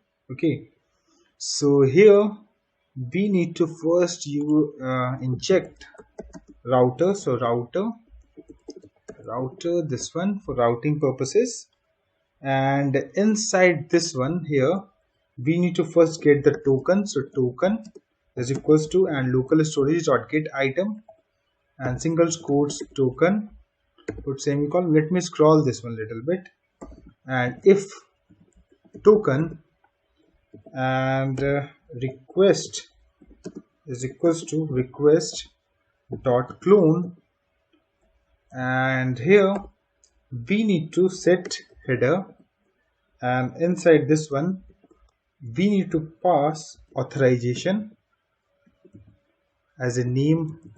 Okay, in which we are going to put the token. So here first we need to write varchar space and then dollar. Okay, it should be in backtick, then it will be good. Okay, so here I'm going to backtick, and here I'm going to dollar sign and then token, this one, and put semicolon at the end. And so if token exists in our local storage, then it's going to set in our header in this way, and it's throwing some kind of error. Okay, so here we did not put a semicolon, put over here at this place, save this. Okay, after that we need to go to at this place, and here we need to delete this one, semicolon. Then we have to write pipe to handle the request. Like let's say we get unauthorized error 401 status, or 403 forbidden error. So in that case, we are going to route to the login page, or we are going to directly move to the home page. So those things we are going to do. Okay, so after that, here catch error, this one, and inside error, then curly bracket, and if error instance of HTTP error response, this one, and we need to import HTTP error response, and here you can see from here we are importing it. Okay, and after that, here we are going to console.log and whatever the error.url, and if error.status and the status code we are getting, so 401, or error.status is equal to 403 in these two conditions, and we will going to do the operations. And other than that, if let's say at login page we get 401, then we don't need to route, we just need to ignore that. So for that, we have to just like match the URL and put /login, and here just need to put the brackets, and here we does not do anything, so just write do nothing like this. And in else condition, local storage dot remove to item, and then we are going to remove the token, put semicolon, and this dot router dot navigate, and from here we are going to just navigate to home page. And after this 3 brackets, we just need to close throw the error, so return throw error, this one, whatever the error will be there, we just need to throw and save this. You can see error has been removed. Okay, so now we also need to register this token interceptor, so we need to go to the app module, and here in the providers, here first we need to import HTTP client module, and then provider, and in this HTTP interceptor, this one, and after that we also need to pass which class we are going to use, so use class, this one, and then we need to pass the token interceptor which we have created. So you can see we are going to import it from services, and after that comma and multi, and it should be true. So it's said to be true because multiple requests are going to be hit at same time, so we are going to put the tokens at multiple requests. For that purposes we have set here multiple true. Okay, just format this one, save this.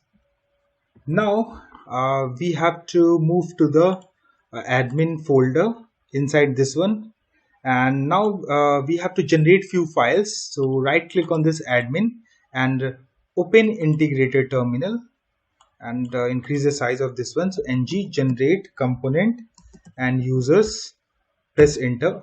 Okay, so file name should be manage users, so open integrated terminal again, so ng generate component manage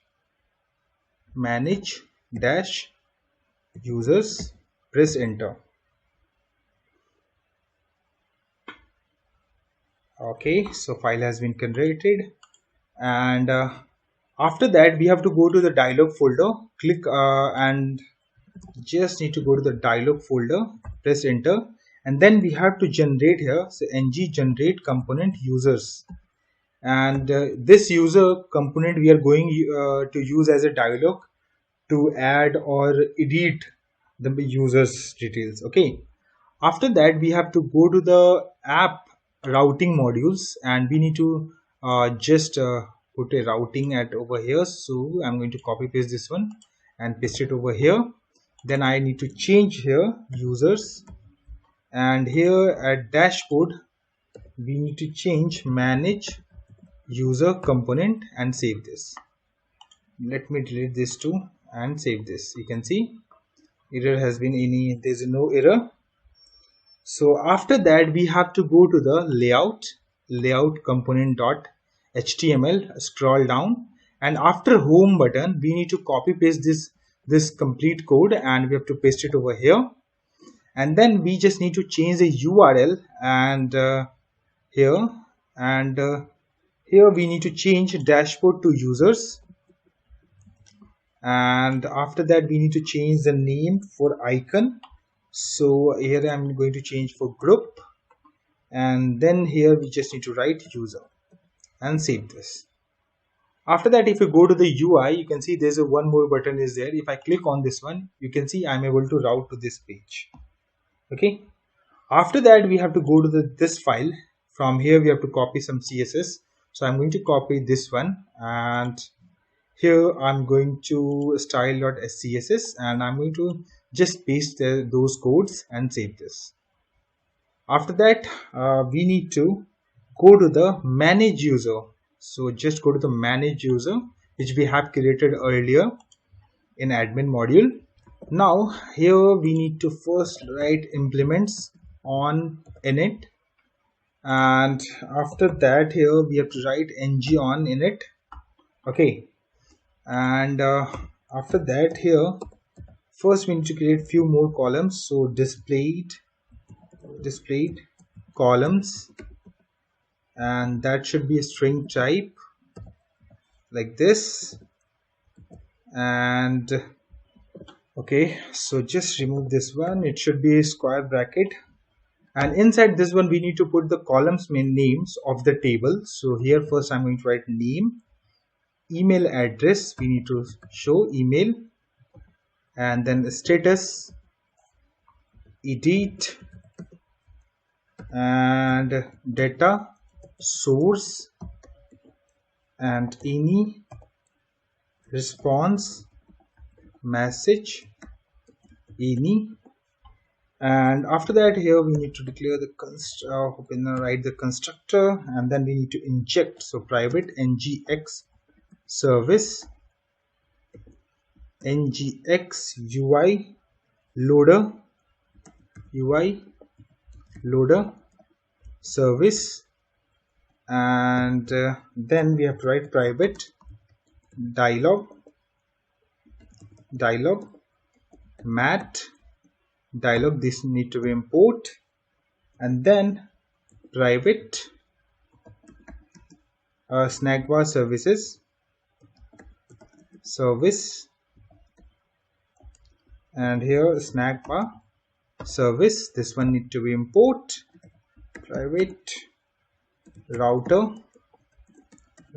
this need to be import, and then app services, app user service, and here app user service, and public theme service we need to import. After that, in ng on it we are going to start the loader. So ngx services and dot start, and put semicolon and save this. And after that we need to create a method, so table data, and then this table data we are going to call whenever like this page going to be load. Okay, so for that reason we have put that code in ng on it. Let me scroll this one, and here we need to write this dot app user services and get all users, and after that we are going to subscribe that, and here response any type, and here we need to write this dot ngx services dot stop, and this dot data source is equals to new mat table data source. Okay, and it will also going to be import from, okay, it's underscore, no, we don't need this one. So first go with the first one. Okay, need to be import this one, material table data source. After that, inside this one we just need to pass whatever the response we get, and if any error occur, in that case we just need to write like this, and here we need to print first console.log whatever the error is there, error, and after that here if error dot here error question mark dot message, if anything like this exists, in that case this dot response message is equals to just copy paste this part and paste it over here, put semicolon, else this this dot response message is equals to global constant dot generic error, put semicolon. After that, outside of else condition, this dot snackbar services dot open snackbar, and we just need to pass this dot response message, put semicolon, and save this. After that, for the searching in the table, we just need a filter, so we have to create a method for that. So apply filter and event this one, or we can also write any, and here we just need to write const filter value and event dot target as HTML input and dot value, and this dot data source dot filter and filter value dot trim and to lowercase. In this way we are going to able to filter the data and we can show it. After that, few more methods here we need to create. So one is to handle add action. So whenever we are going to click on this button, it's going to be open a model. So for now, just we are not going to write the code, we will write this later. So just create the method for now. So action, and in this we are going to expect values, so expecting it and save it for now. After that, here whenever anything like change, let's say you want to change the status, so we can of user, so we can directly we need to do. So for that we need to write the code here. So equals curly bracket and ID, we are going to get the ID, and in this on change we are going to get some values, so status and whatever the ID, so I'm going to pass the ID. That's why sorry, it should be not identified something, so just delete this one, we don't need it, and we also don't need it, so just write here ID. After that, status and status dot to string, we need to convert to the string as it will be in boolean might be, so just need to convert to the string. So this dot app user and dot update user status, this API name function need to call, and that will going to call that API after that.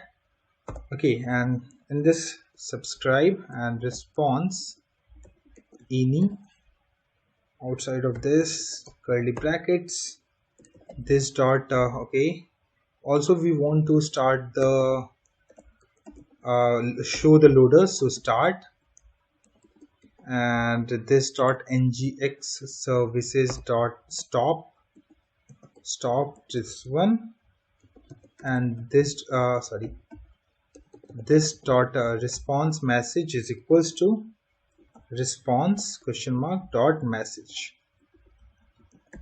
Okay, and this dot snackbar services dot open snackbar, and this dot response message we need to just display, and then we need to call this dot table data.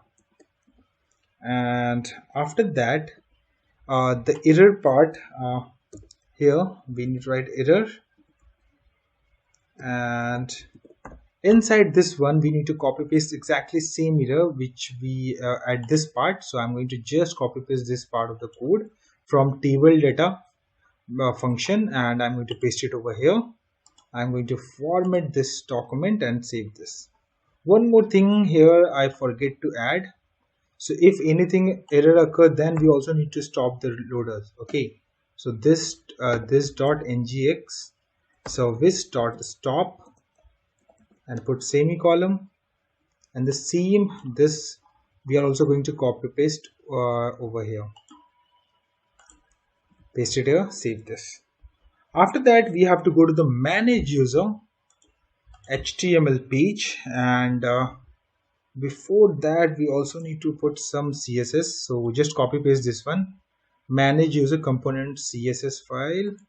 So just go to the files and save it, and here we just need to remove the from HTML page, just remove this one, then mat card div and bold span manage user, this need to be there. After that here button and mat flat button, and color should be theme services dot get theme, this one, and the class is float, right?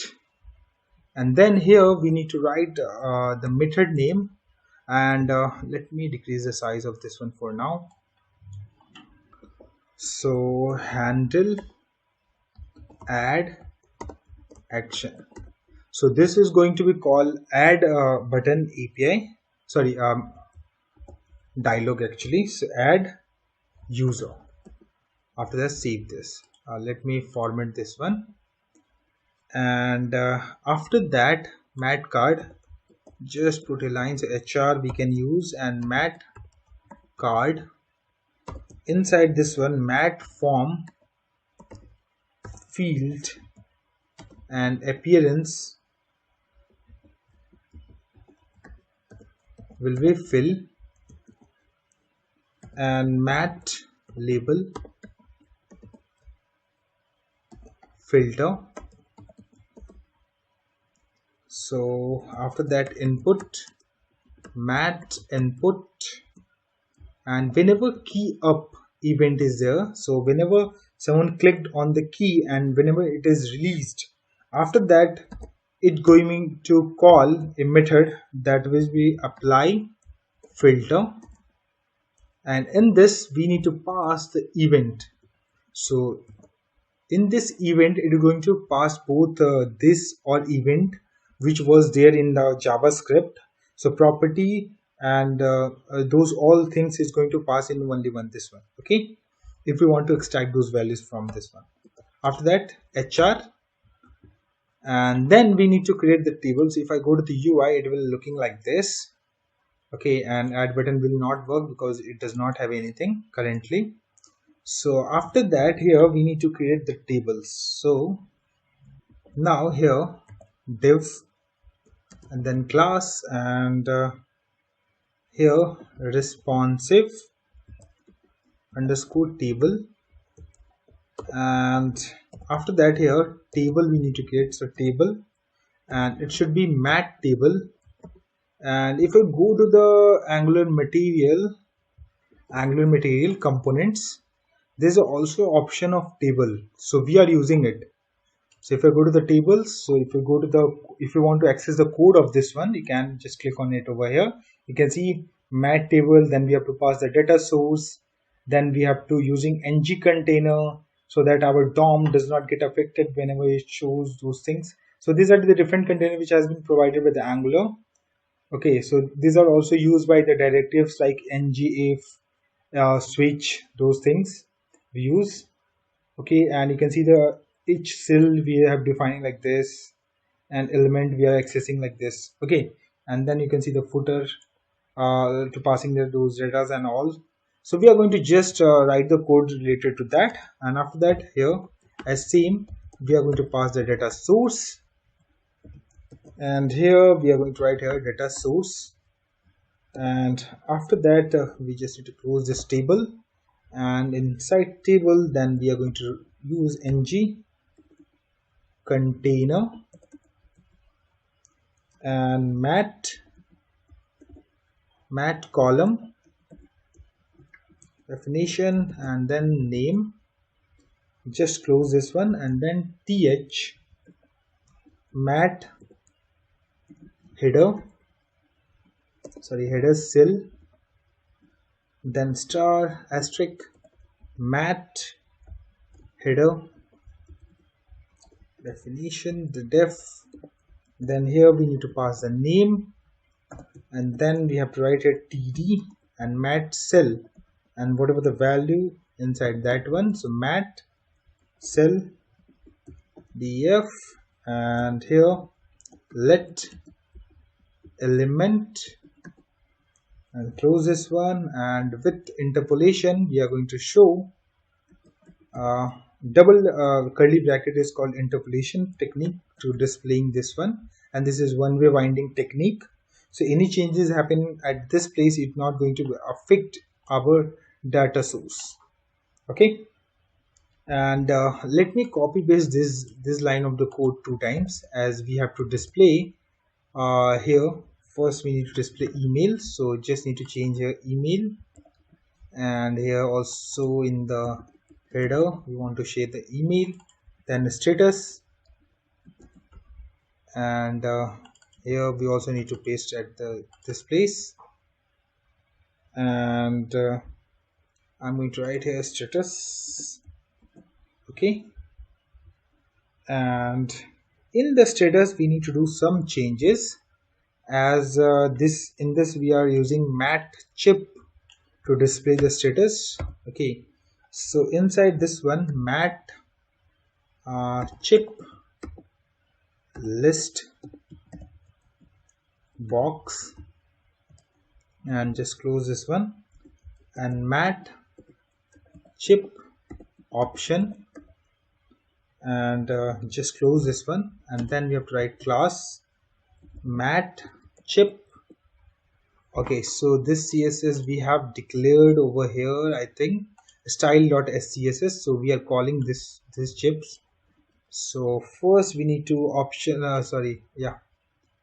okay, so this one we need to call.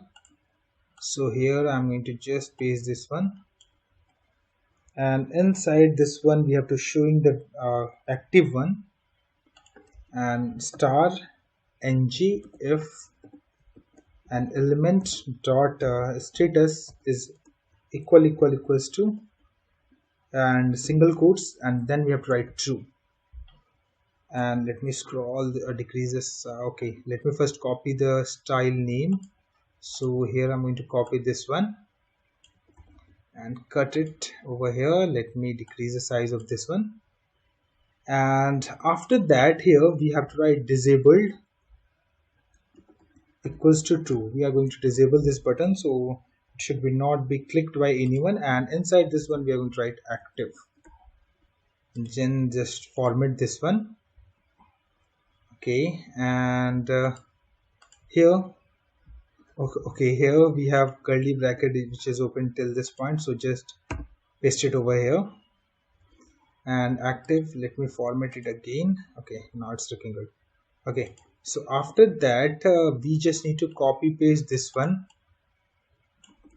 and paste it over here again, and then the just copy paste we have did it from style.css the name, so just paste it over here and change this one is to false, and if it is inactive then it will be visible, so inactive, and then it will be visible.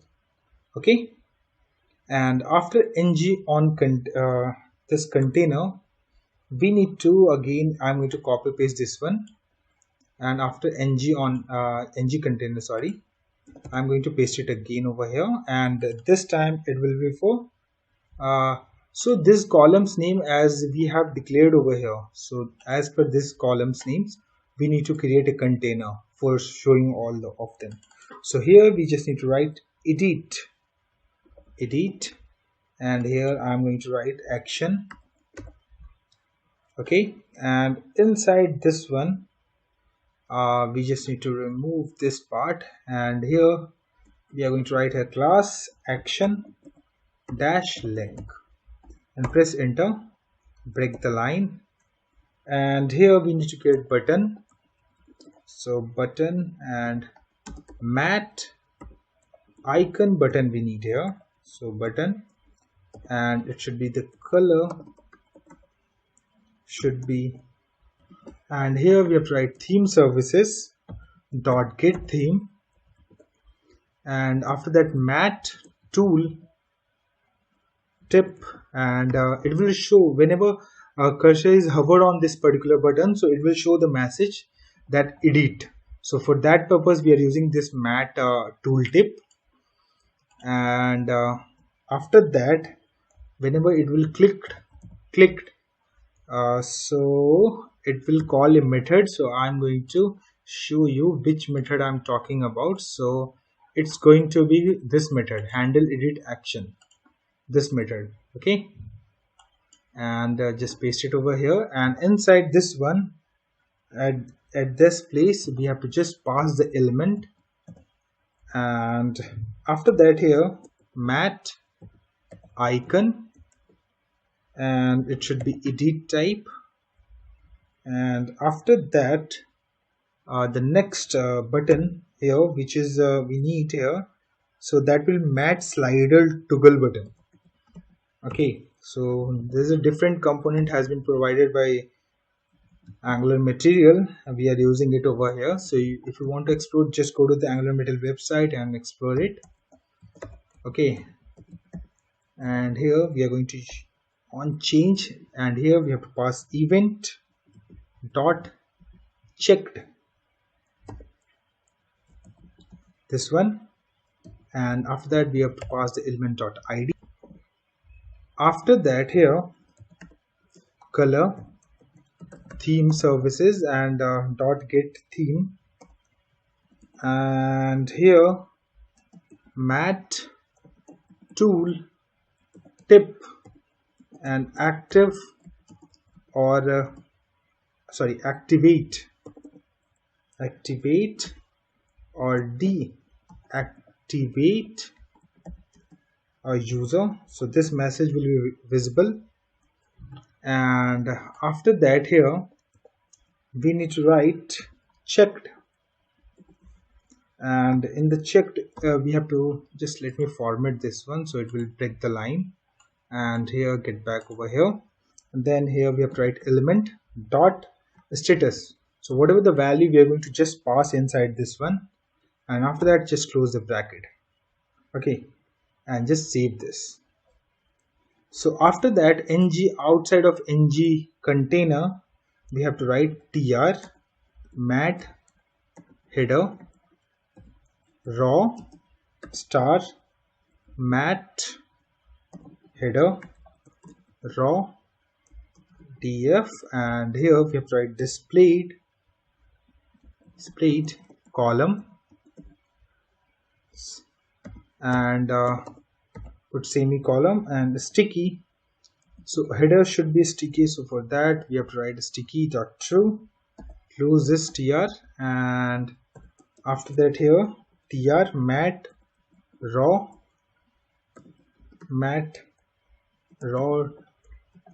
div, this one, and let raw semicolon, and columns displayed columns, this one, put semicolon and close this one and save this.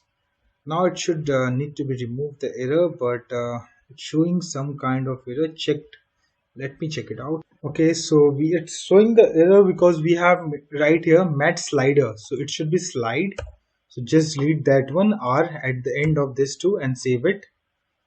Now it should be removed the error. Okay, so now if you go to the browser and if you go to the, okay, it's still throwing some kind of error, so let me check it out.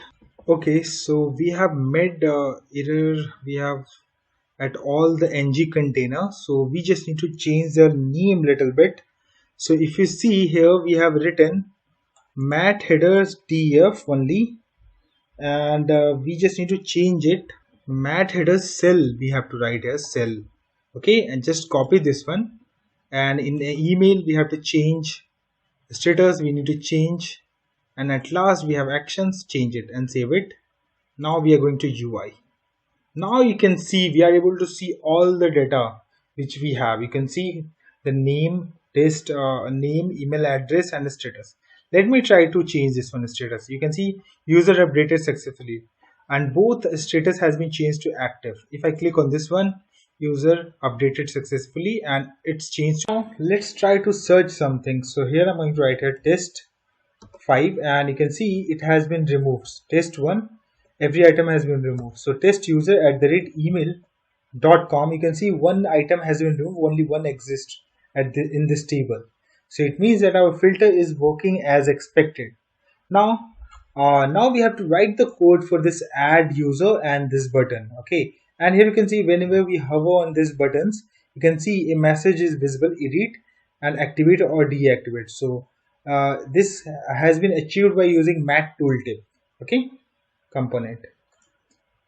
Now we have to go to the dialogs, and we have to go to the users at this page. And before that, we also need to import some of the packages which is modules which is required for this project. So I'm going to app module.ts file, and here we need to import form module, this one, and reactive form modules, and flex layout. I have already explained you about these 3 modules. And again I'm going to component this user component.ts file, and here first thing is we need to write here on add user, and here we have to write new event emitter. So this will going to be emit purpose, like we have submitted the form, then it will going get back to the manage user and will going to call the table data. So for the emitting purposes, to get to know, like for the manage user, we'll get to know that we have to refresh and we have to call again our table data. So for that purpose, and let's write here manage user on edit user, and here event emitter, this one, and users form any form group, and dialog action. As we are going to use both the same dialog for add as well as edit, and to display the different message in the button or header, we are using this one, and response message any. And after that, here constructor @, and in this one we are going to inject values. So mat underscore dialog data we are going to import, and here we are going to write public dialog data, and it should be any type, and after that private, and form builder we need. So as we are going to use a reactive forms here, so form builder and public dialog here dialog reference, and mat dialog reference, and here we need to pass the same component which we have right currently, and private snack bar, s should be small as we are following the same way. So snack bar service, this one, comma private public theme services, so theme service, and then we need to import one more, so app user service, this one. And after this we need to, okay, here we also need to implement on ng on init, then here ng on init, and inside this one we are going to create the form, so ng form, and this dot form builder dot group, and here email null validators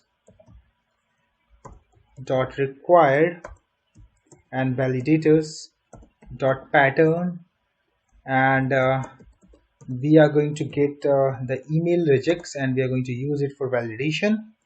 After that, name. Okay, so email validation required, validation pattern we are going to match. After that, name, and it should be null, initial value will be null, then validation dot required.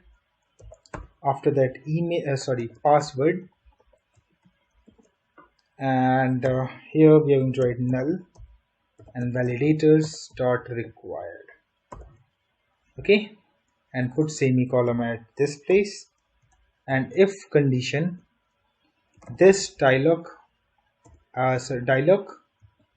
data dot action, and this value will going to be passed it from our manage user page, that what type of action we want to perform, and if it is edit, then this dialog action we need to just write edit, and this dot action is equals to update.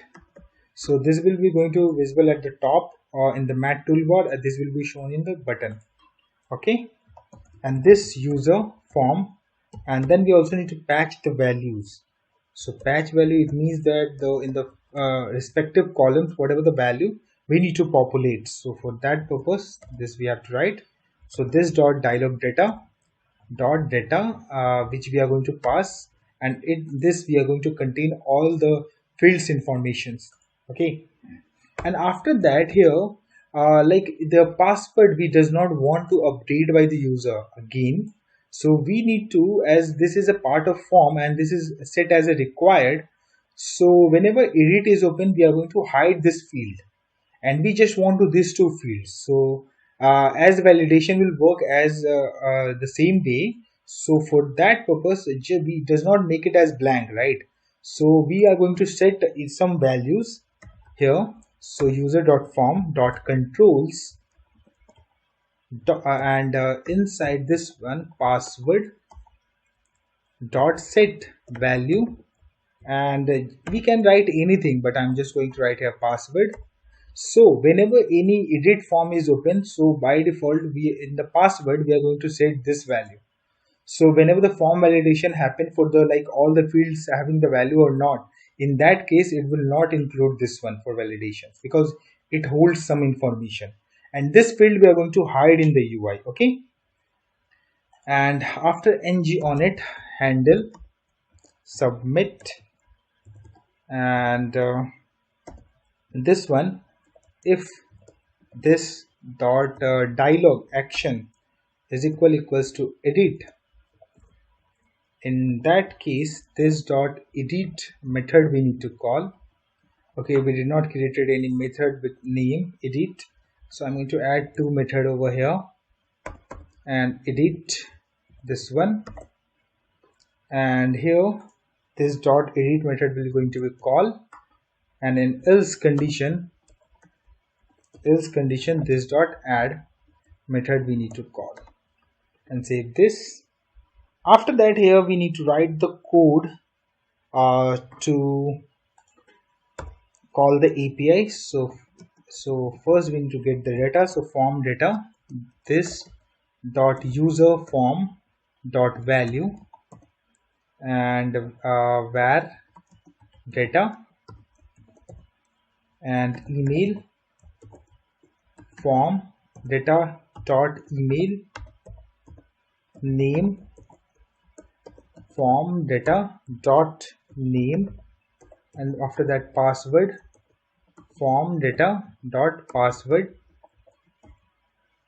and our this one data has been completed. Now we have to write this dot app user services dot add new user, and data we are going to pass, then subscribe, response ini, and here this dot dialog reference dot close, and then we have to emit. So this dot on add user dot emit. Okay, so we have successfully get the response, then we are going to emit it, and this dot response message is equals to response dot message, and this dot snack bar services dot open snack bar, and this dot response message, put semicolon, and then we have to write for error, and the error part will be exactly same. Just go to the manage user, and manage user, inside this one we have write the code. So inside this one, whatever we have written it, we just need to copy this one and get back to the at this place, and here just need to put the this curly bracket and paste it. Okay, and here we also need to show the loader. Okay, so here we can also start this dot ngx. Okay, so we did not imported that, I think. Okay, so here we need to import private ngx service ngx UI UI loader service, this one, put comma over here, copy this one, and then we have to go over here, then we have to start and just copy paste this one and paste inside this one, and here we need to change to stop, and it will show the stop, and then it's going to call this one. Okay, just save this. After that, in edit, we also need to going to copy the same code which we have and add one method. So just copy this one and paste inside this one, edit one, and we're going to do just a small some changes. And here first thing is we are going to not passing the password, so just delete this one, and then we are need to pass the ID, so ID, and this dot dialog data, and inside data we are going to get the ID, so we just need to pass like this. And after that, here we need to change the which method, so update user we need to call, and here the type of emit we are going to do also need to be changed. So on edit user we are going to emit this one, and other code will be exactly same, the error messages and all. Okay, so now we have to go to the SCSS of this one, so we are going back over here. I'm going to copy paste this one and going to paste in user component.scss file. Now we have to go to the user component.ts. Okay, so just not ts, actually HTML page, sorry, my bad. Okay, so after that, here mat toolbar we need to use. As you know, inside this one we need to put the color, so here theme services dot get theme, and inside this one mat toolbar and raw and fx layout raw, just close this one, and then span and class title center, this one. Okay, I think we are not okay, let's leave it, just write dialog data dot action, and it will show the header. Okay, after that we need to display the mat dialog content, so here we have to write dialog content, close this one, and inside this one we need to create the form, and form group and users form, and inside this one we need to create a div fx flex fx layout is equals to column and close this, and then div fx layout and raw wrap, close this one. And after that, here mat form field and appearance is fill, and this is different type of appearance like fill, outline, you can use it. Okay, and after that color, theme services dot get theme,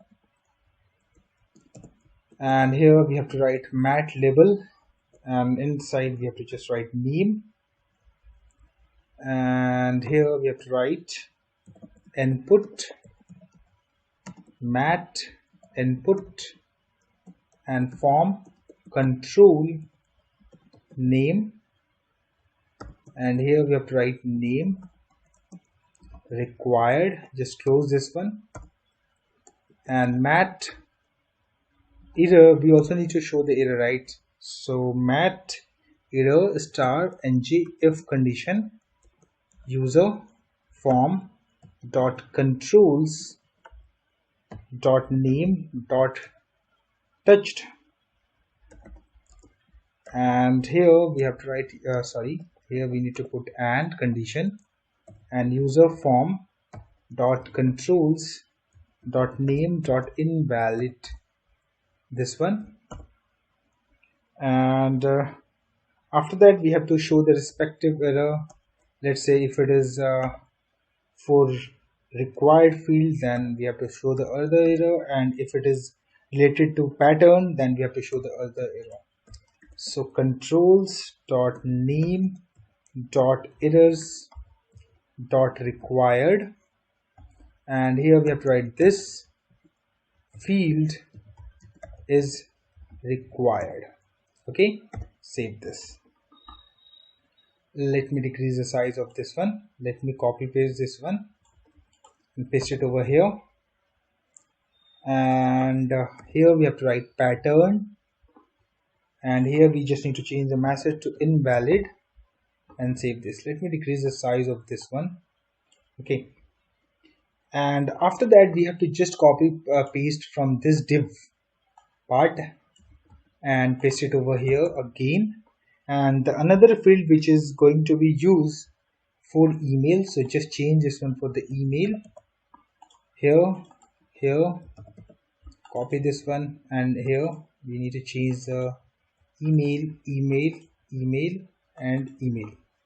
Okay, and after that again we need to copy this div and paste it one more time over here, and inside this one, this time this will be for password.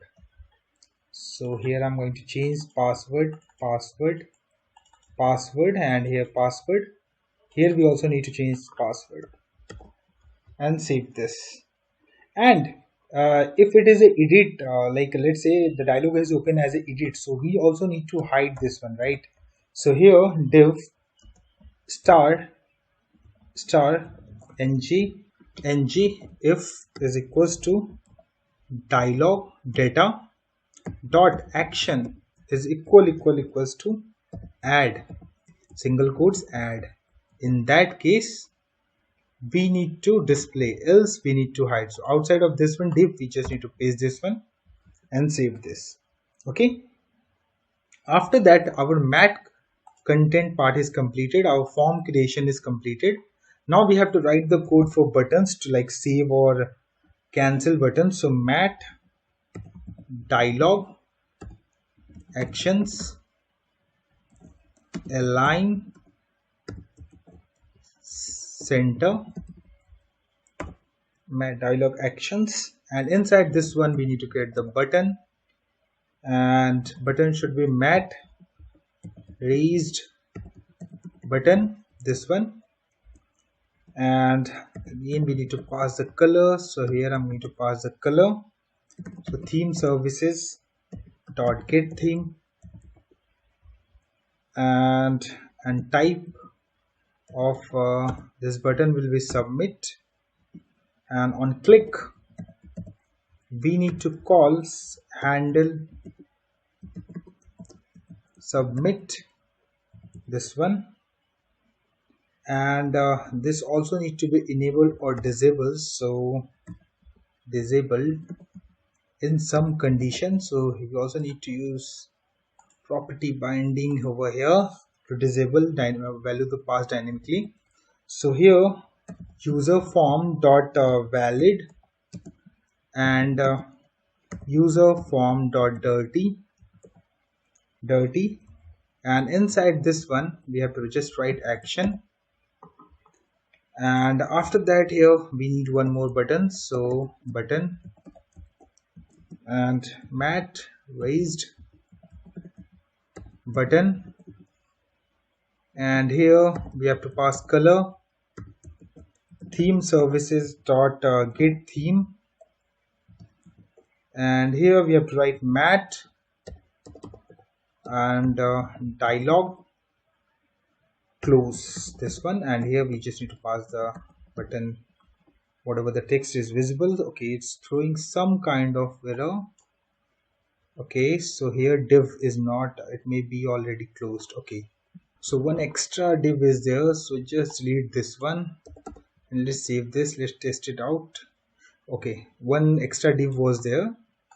Okay, just save this. After that, as you know that we have written the code, but till now we did not connected this codes with the manage user. Okay, so now we have to go to the manage user at this page, then we have to go to the handle add action at this place, press enter. Now here we have to write const dialog, and here we have to write config new mat dialog and config, this one we need to import, and dialog config dot data, and here we need to pass action, and okay, it should be like this, and here we have to pass add, put semicolon over here, and we also want dialog config dot width, we also want to declare the width of this one, so width 850 px I'm going to set, and then we have to write const dialog reference and this dot dialog dot open, then we have to whatever the component we want to open as a dialog we just need to pass, and whatever the configuration we have we need to pass, and after that this dot router dot event and dot subscribe, this one. Okay, so this line of the code, why we are writing it, let's say anything goes wrong whenever the dialog has been open, and we have called some API. Okay, and in that case it will going to route to the login page, so it should be automatically get closed whenever it should route to the login page. If it does not do like this, so it will not going to close the dialog, it will still open and it will route to the home page. So that's why we are going to subscribe the page. Okay, dialog reference, this one dot close, and semicolon over this place, and after that const response, and here dialog reference dot component instance dot on add user dot subscribe, and inside this one response here, and inside this one we are going to call the table data, put semicolon. Let's test this part of the code, so I'm going to click on add user. You can see here I'm going to write here. Okay, I think here we made a mistake. Here we need to write add, and after that we have to write user, so just go to the user component.html, and here we just need to write here user, save this, and now again click on this add user. I'm going to write here qrt and here I'm going to write a qrt@email.com, which does not exist, and here I'm going to write a password 1234567 I'm going to, and here you can see the button is also add, and here you can see add user. Okay, I'm going to click on, you can see successfully registered, and here you can see the details, and you can see the status, initial status as is inactive. If you want to activate, just need to click on it. Okay, after that, now we have to write the code to edit it, right? So now we are going to get back to the VS Code. Now manage user component TS, and I'm going to copy the same code over here, paste it, and here we need to change this one to edit. And after that, as we are getting the values, so data and dot and then we are going to pass the values. And one more thing, on here we need to change on edit user, and then all seems look correct. Let's test this out. I'm going to click on this new one which we have created. Okay, the password is visible. Okay, so here it need to be changed a little bit because the password fields not need to be visible. Okay, we made some kind of mistake.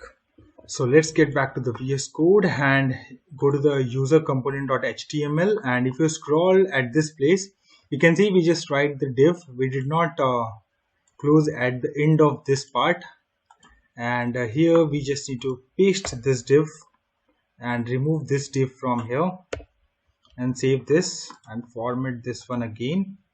Now let's get back to for the testing. Now here I'm going to click on it. Now you can see the password field is removed. If I go to the add user, you can see there's a three fields, and if I go to the edit, you can see only 2 fields. So here I'm going to change this one.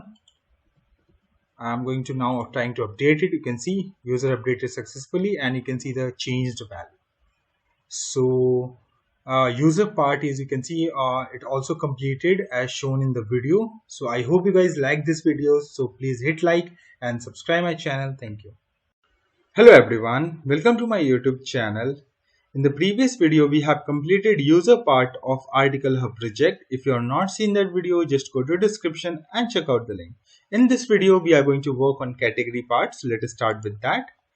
So here we have to go to the src folder, app and services, and open integrated terminal. Then we have to generate a service first. So ng generate service and category, and press enter. So it will generate a category, and here you can see category has been generated. Now we have to go to the category at this place, and first we need to import the URL, and we are going to import the URL from environment file and .api URL, this one. After that, inside the constructor, we need to import HTTP client to call the all APIs, HTTP client, this one. And after that, here we need to write add new category like this, and inside this one we are also expecting parameter as a data, and here we just need to write return this .http client, and then we have to paste which type of method we want to call this. So post, and then we have to pass the URL plus, and then slash category slash add new category, and then we have to pass the data. And okay, let me scroll a little bit up. Let me decrease the size of this one. And here we need to set the header type. So new HTTP headers, this one, dot set, and here we have to write content type, and then we have to pass the application slash JSON and save this. Now we need to copy this line of the codes and paste it over here, and then we have to just change this one to update category, and here we also need to just copy paste this one, update category, and the method will be the same, the post method, and URL will be this.url category update category, and the header we need to pass the same. After that, we need here one more method, so get all category, so like this, and inside this one return this .http client .get method and this .url plus slash category slash get all category, and just save this one. Okay, so our services has been created. Now we have to generate the component. So just go to the admin module, right click on this one, open integrated terminal, and here we have to write ng generate component manage category and press enter, and it will generate files, you can see, and it also updated the app admin module. And now we need to move to the dialog folder, and inside this one we have to generate a category dialog, and after that we have to go to the, you can see those two component has been created. After that we have to go to the app routing module at this file, and after that here we just need to copy paste this line of the code over here, and here we just need to write category, and here we have to just change this one manage category component, we need to just call this one. After that we have to go to the layout HTML, and here we just need to copy paste this user button part code and paste it over here. Let me decrease the size of this one for now, and here the router link we need to change this to category, and we also need to change the icon name, so icon name will be apartment, and here we just need to change to the category and just save this one. If I go to the UI, so it should know a visible button, you can see the category, so if I click on it, it's routing us to manage category works page. Okay, so it's working fine till this point. Now we have to write the code in the manage category.ts file, and here we want to show the table, so the column of the table will be play. So we have to declare columns, displayed column, and it should be a string type and array, and here first name and then edit semicolon, and after that data source ini and response message ini. After that here we have to write constructor and private and category service, and category service we need to import, and after that private ngx service, ngx UI loaders service we need to import, so ngx UI loader service, this one we need to import. Then private dialog, so mat dialog, and after that we need to import snack bar service, snack bar services, this one, and after that we need to import router and router, this one, and then we have to import theme services, so theme service and theme service we just need to write like this, and after that just implement here, implements on init, and here ng on init we need to declare, and this .ngx services .start the loader, and then we have to create a method. So table data method will be there, and this method we are going to call whenever the page is initially loaded. So just need to call over here, put semicolon, and inside this one we need to call this dot category service dot get all categories dot subscribe, and here we have to write response any type, and here we have to stop the loader, so stop this one, and this dot data source is equals to new mat table data source. This one we need to import, and response, whatever the response we get, and after that inside there is a chance of error, so error, and any, and here we just need to this dot inject services dot stop the loader first, and then console dot log whatever the error we have.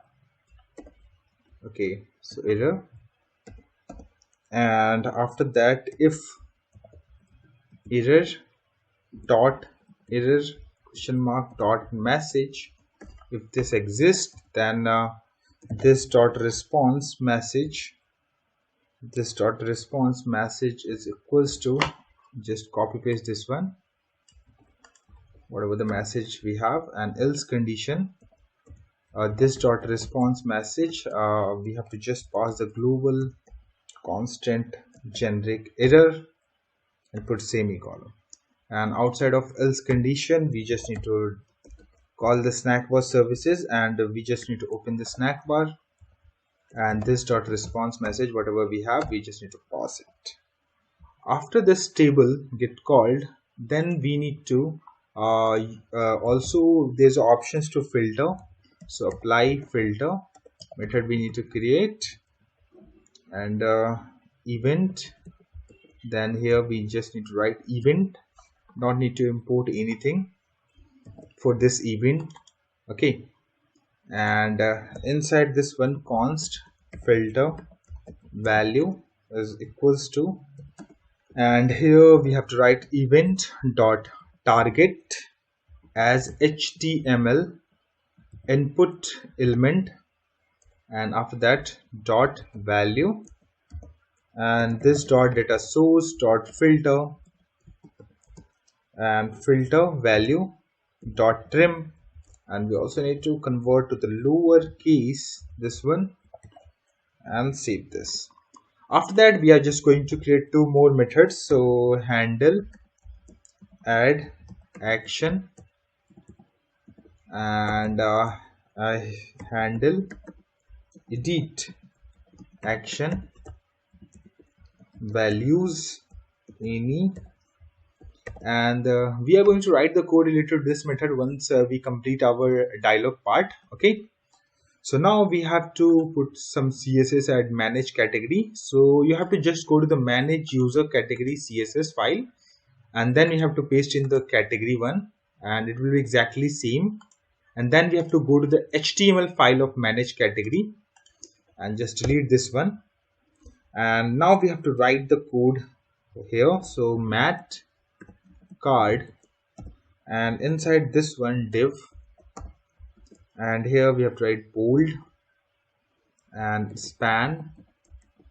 manage category, and then next line we need to write button here, and mat flat button this one, and the color will be theme services dot get theme color, and the class will be float right, and then we have to call a click, then we have to put a event that will be click event, and we need to call this method whenever add button is going to be clicked. So I just copy paste here and put parenthesis after that, and inside this one we just need to write add category, and let me format this page. Okay, view, and let's wrap this one. Okay, so now you can see at once.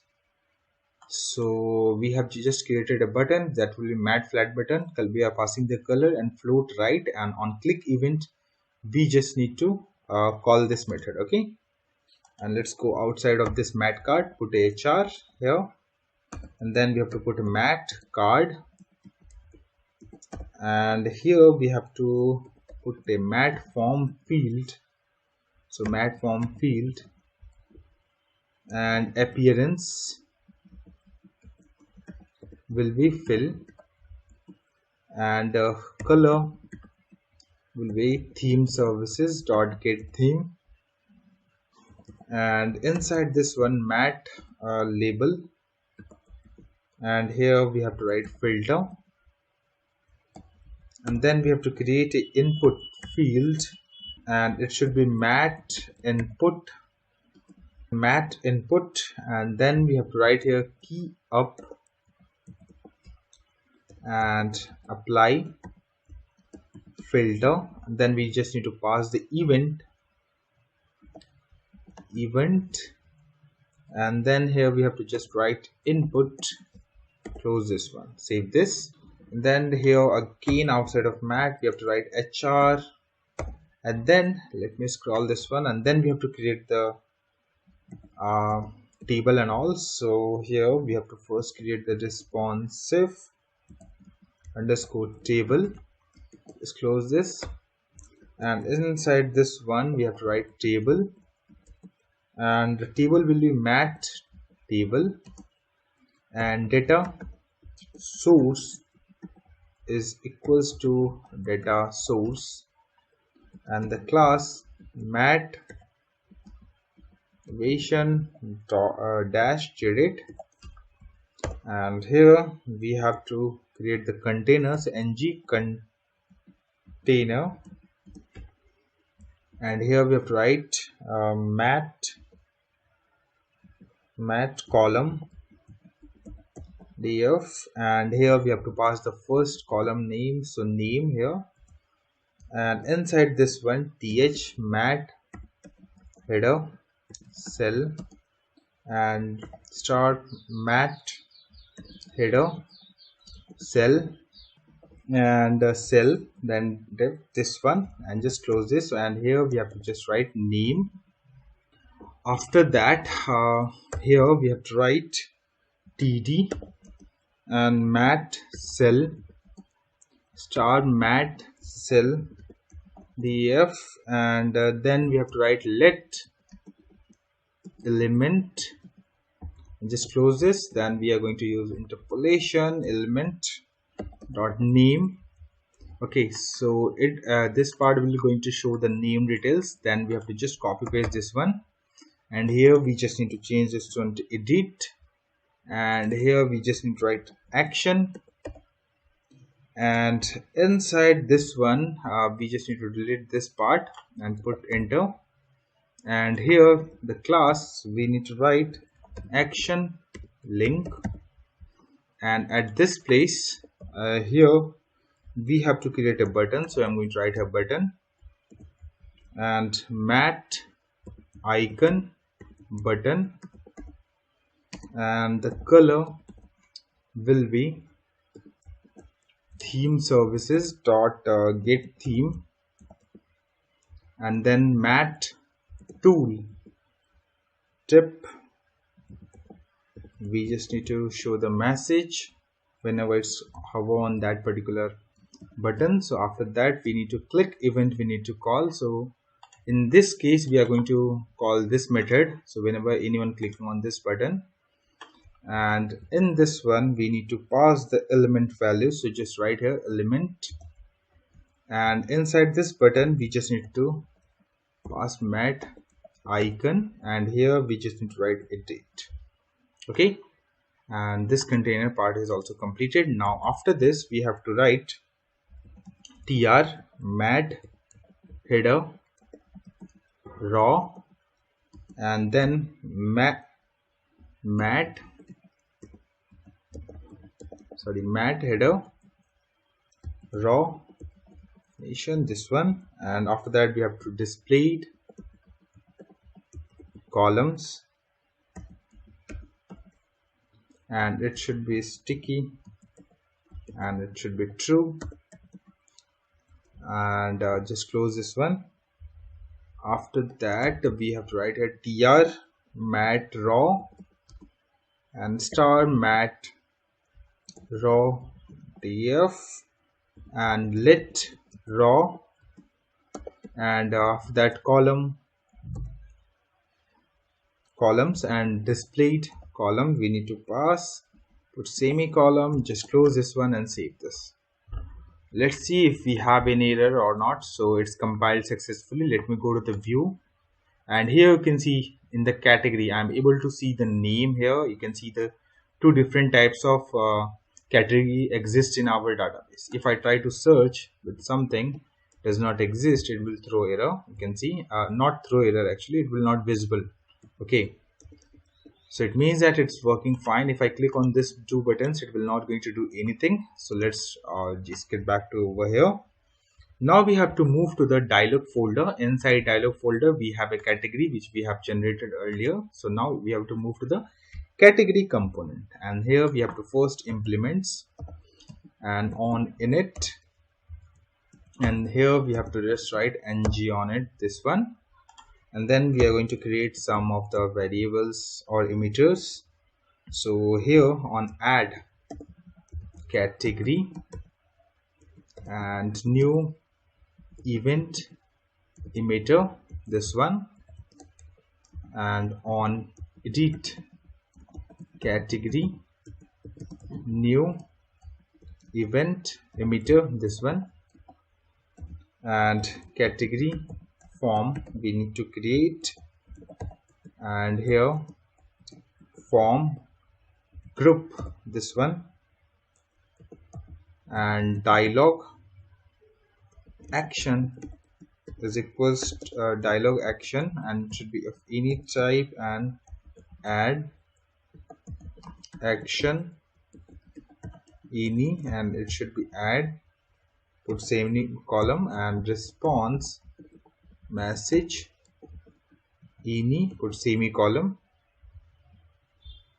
After that we also need to inject some services. So constructor, let me scroll this one, and here we have to write inject first. So inject, and we are expecting some values. So dialog data and public dialog data, and it should be of any type, and private form builder, and form builder, this one we need to import, and private category service, and here we need to import the category service, and then public dialog reference mat dialog reference, this one, and we need to pass the current component VR, so category component we need to pass, and then we need the snack bar, so to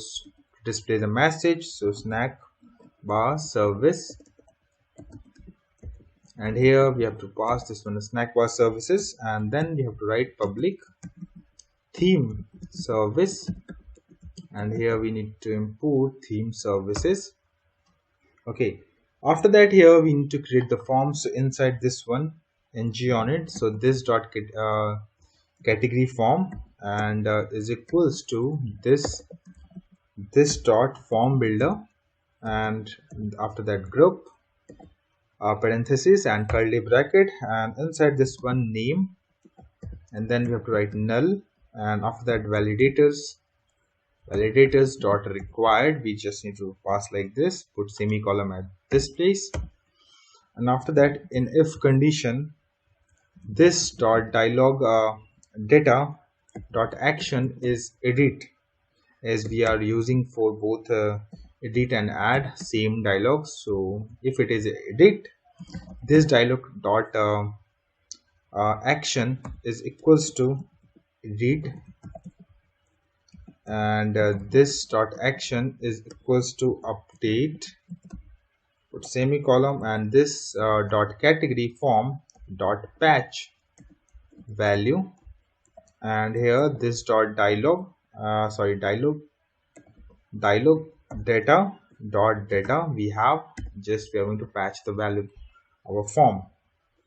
After that, here we need to write the code to handle the submit button. So handle submit, and inside this one, if this dot dialog action is equals to and it should be edit, and if it is edit, in that case this dot edit method need to be called. Okay, so edit method does not exist till now, so that's why it's throwing the error. So let me create here add, and then we are going to create edit. Okay, and just after that, in else condition, okay, else condition, this dot add, this method we need to call, and inside add we need to write the code to submit the form. Once the handle submit has been called, then we need to call the API. So form data is equals to this dot category form dot value, and where data, and here we have to write name form data dot name, and this dot category services dot add new category, and here we just need to pass the data, and dot subscribe this one, and response any type, and here this dot dialog reference, we are accessing to close the dialog, and this on add category we need to add category, and then we have to emit it, and this dot response message whatever we getting in the API, so response dot message, and this dot snack bar services, and open the snack bar, and this dot response message.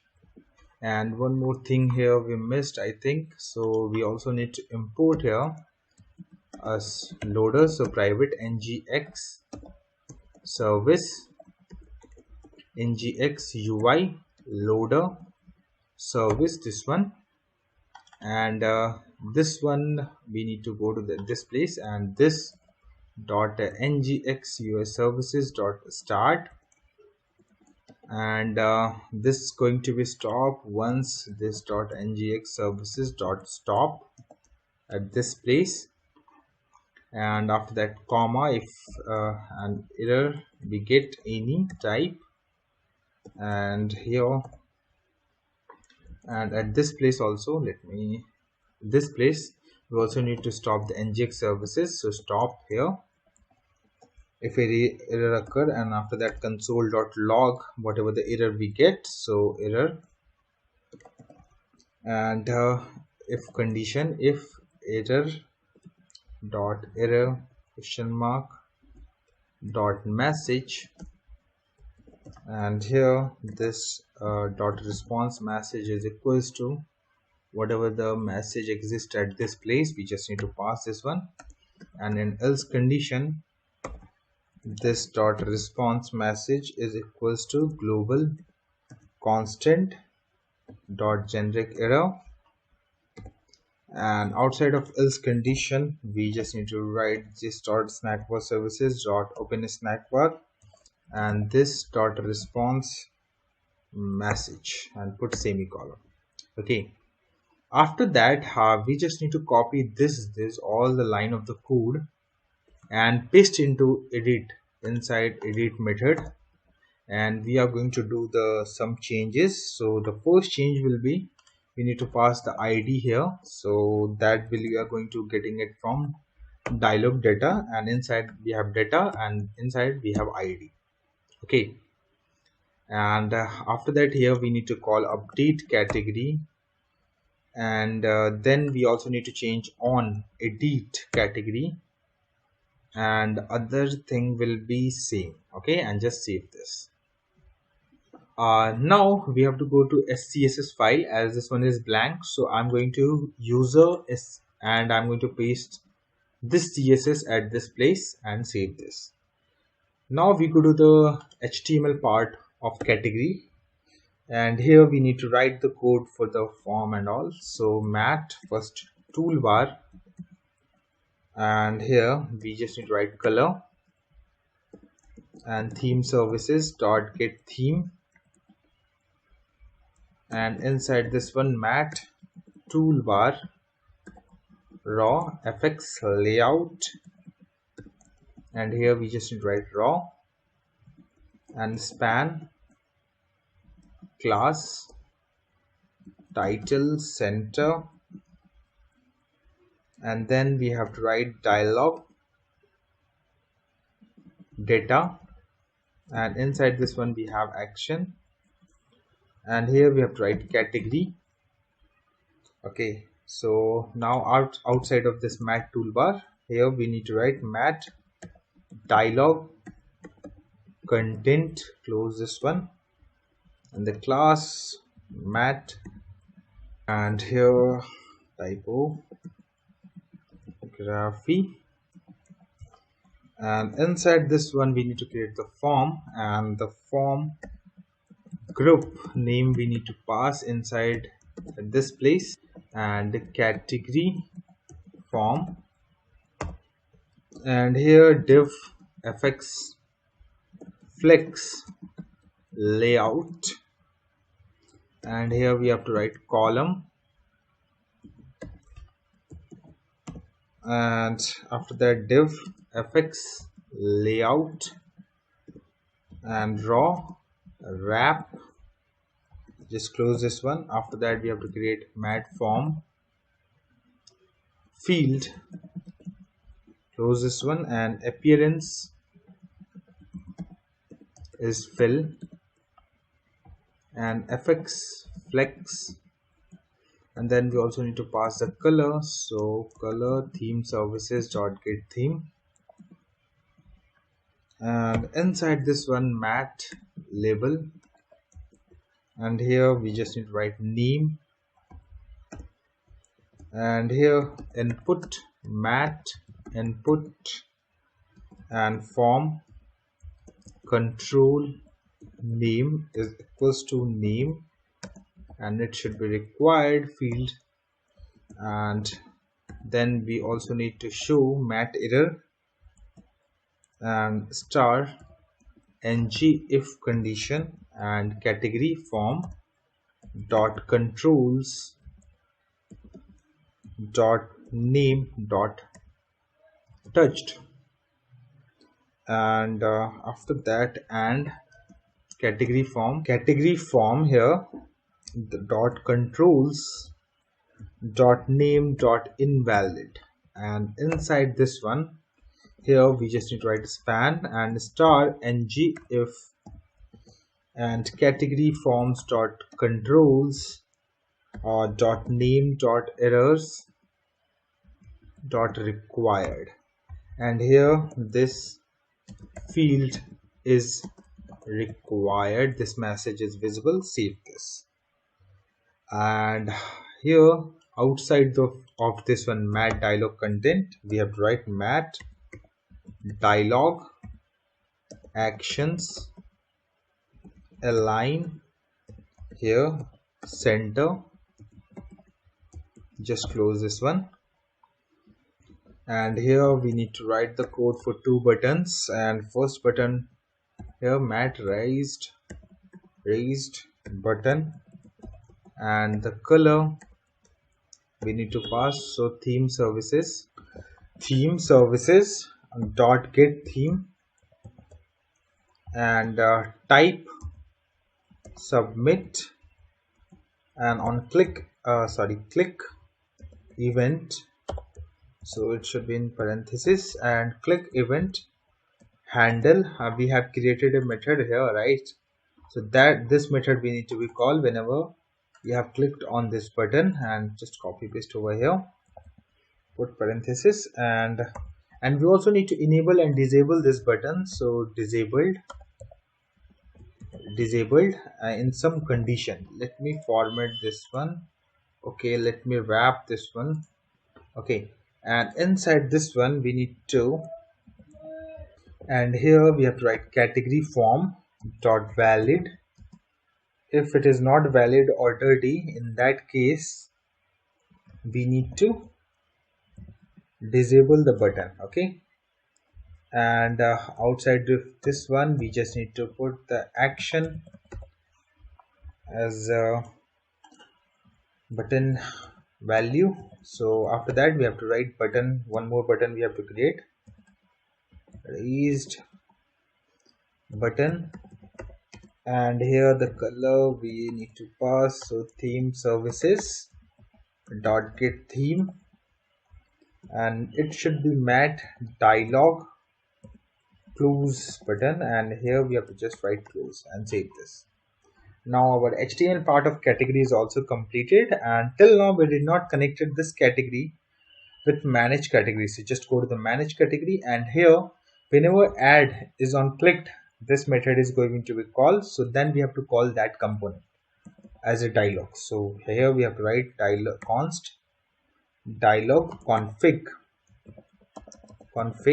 is equals to new mat dialog, and config, this one we need to import, and dialog config dot data we need to pass, and here action is equal here action, and here we need to write add, put semicolon here, and dialog reference dot width, and here we am just going to pass 850px, and here we have to write const dialog reference, and here this dot dialog dot open, and category component, this one need to import, and dialog reference, and after that this dot router dot event dot subscribe. I already explained you about these codes in the previous video, and here dialog reference dot close whenever route changes, put semicolon here also, and after that here const response, and dialog reference dot const component instance dot on add category dot subscribe, and inside this one here response any, and then we have to call this dot table data, this method we need to call. Okay, so now if I go to the UI, you can see if I click on add category, you can see a pop-up has been opened. You can see add category is there, you can see the name field is there. If I write here, let's write here some category name, so here I'm going to write here QRT. Okay, and just going to click on add. You can see category added successfully, and you can see this table data has been also changed. One more is visible over here. If I click on again, and if I close, it will close the dialog. It does not affect any like it does not call the API again. Okay, so add part is also working fine. Now we are going to just copy paste this line of the code and paste it to the handle edit action, and here we just need to do few changes. So first change will be here we just need to write here edit type, action will be edit type, and here we need to pass the data. So data and values, whatever we get it from here, we just need to pass, and the variable name we have set it data, and this will be the same, and we just need to change this one. So on edit category we just need to call this one. Okay, so now let's get back to the view, and here I'm going to want to add few more dash, and just click on update. You can see it has been updated here. If I want to change this one, let's delete this one, click on update. You can see category updated successfully. We are getting the message. So it means that our category part is also working as expected. So I hope you guys like this video, so please hit like and subscribe my channel. Thank you. Hello everyone, welcome to my YouTube channel. In the previous video we have completed category part of Article Hub project. If you are not seen that video, just go to description and check out the link. In this video, we are going to work on article part. So let us start with that. So first we need to use or install a package or dependency. So this dependency we are using as a text editor. And if you scroll down a little bit, then you are able to see that we have to install by this command. And here we also need some more like dependencies to use this plugin. So these all plugins are already installed and RxJX is already installed, but we need to install this too, and as well as this one, ngx quill. Okay, so now you have to go to this file and you have to just copy paste this part. And here you can see we have a quill 1.x version, and after that types /quill 1.x and ngx quill. So this one we need to install these three packages. Now we have to go to at this place, and then we have to right click on this folder and open integrated terminal, and then we have to paste it and press enter. So it will install all these three packages in our project. And here you can see package has been installed. If I go to the documentation, after that we have to add this one in our style.css file. So I'm going to style.scss file and I'm going to paste it over here. And I have also provided here, so you can also copy paste it from this place and just save this. After that, let me close this one. And after that we have to go to the app module, and here let me decrease the size of this one, and here we need to import quill module for root, this one, and it is importing from ngx quill from here, and just save this. Let's see if we get any error or it executed successfully. Just wait for a few seconds. Here you can see it is compiled successfully.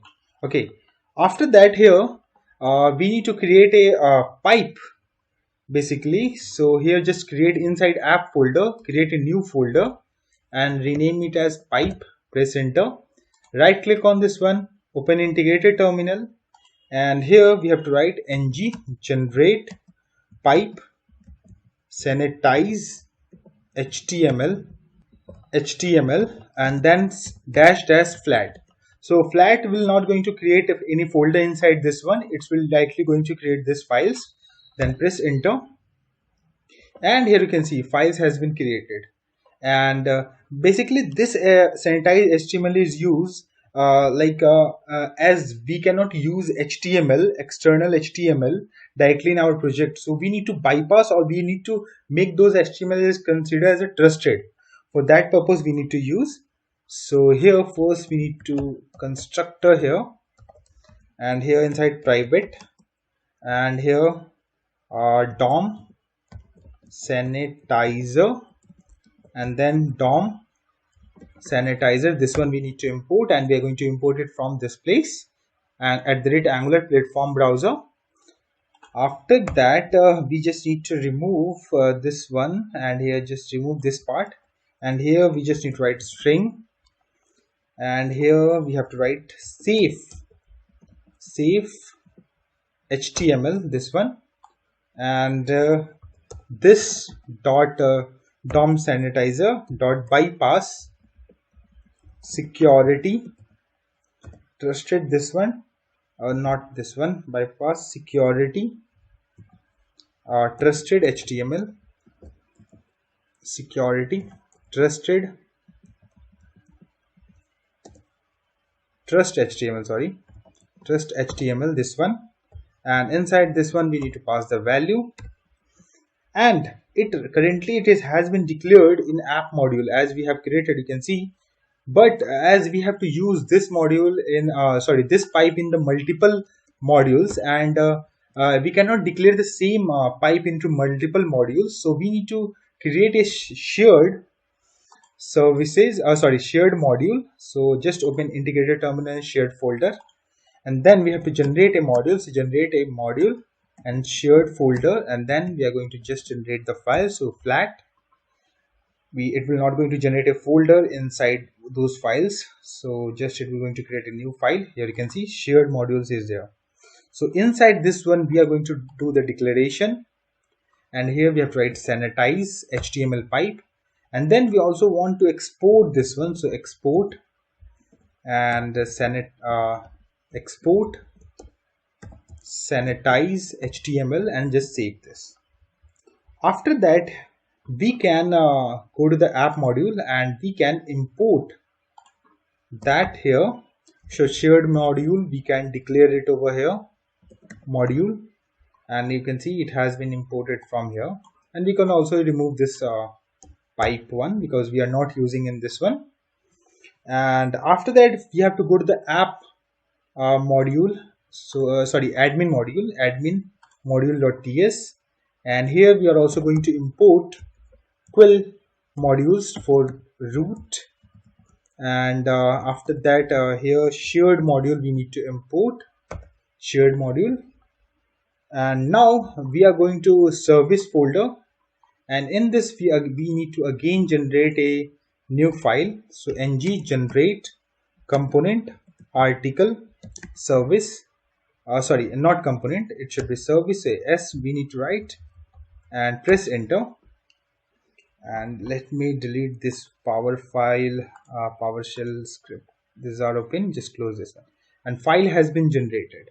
And here you can see article services. Now first we need to import the URL, so URL environment dot API URL, and in the constructor we have to write private HTTP client, and here we have to write HTTP client, and then we have to write add new, and add new article,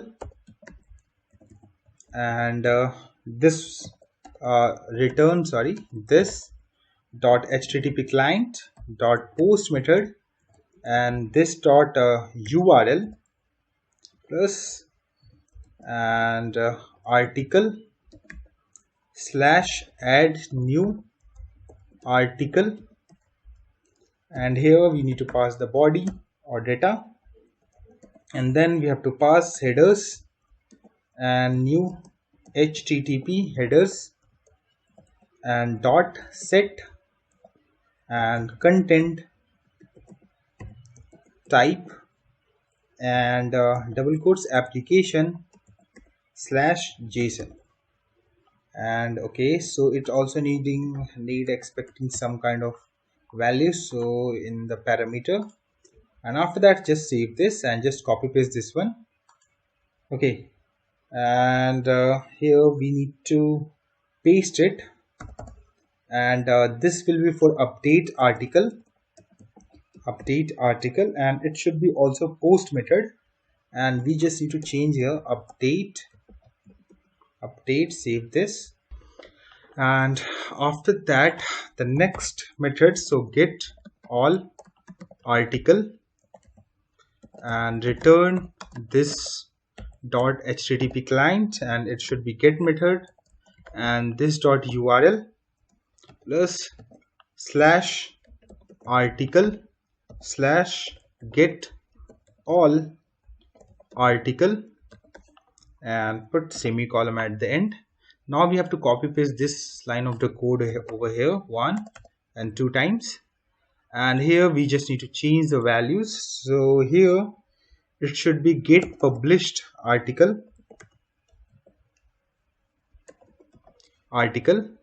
and here we just need to update this one, and we also need to write get published article. And after that here, so delete article, and here we are expecting ID from a component, and here we also need to update delete article, and here we need to just put a slash over here additionally, and then we have to pass the ID. So in this we are going to pass the value in this path URL. Okay, and then save this. Okay, so here it should be get all published articles, so just change it a little bit. Now our service part has been completed. Now we have to generate some of the components, so I'm going to right click on this admin folder and open integrated terminal, and then here we are going to write ng generate component manage article press enter. Let me increase the size of this one. It will take few seconds to generate the file. After that, we need to move to the dialog folder, and inside that one, ng generate component article, press enter. Let me increase the size of this one. And after that, we need to generate one more component, and ng generate component view article, and press enter, and it will generate one more. You can see now we can just need to delete this one and just decrease the size of this one. And after that, we need to go to the admin folder, app routing module, and here we just need to copy this part of the code and paste it over here. And here we just need to write article, and here we have to write manage article component. And after that, we need to go to the layout component.html, copy paste this line of the code and paste it over here. And first we need to change the URL outer link, so article. Here we just need to write article, and after that we need to scroll at right, just need to change the name, so storage, and here we just need to write article and just save this. And if I go to the UI, and here you can see, if I go to the article, manage article works. It means that it's loading the manage article page. Now we have to go to the manage article, and here inside this one we need to go to the TS file, and here we first need to implement on init, and here we have to write ng on init, and here we need to first write displayed columns and string and square brackets, and then we have to write first we need to display the title from the article and category name, and after that status, and after that publication underscore date, and then we have to pass a date, put semicolon at the end. After that, data source and any type, and response message any, and after that we need constructor to inject the services, and here private ngx service, ngx UI loader service, and after that private dialog and mat dialog. Okay, here we put mat dialog, this one, private snack bar service, snack bar service, this one, private router and public theme service, and here we need to pass the theme service which we have created.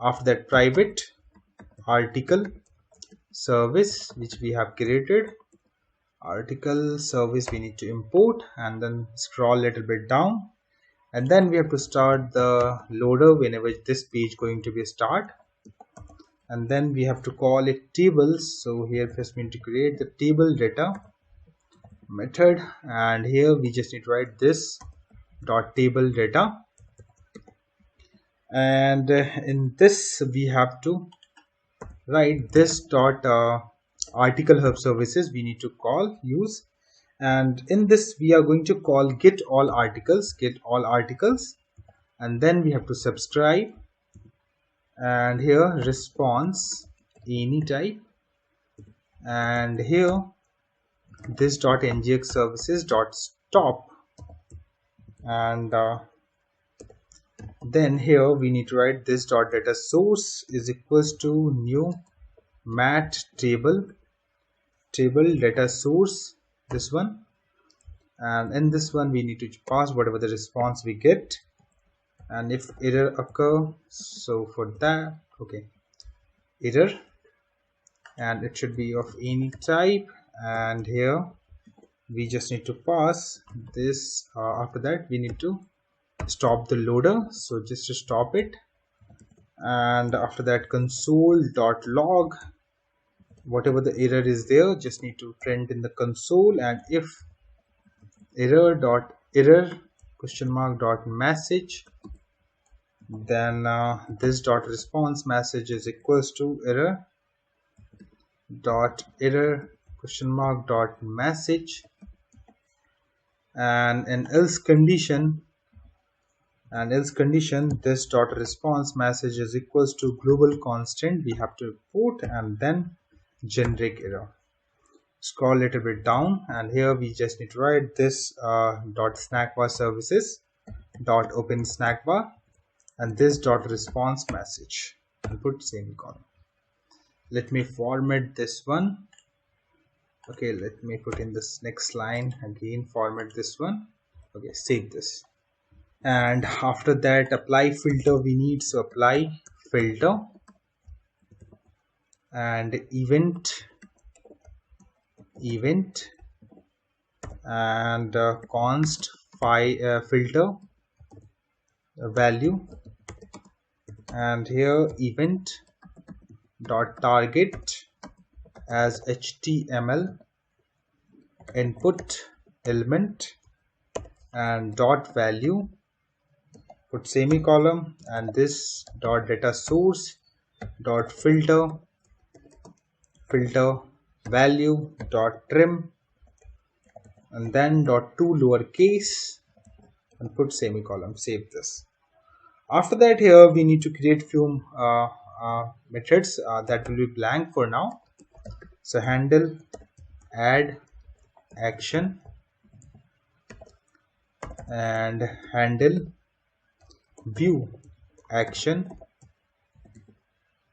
and inside this one we are also expecting some values, so values any type, and handle edit action values any, and just close this one. After that someone click on it, like on delete, so on delete value any, and here let me scroll this one, and here we are also going to call delete product, and ID we just need to pass. And from this method we are going to first ask for confirmation, like are you sure you want to delete it. After that we are, if yes, then we are going to call this method to delete it. Okay, so inside this one we have to first create const dialog reference, sorry, dialog config new mat dialog config, this one, and dialog config dot data, and here we need to write message delete, and here value dot title, and here we have to write, put a space, and then we have to article, and it will show the article name. And then here const dialog friends, and this dot dialog dot open, and here we have to call confirmation component, and then dialog configuration we need to pass. Then we have to write const response and dialog reference, this one, and component instance dot on emit status change dot subscribe, and response any. Then we are going to this dot ngx services dot start the loader, and then this dot delete product method we need to call, and in that we need to just pass the value and ID, and we also need to close the dialog reference dialog, so just dialog reference dot close. After that, once it's received, we are going to call this method, so just move to this one, and here inside this one we need to write this dot article services dot delete article, and here we just need to write ID and then subscribe and response any, and here we need to write this dot ngx services dot stop, and then we need to call this dot table data, and then this dot response message is equals to response dot message, and this dot snackbar services dot open snackbar, and this dot response message, put semicolon, and after that we need to put for errors, so I'm going to write here error any, and after that we go to this one, and we are just going to copy paste this part of the code, just copy this part of the code, and then get back over here, paste it over here, just save this. Okay, now our TS part has been completed. Now we need to put the SCSS. We can copy the same CSS from category or manage user and just paste it over here and just save this. Okay, after that we have to go to the HTML part of this page, and here first we need to remove this code, and then we have to write mat card, and here div, and bold span manage article, and then button mat flat button, and color should be theme services dot get theme, and class float right and click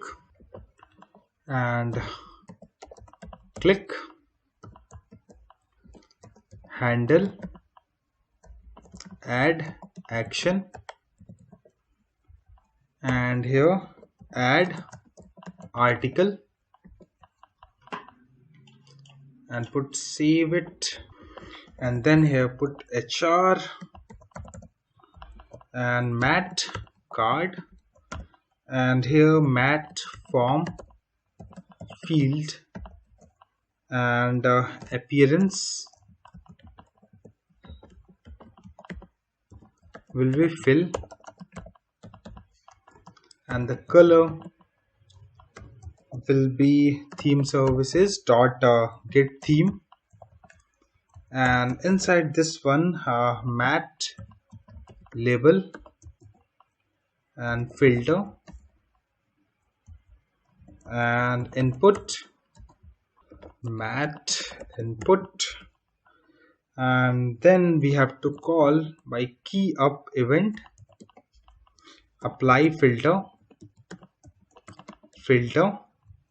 and inside this one we need to pass the event $event, and just after that hash input, and close this, and just save this and move outside of mat card and put HR. And then here we have to create div class responsive underscore table, and just close this one. Let me scroll this one a little bit up, and after that table, and here we need to write mat table, and data source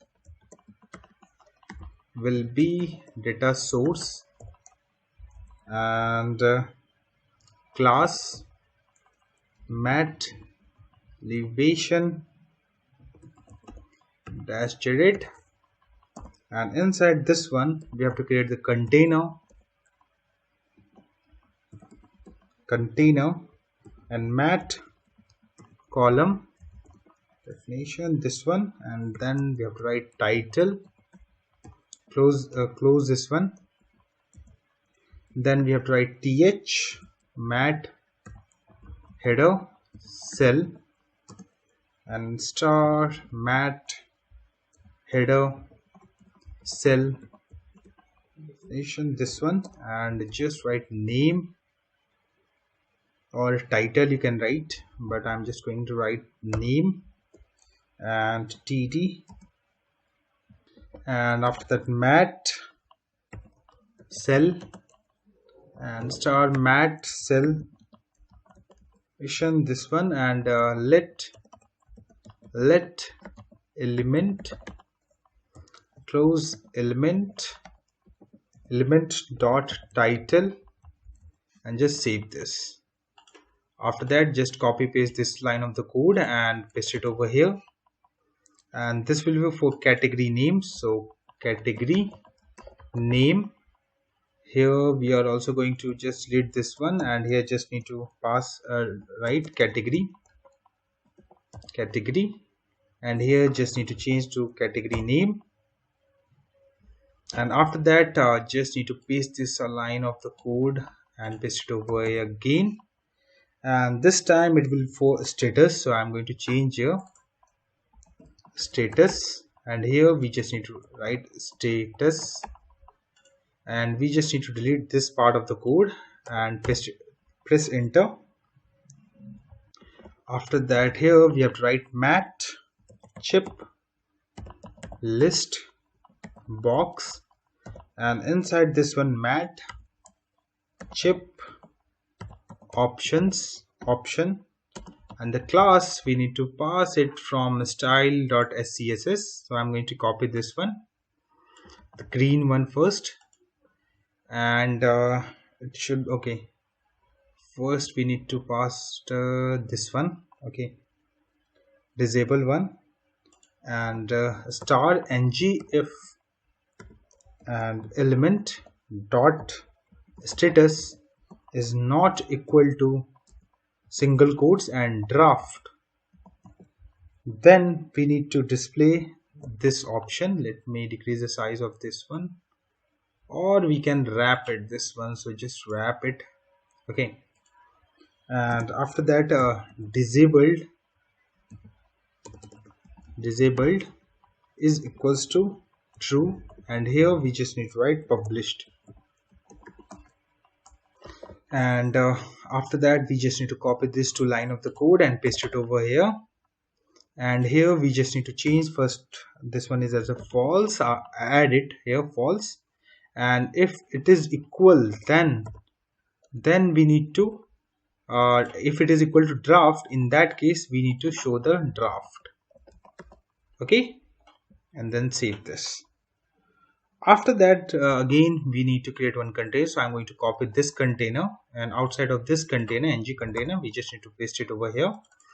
And after that, here we have to write publication underscore date, and here we have to write published, okay, published and date, and here we just need to change this one publication date, and one condition is there, so whenever it has been published, then only we are going to show this one, okay. So here we have to just add the condition ng if element dot status is not equal to draft, then we need to display, and here we just need to close the span and save this. And here we have to use a pipe, and by default there's a date pipe which has been provided by the Angular. There's a multiple pipes which has been provided, and by this symbol we have to declare, after that we have to declare whatever the pipe we want to use, lowercase, uppercase, lots of pipes is already there which has been provided with the Angular. And here I'm going to use the date pipe, and here we need to put the format, so dd dash mm dash yyyy format we are going to use it, okay.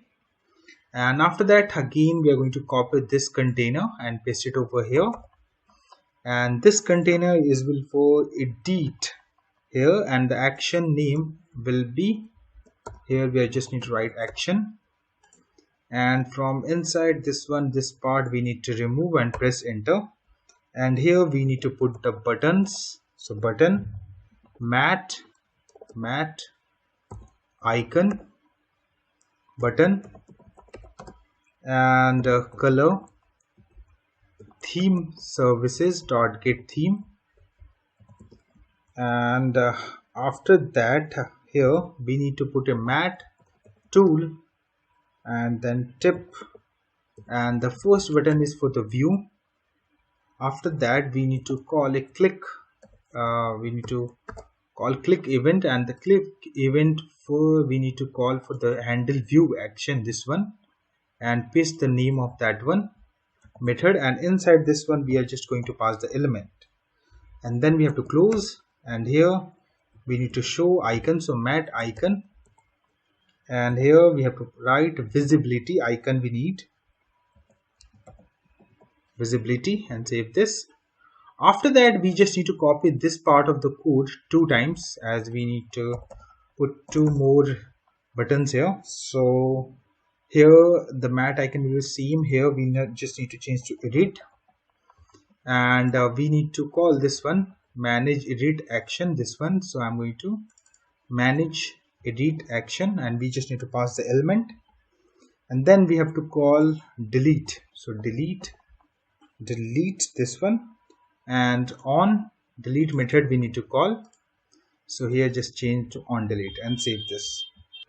And after outside of ng container, here we have to write tr mat header raw star mat header raw nation, this one, and displayed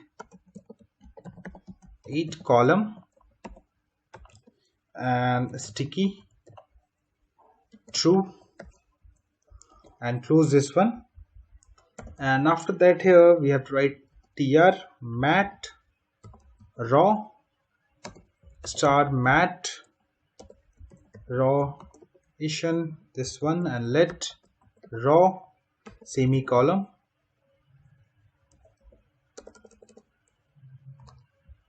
and here column and displayed column, this one, and then we have to just close this one and save this. So our UI part is also our UI part of Angular manage article is completed. Let's see how it looks. You can see, okay, so we did not change the button's name, so let's change here, and here we have to write edit, and here we have to write delete, save this. If I go over here, you can see icons has been changed, and published has been you can see the draft is there, published date is not visible. And if I go to the inspect and network tab, and if I refresh it again, and if I go to the get all article, and inside this one, okay, get all article, you can see we are getting the date, but it is hidden. Okay, and if I click on view, these 2 buttons will not work. Delete need to work. Are you sure you want to delete this?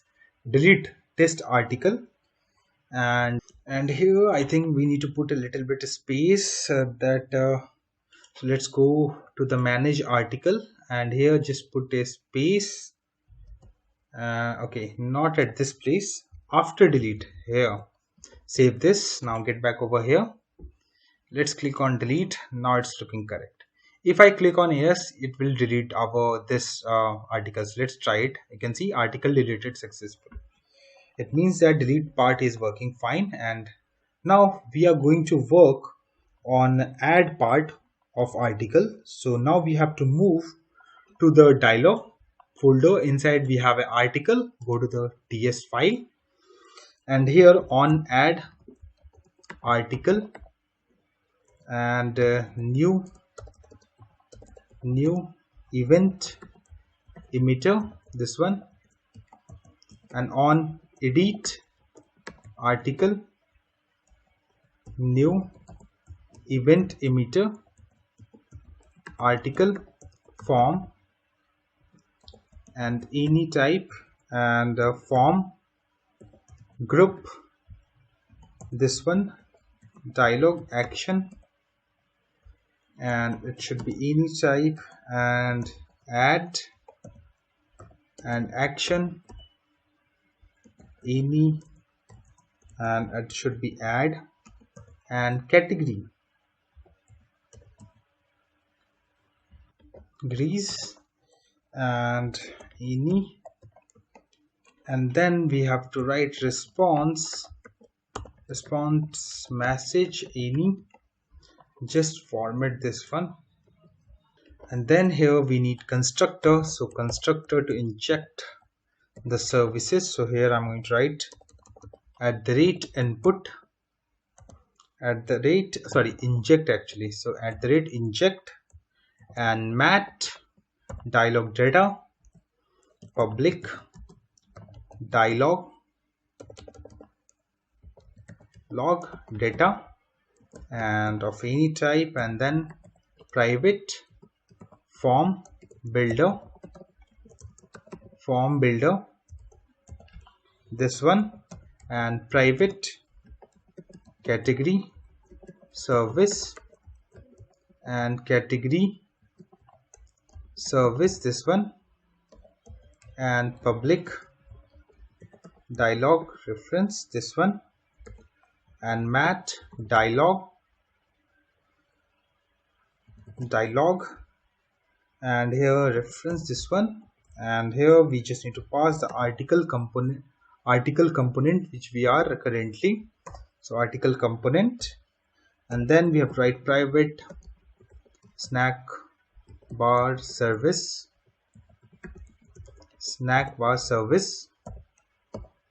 and then public theme services we need. Let me scroll this one little bit, and private article service, and here we just need to write article service this one. After that, here we just need ng on it, so implement on init. After that, here we have to just write ng on it, and this dot article form and is equals to this dot form builder, and inside this one group, and here we just need to write title and it should be null, and validators dot required and content null, and validators dot required, and after that category ID and it should be null or validators dot required. After that we need to pass the whatever the status, so status null and validators dot required.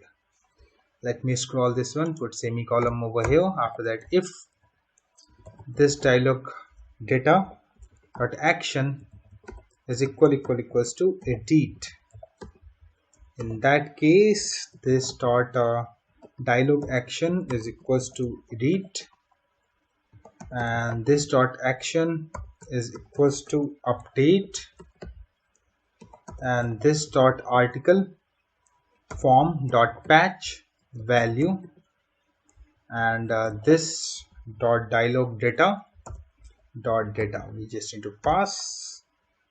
And after that, here we need to write the code to get all category, and here we just need to write like this. Okay, so it's throwing, okay, we are writing the code outside of this bracket, okay, outside of class, that's why what's throwing the error.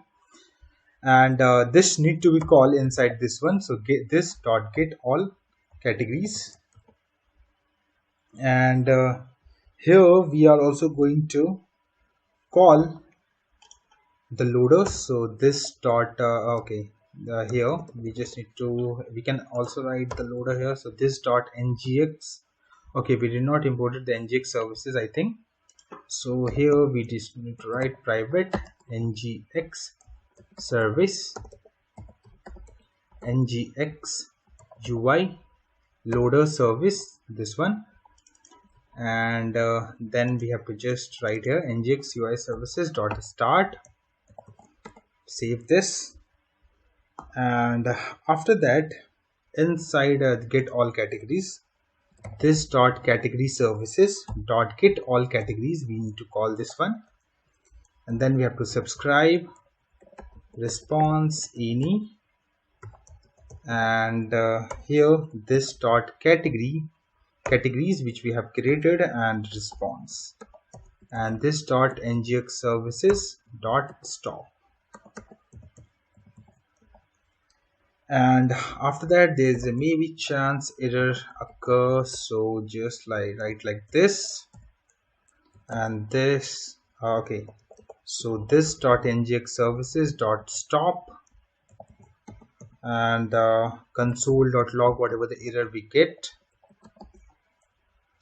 And if, let me scroll this one, if error question mark dot message, then this dot response message is equals to, just copy paste this one, paste it over here, put semicolon, and in else condition just this dot response message global constant dot generic error, put semicolon. After that here we just need to display the message, so this dot snack bar services dot open snack bar, pass the message, so response message over here. After that here we need to submit, someone submitted the form, then we need to handle, so handle submit. And here if this dot dialog data is equals to edit, and then we have to call something and else. Okay, and here we need to create few methods, so add and edit, and in this condition we just need to call edit method, this dot edit, and in else condition this dot add. Let me scroll this one, and after that here in the add method we just need to put enter. Okay, we are throwing some kind of error, just save this, you can see error has been removed. Okay, so where form data, this dot article form dot value, and after that where data, and here we have to write title form data dot title, and after that here content form data dot content, and category id form data dot category id. Then we are going to get the status and form data dot status. Okay, after that scroll down, and here we have to write this dot article services dot add new article, and then we have to pass the data, and then subscribe, and then response any type. Okay, here we have to put one more parenthesis, and then we have to write like this. Okay, it should be one more bracket here, okay, a parenthesis, sorry. So this dot dialog reference dot close, and here we also need to start the loader, so this dot ngx services dot start, and here we need to close, so this dot ngx services dot stop, and this dot on add article we need to call and emit it, this one. Then this dot response message is equals to response dot message, and this dot snack bar services dot open snack bar, and this dot response message. And after that if any error occur, so here we have to just write error any. Okay, so just delete this. Okay, it's throwing some kind of error. Okay, it should be okay, parenthesis should be closed over here, and press enter, and let me scroll this one little bit up, and from here I'm going to copy this part of the code and paste it over here inside this one error, and we also want to close the dialog reference. So this dot dialog reference dot close. Okay, and just save this. After that, we need to copy the same code inside add. So just copy paste this one, add part code into edit and paste it over here. And then we need to do few changes. So here first we need to put ID. So this dot dialog data dot and data dot ID. Okay, after that title will be this, content will be the category ID, status, it all will be same. And here we just need to change to update article, and here we need to change to on edit article, and other part of the code will be exactly same. So just save this one. And now we have to go to the SCSS file, and from category SCSS we are going to just copy paste the exactly same CSS at this place. After that we need to move to the article file, article component dot HTML file, and mat toolbar. Here we need to write like this, and then we have to pass the color and theme services dot get theme, and here mat toolbar raw, just close this one, and fx layout, and here we just need to write raw,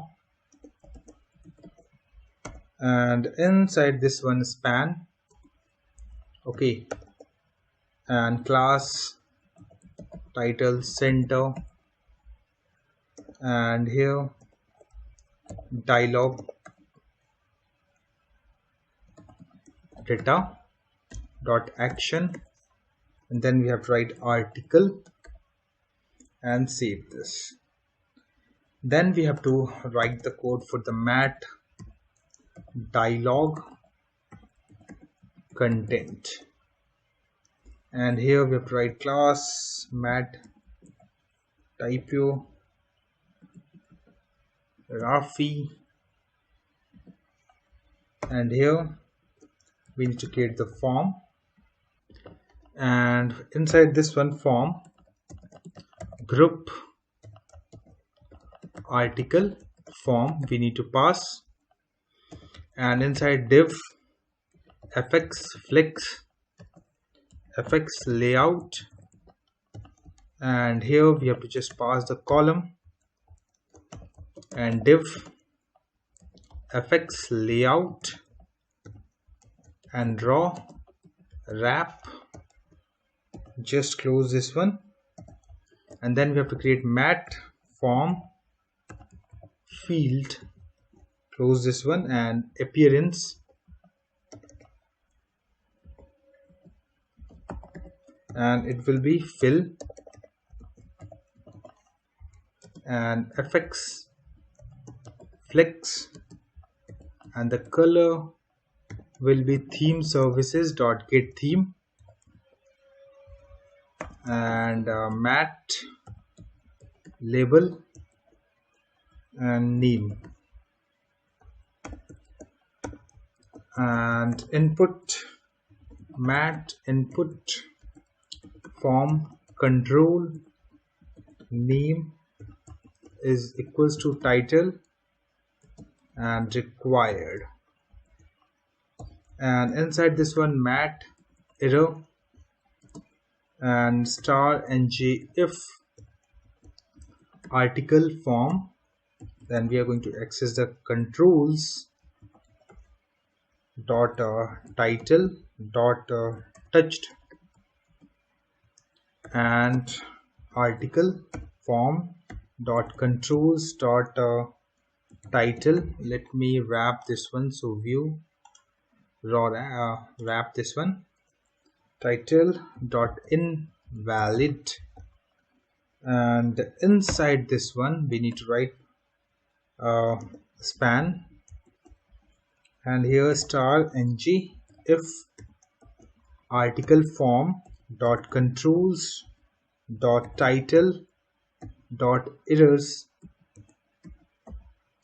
dot required, and here this field is required. Put and save this. After that we need to copy actually after this we need to write the code for the ngxql. So here I'm going to just copy this part only and just outside of this div here and paste it over here. Okay, and then here inside this one we have to write div fx flex, and style we are going to just margin and margin, and then we are going to just put 10px. Close this one, and then we have to use quill. Okay, so it should be in press enter. Okay, so quill, and here we have to access that, so editor, and then we have to put the style, so styles, and then in double quotes we have to just write height, and it should be in single quotes, just going to write here 300px, and we just need to close it, curly bracket over here, and then we have to write theme, that should be snow, and placeholder. So here in the single quotes article content dot dot dot, and here you can see we have double quotes after the single quote because this is a property binding, that's why we are writing like this. Okay, and after that mat input and form control name is equals to content. Just close this one. Okay, so it's going to be show us the value. Okay, it's throwing some kind of error. Let me scroll a little bit down. Okay, so here you can see article has been single quote started but did not end with that, so we just need to close that one and just save this. You can see error has been removed. Let me decrease this one size. Now we have to copy exactly mat error which we have write the code, just paste below the quill editor and save this, and then we have to just copy the name of this form controller and we just need to change this one. So here we need to change title, and here we also need to change here title and save this. And after that the next field will be for our category. Okay, so just copy paste this part only and format this one, format document, and it will close over here. So just go below and here we need to write mat form field, close this one, and appearance. Okay, so we can also copy it from here, so just copy this one from name, paste over here, and inside this one the error will be same exact but name will be changed, and this will be for category. Okay, so we just need to remove this input field and we need to write here category, and after that here we have to write mat select and form control name is equals to, here we have to write category ID and just close this one.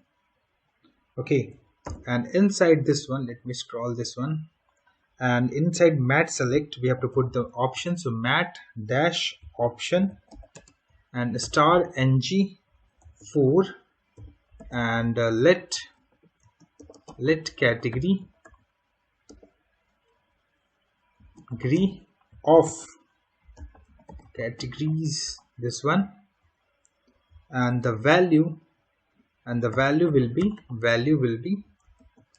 category dot id. Close this one, and here we have to just show the name, so category dot name, and just save this one, and then we have to copy this one category id and paste it over here, and paste it over here, and paste it over here. And again it's throwing some kind of error. Okay, category.id. Okay, so this is a spelling mistake, I think. So here just need to update this one, category, and paste it over here. You can see error has been removed. Okay, after that this one, the next will be for status. So status will be almost same, so I'm just going to copy paste this one and paste it over here. And here we need to change this one as a status. Okay, one more thing, this two will be in the same column. So here, from here it will start it and it will end it over here, but we don't need that. This should be in the same, so just read this two part and it will be in the same line. Okay, and after category the next will be status, and the name is also status. And here the ng option will be not like this, so just delete this one part. And here we just need to remove this brackets, as we did not need property binding. Draft, here we just need to write draft, and here we just need to write draft. And in the same way we can just let me put in this in same line first. Just remove this one and let me click on format and copy this one, and here we just need to change to the publish, and here we are going to change the status to published and save this. Okay, and then we also need to change the status of this two. So category ID, remove this one, here just need to replace. Okay, and save this. After that our form part has been completed. Now we have to write the code for buttons. So mat dialog content, or sorry actions, and here align, and it should be center, and close this one. And here we have to write button mat raised and raise button, and then we have to pass the color theme services dot get theme, and type submit, and click, and then we have to write handle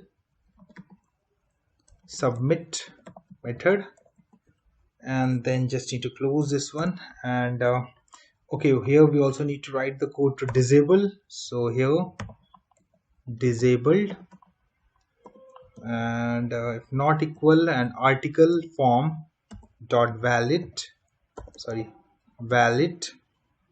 and article form dot dirty, just close this one.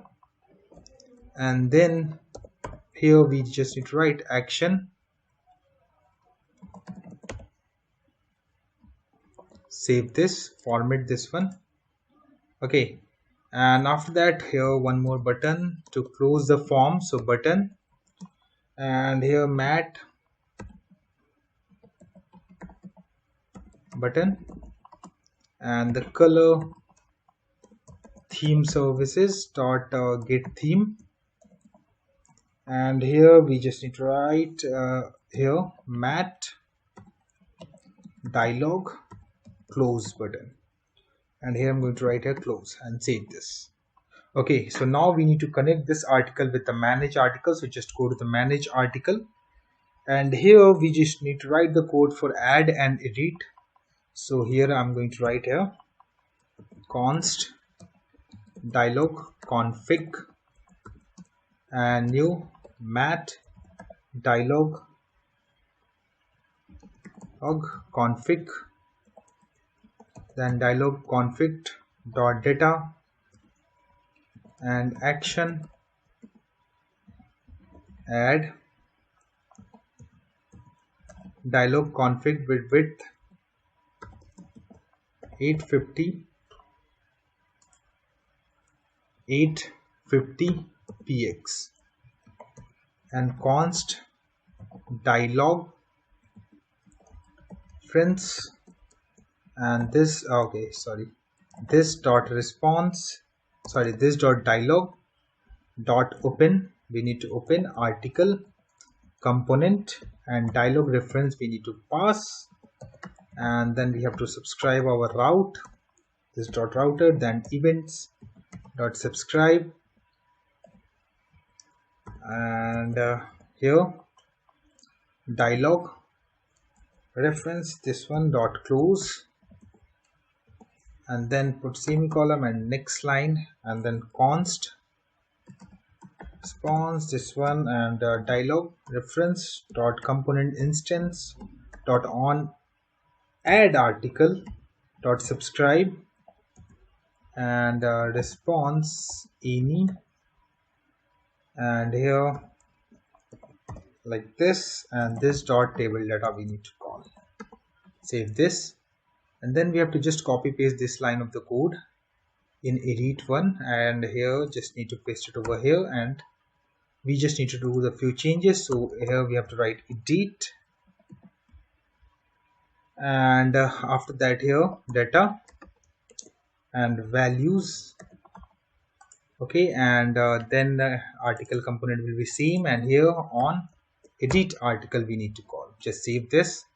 Now go to the UI, and here we are going to click on add article. You can see a pop-up has been opened. You can see the name, you can see the quill here, and text editor you can see, and here you can see the category, and you can see the status options.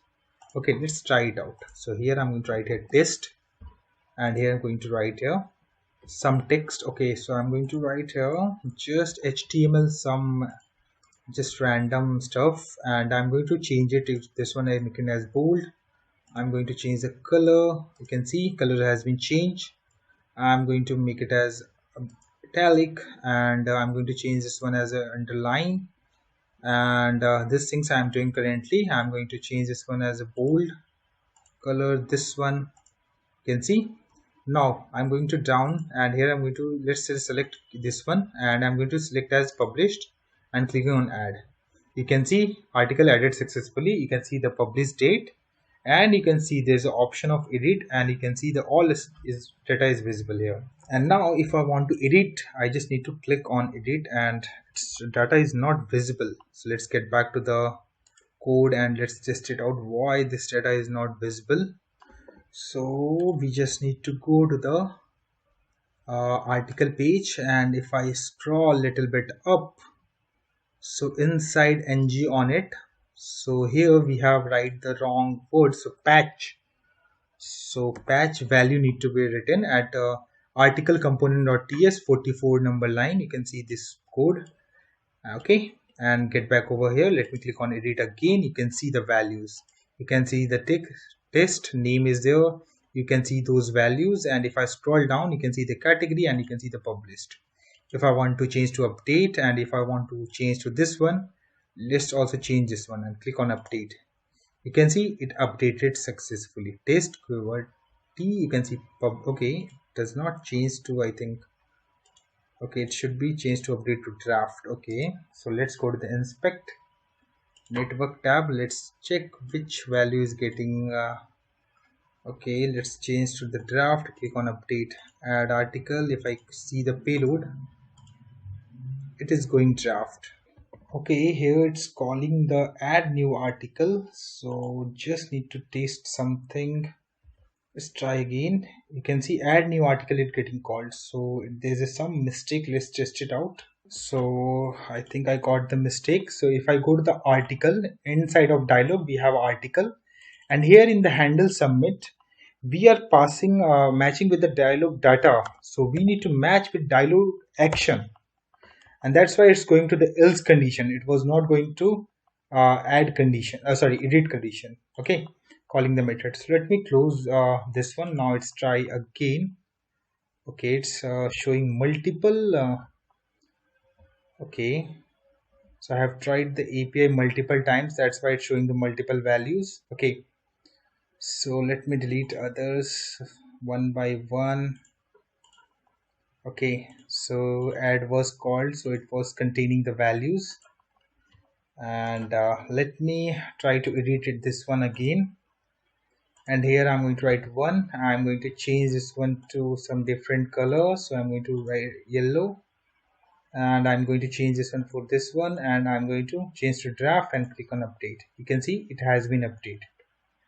Now you can see test one, see this one, and it has been changed to draft. It means that this one is working fine as expected. Now after fixing those issues and now we have to write the code to view the article for this button. So just get back over here.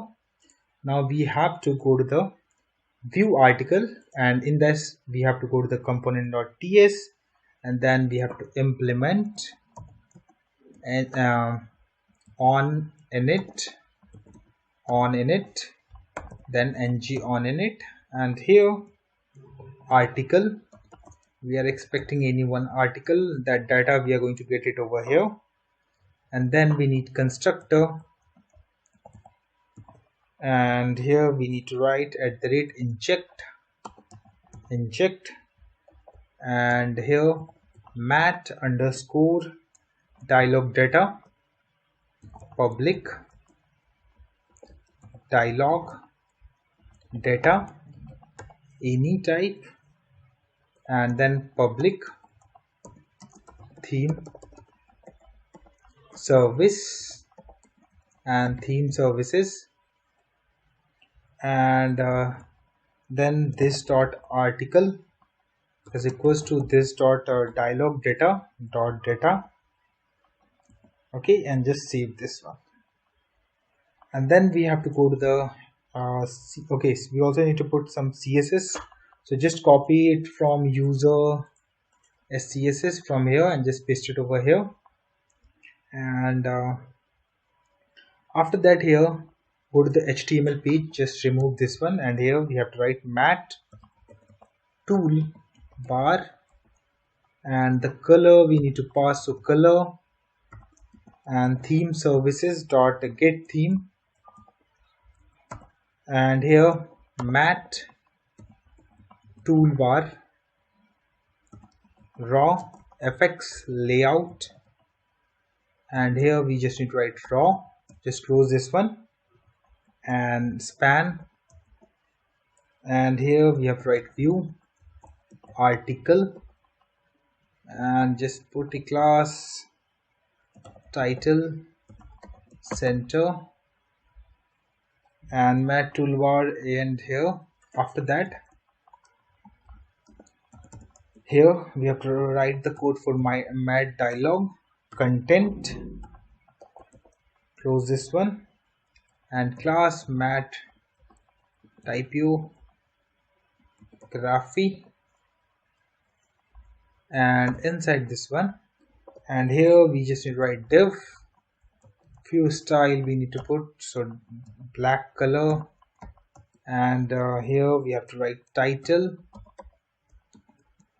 and interpolation technique we are using here, so article question mark dot title if exist, and then we are going to break the line, and then here we are going to write category, and okay, so div will not going to be closed over here, so just need to copy this one and paste it over here, and category and article dot category name, then br break, then status and article dot status, and after div we need to put a line, so hr, and then we are going to use div, and then we are need to use inner HTML which has been provided, so HTML to display the HTML content,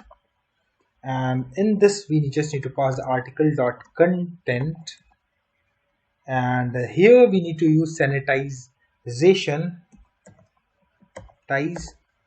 HTML pipe which we have created. If I go to the pipe folder, inside this one we have created this one, so this pipe here we need to pass to sanitize our HTML page, HTML code, and just close this one. After that here we need to put a button to close the dialog. So dialog.actions, here we need to write align center, just close this one, and here inside this one button, close this one, and mat button, and here we just need to write color theme services dot get theme and mat dialog close, and here we just need to write close and save this. After that we need to go to the manage article, and inside this one we have created this one. So we just need to copy the same below line of the code from edit action is there, or we just need to copy that one and paste it over here. And here we just need to pass that it is a view one, and it's going to be subscribe, and the data will going to be passed. Okay, and it will be other code will be exactly same. Just save this. Let's try it out. So if I click on view, okay, it's calling some wrong. Okay, so here we just need to change this one to view article component and just save this. And now here we are going to try this one. Okay, so now you can see view article, you can see the title, category, status, and here you can see the question and all those details related to particular article is visible currently. So if I change this one values, this one, let's say we are going to change this one for product published, change this one and update it, and then if I go over here again, you can see value has been changed of these things. So it means that everything is working fine, and if I try to search anything, so you can see it's working fine. So this is all related to article page of Article Hub project. I hope you guys like this video, so please hit like and subscribe my channel. Thank you. Hello everyone, welcome to my YouTube channel. In the previous video we have completed article page part of Article Hub project. If you are not seen that video, just go to description and check out the link. In this video we are going to work on home page, and we are going to show all the articles, and this one is our last video of Article Hub project. So let us start with that. Now we have to go to the src folder, open integrated terminal, and here we have to generate a component. So ng generate article details component we are going to create, and inside this one it will generate a component, and we are going to use this component as a article. Okay, so let's go to the cd app, and then we try to generate again, and you can see file has been created. As you have to move to the app folder, then try to generate it. Okay, and after that just delete this one and get inside app details here, and inside this one first we are going to write here article details, and should be of any type, and then we have to create the constructor to inject the values, or inject the values. And for theme, so mat underscore dialog data and public dialog data and any, and public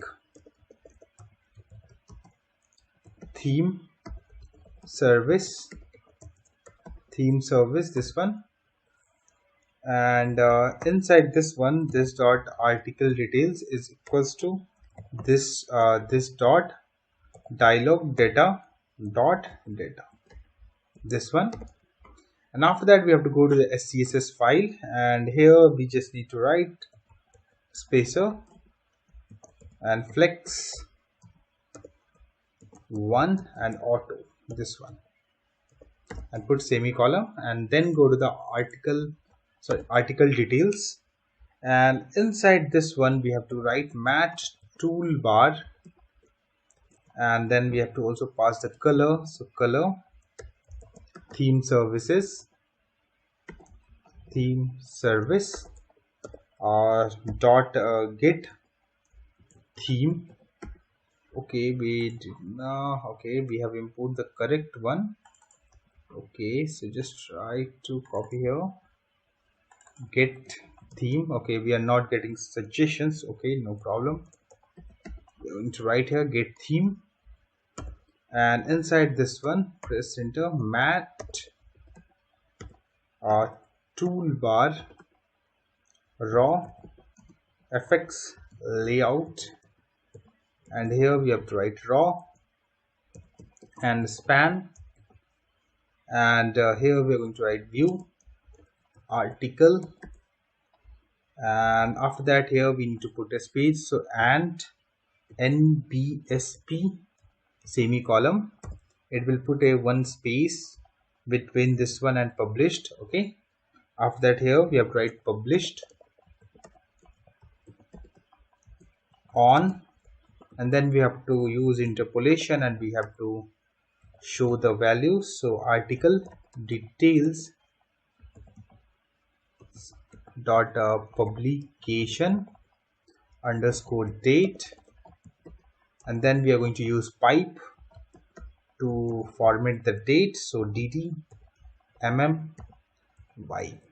Okay, and after that here we need to use a spacer, so span and class spacer to put little space, and then we need here button to close the form, so class mat dialog dash close, and mat icon button and mat dialog close, this one, and mat icon, and here we just need to write close. Save this. After that here we just need to write mat dialog content, and the class mat typography,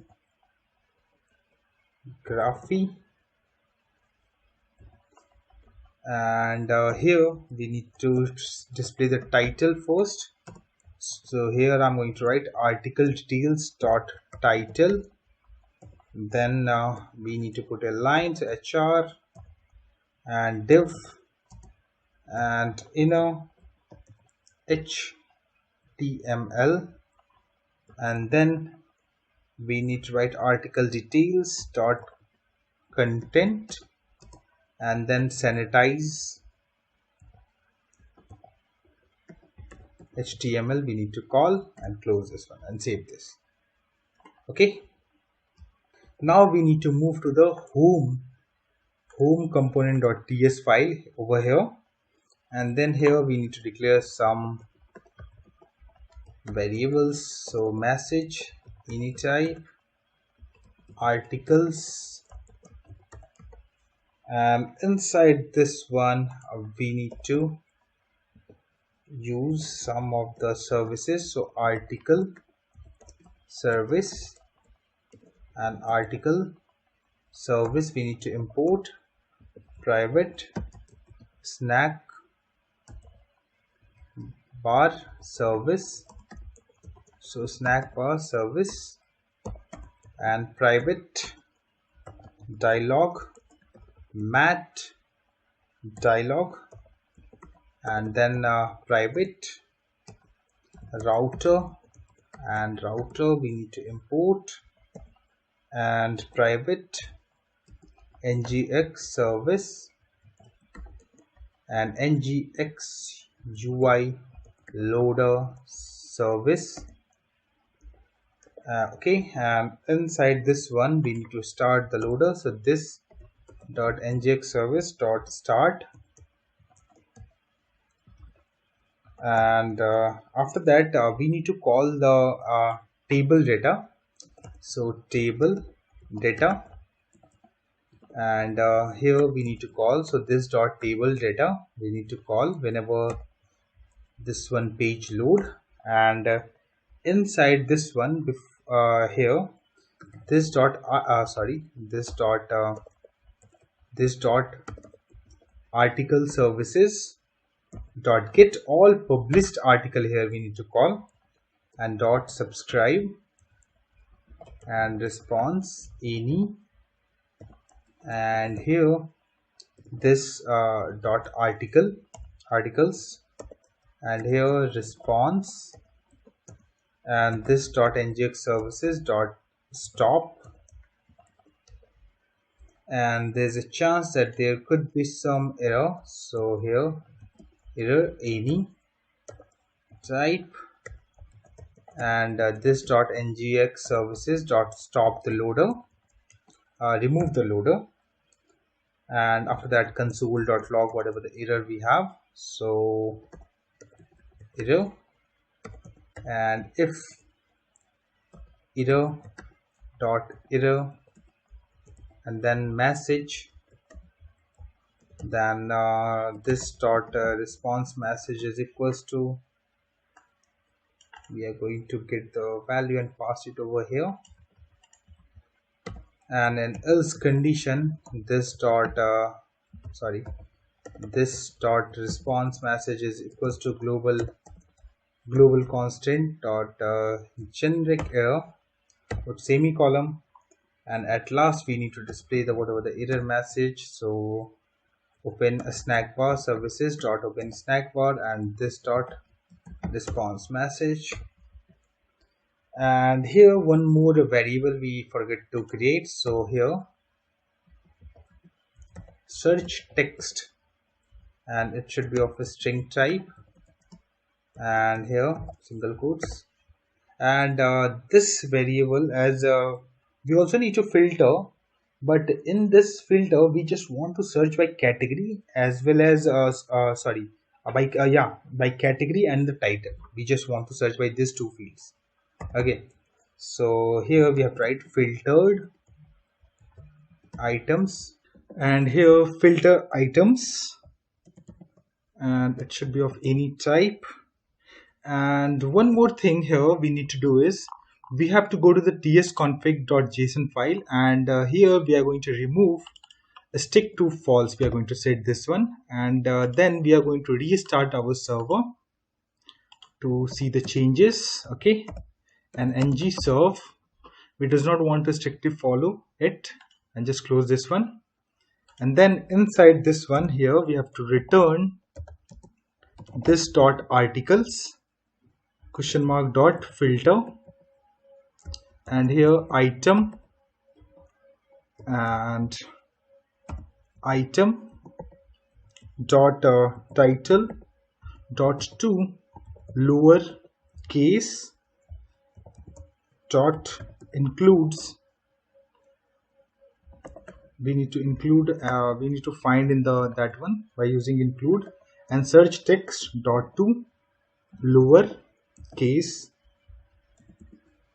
and here item dot category name dot to lower case include, and this dot search text dot to lowercase,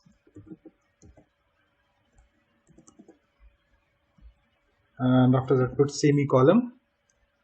Okay, not at this place, over here, and put save this.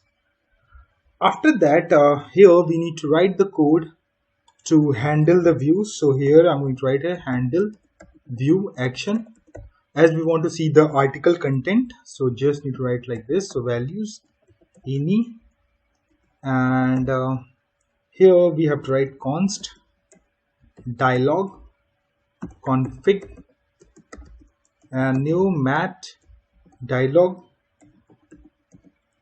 and config this one, and dialog config dot data action and slash edit values, and after that put semicolon, and then scroll a little bit, and dialog config dot width we are going to set it to 850 px, ex and constant dialog reference and this dot dialog dot open, and in this we need to pass article details component and dialog config puts enemy column, and then router dot events dot subscribe, and here we need to just close the dialog reference if our router has been changed, and close this one. Okay, so dialog reference we need to pass this one. Okay, save this. Now we have to go to the HTML page, and we have already write this code. We have mat toolbar and two mat toolbars, and in between these two mat toolbar we need to write the code. So just put a little bit of space, and here div class content wrapper, and then just put a little bit space, and mat form field and appearance will be fill, and the color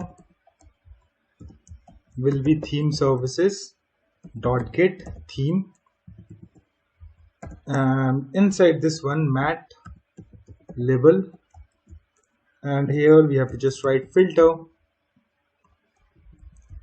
and inside this one input mat input, and then we are using here ng model technique. It is a two-way binding. So basically two-way binding means that like any changes happen in the model which going to be update to the view, and anything changes in the view will also going to update the model. And here you can see the square bracket denotes as the property binding, and the parenthesis shows as event binding. Okay, and inside this one we have to just write search text, and then we have to just close this one. And here whenever we are going to get the input, then we need to call. So here we just need to call the method, so filtered items, this one, and save this. After mat form field, inside this one we are going to create a div, and here class and card container, and here we have to write mat card and start ng4, and let item or card value, you can say, of filtered items we need to call this one, and the class will be also card, and on click here we just need to call the handle view, this one, copy this one and paste it over here. Let me wrap this item here, and here we need to pass whatever the value we have. So here we are going to pass the card value, and inside this one mat card header, and here we have to write mat card title, and inside this one we are going to show card dot title, and just close this one. And after mat card we have to show mat card content, close this one, and then we have to show category, and here we need to show card dot category name. Let me scroll this one a little bit, and after that we just need to break the line, and then we have to write published on card dot publication date, and date dd mmyy. This format we need to pass and just save this.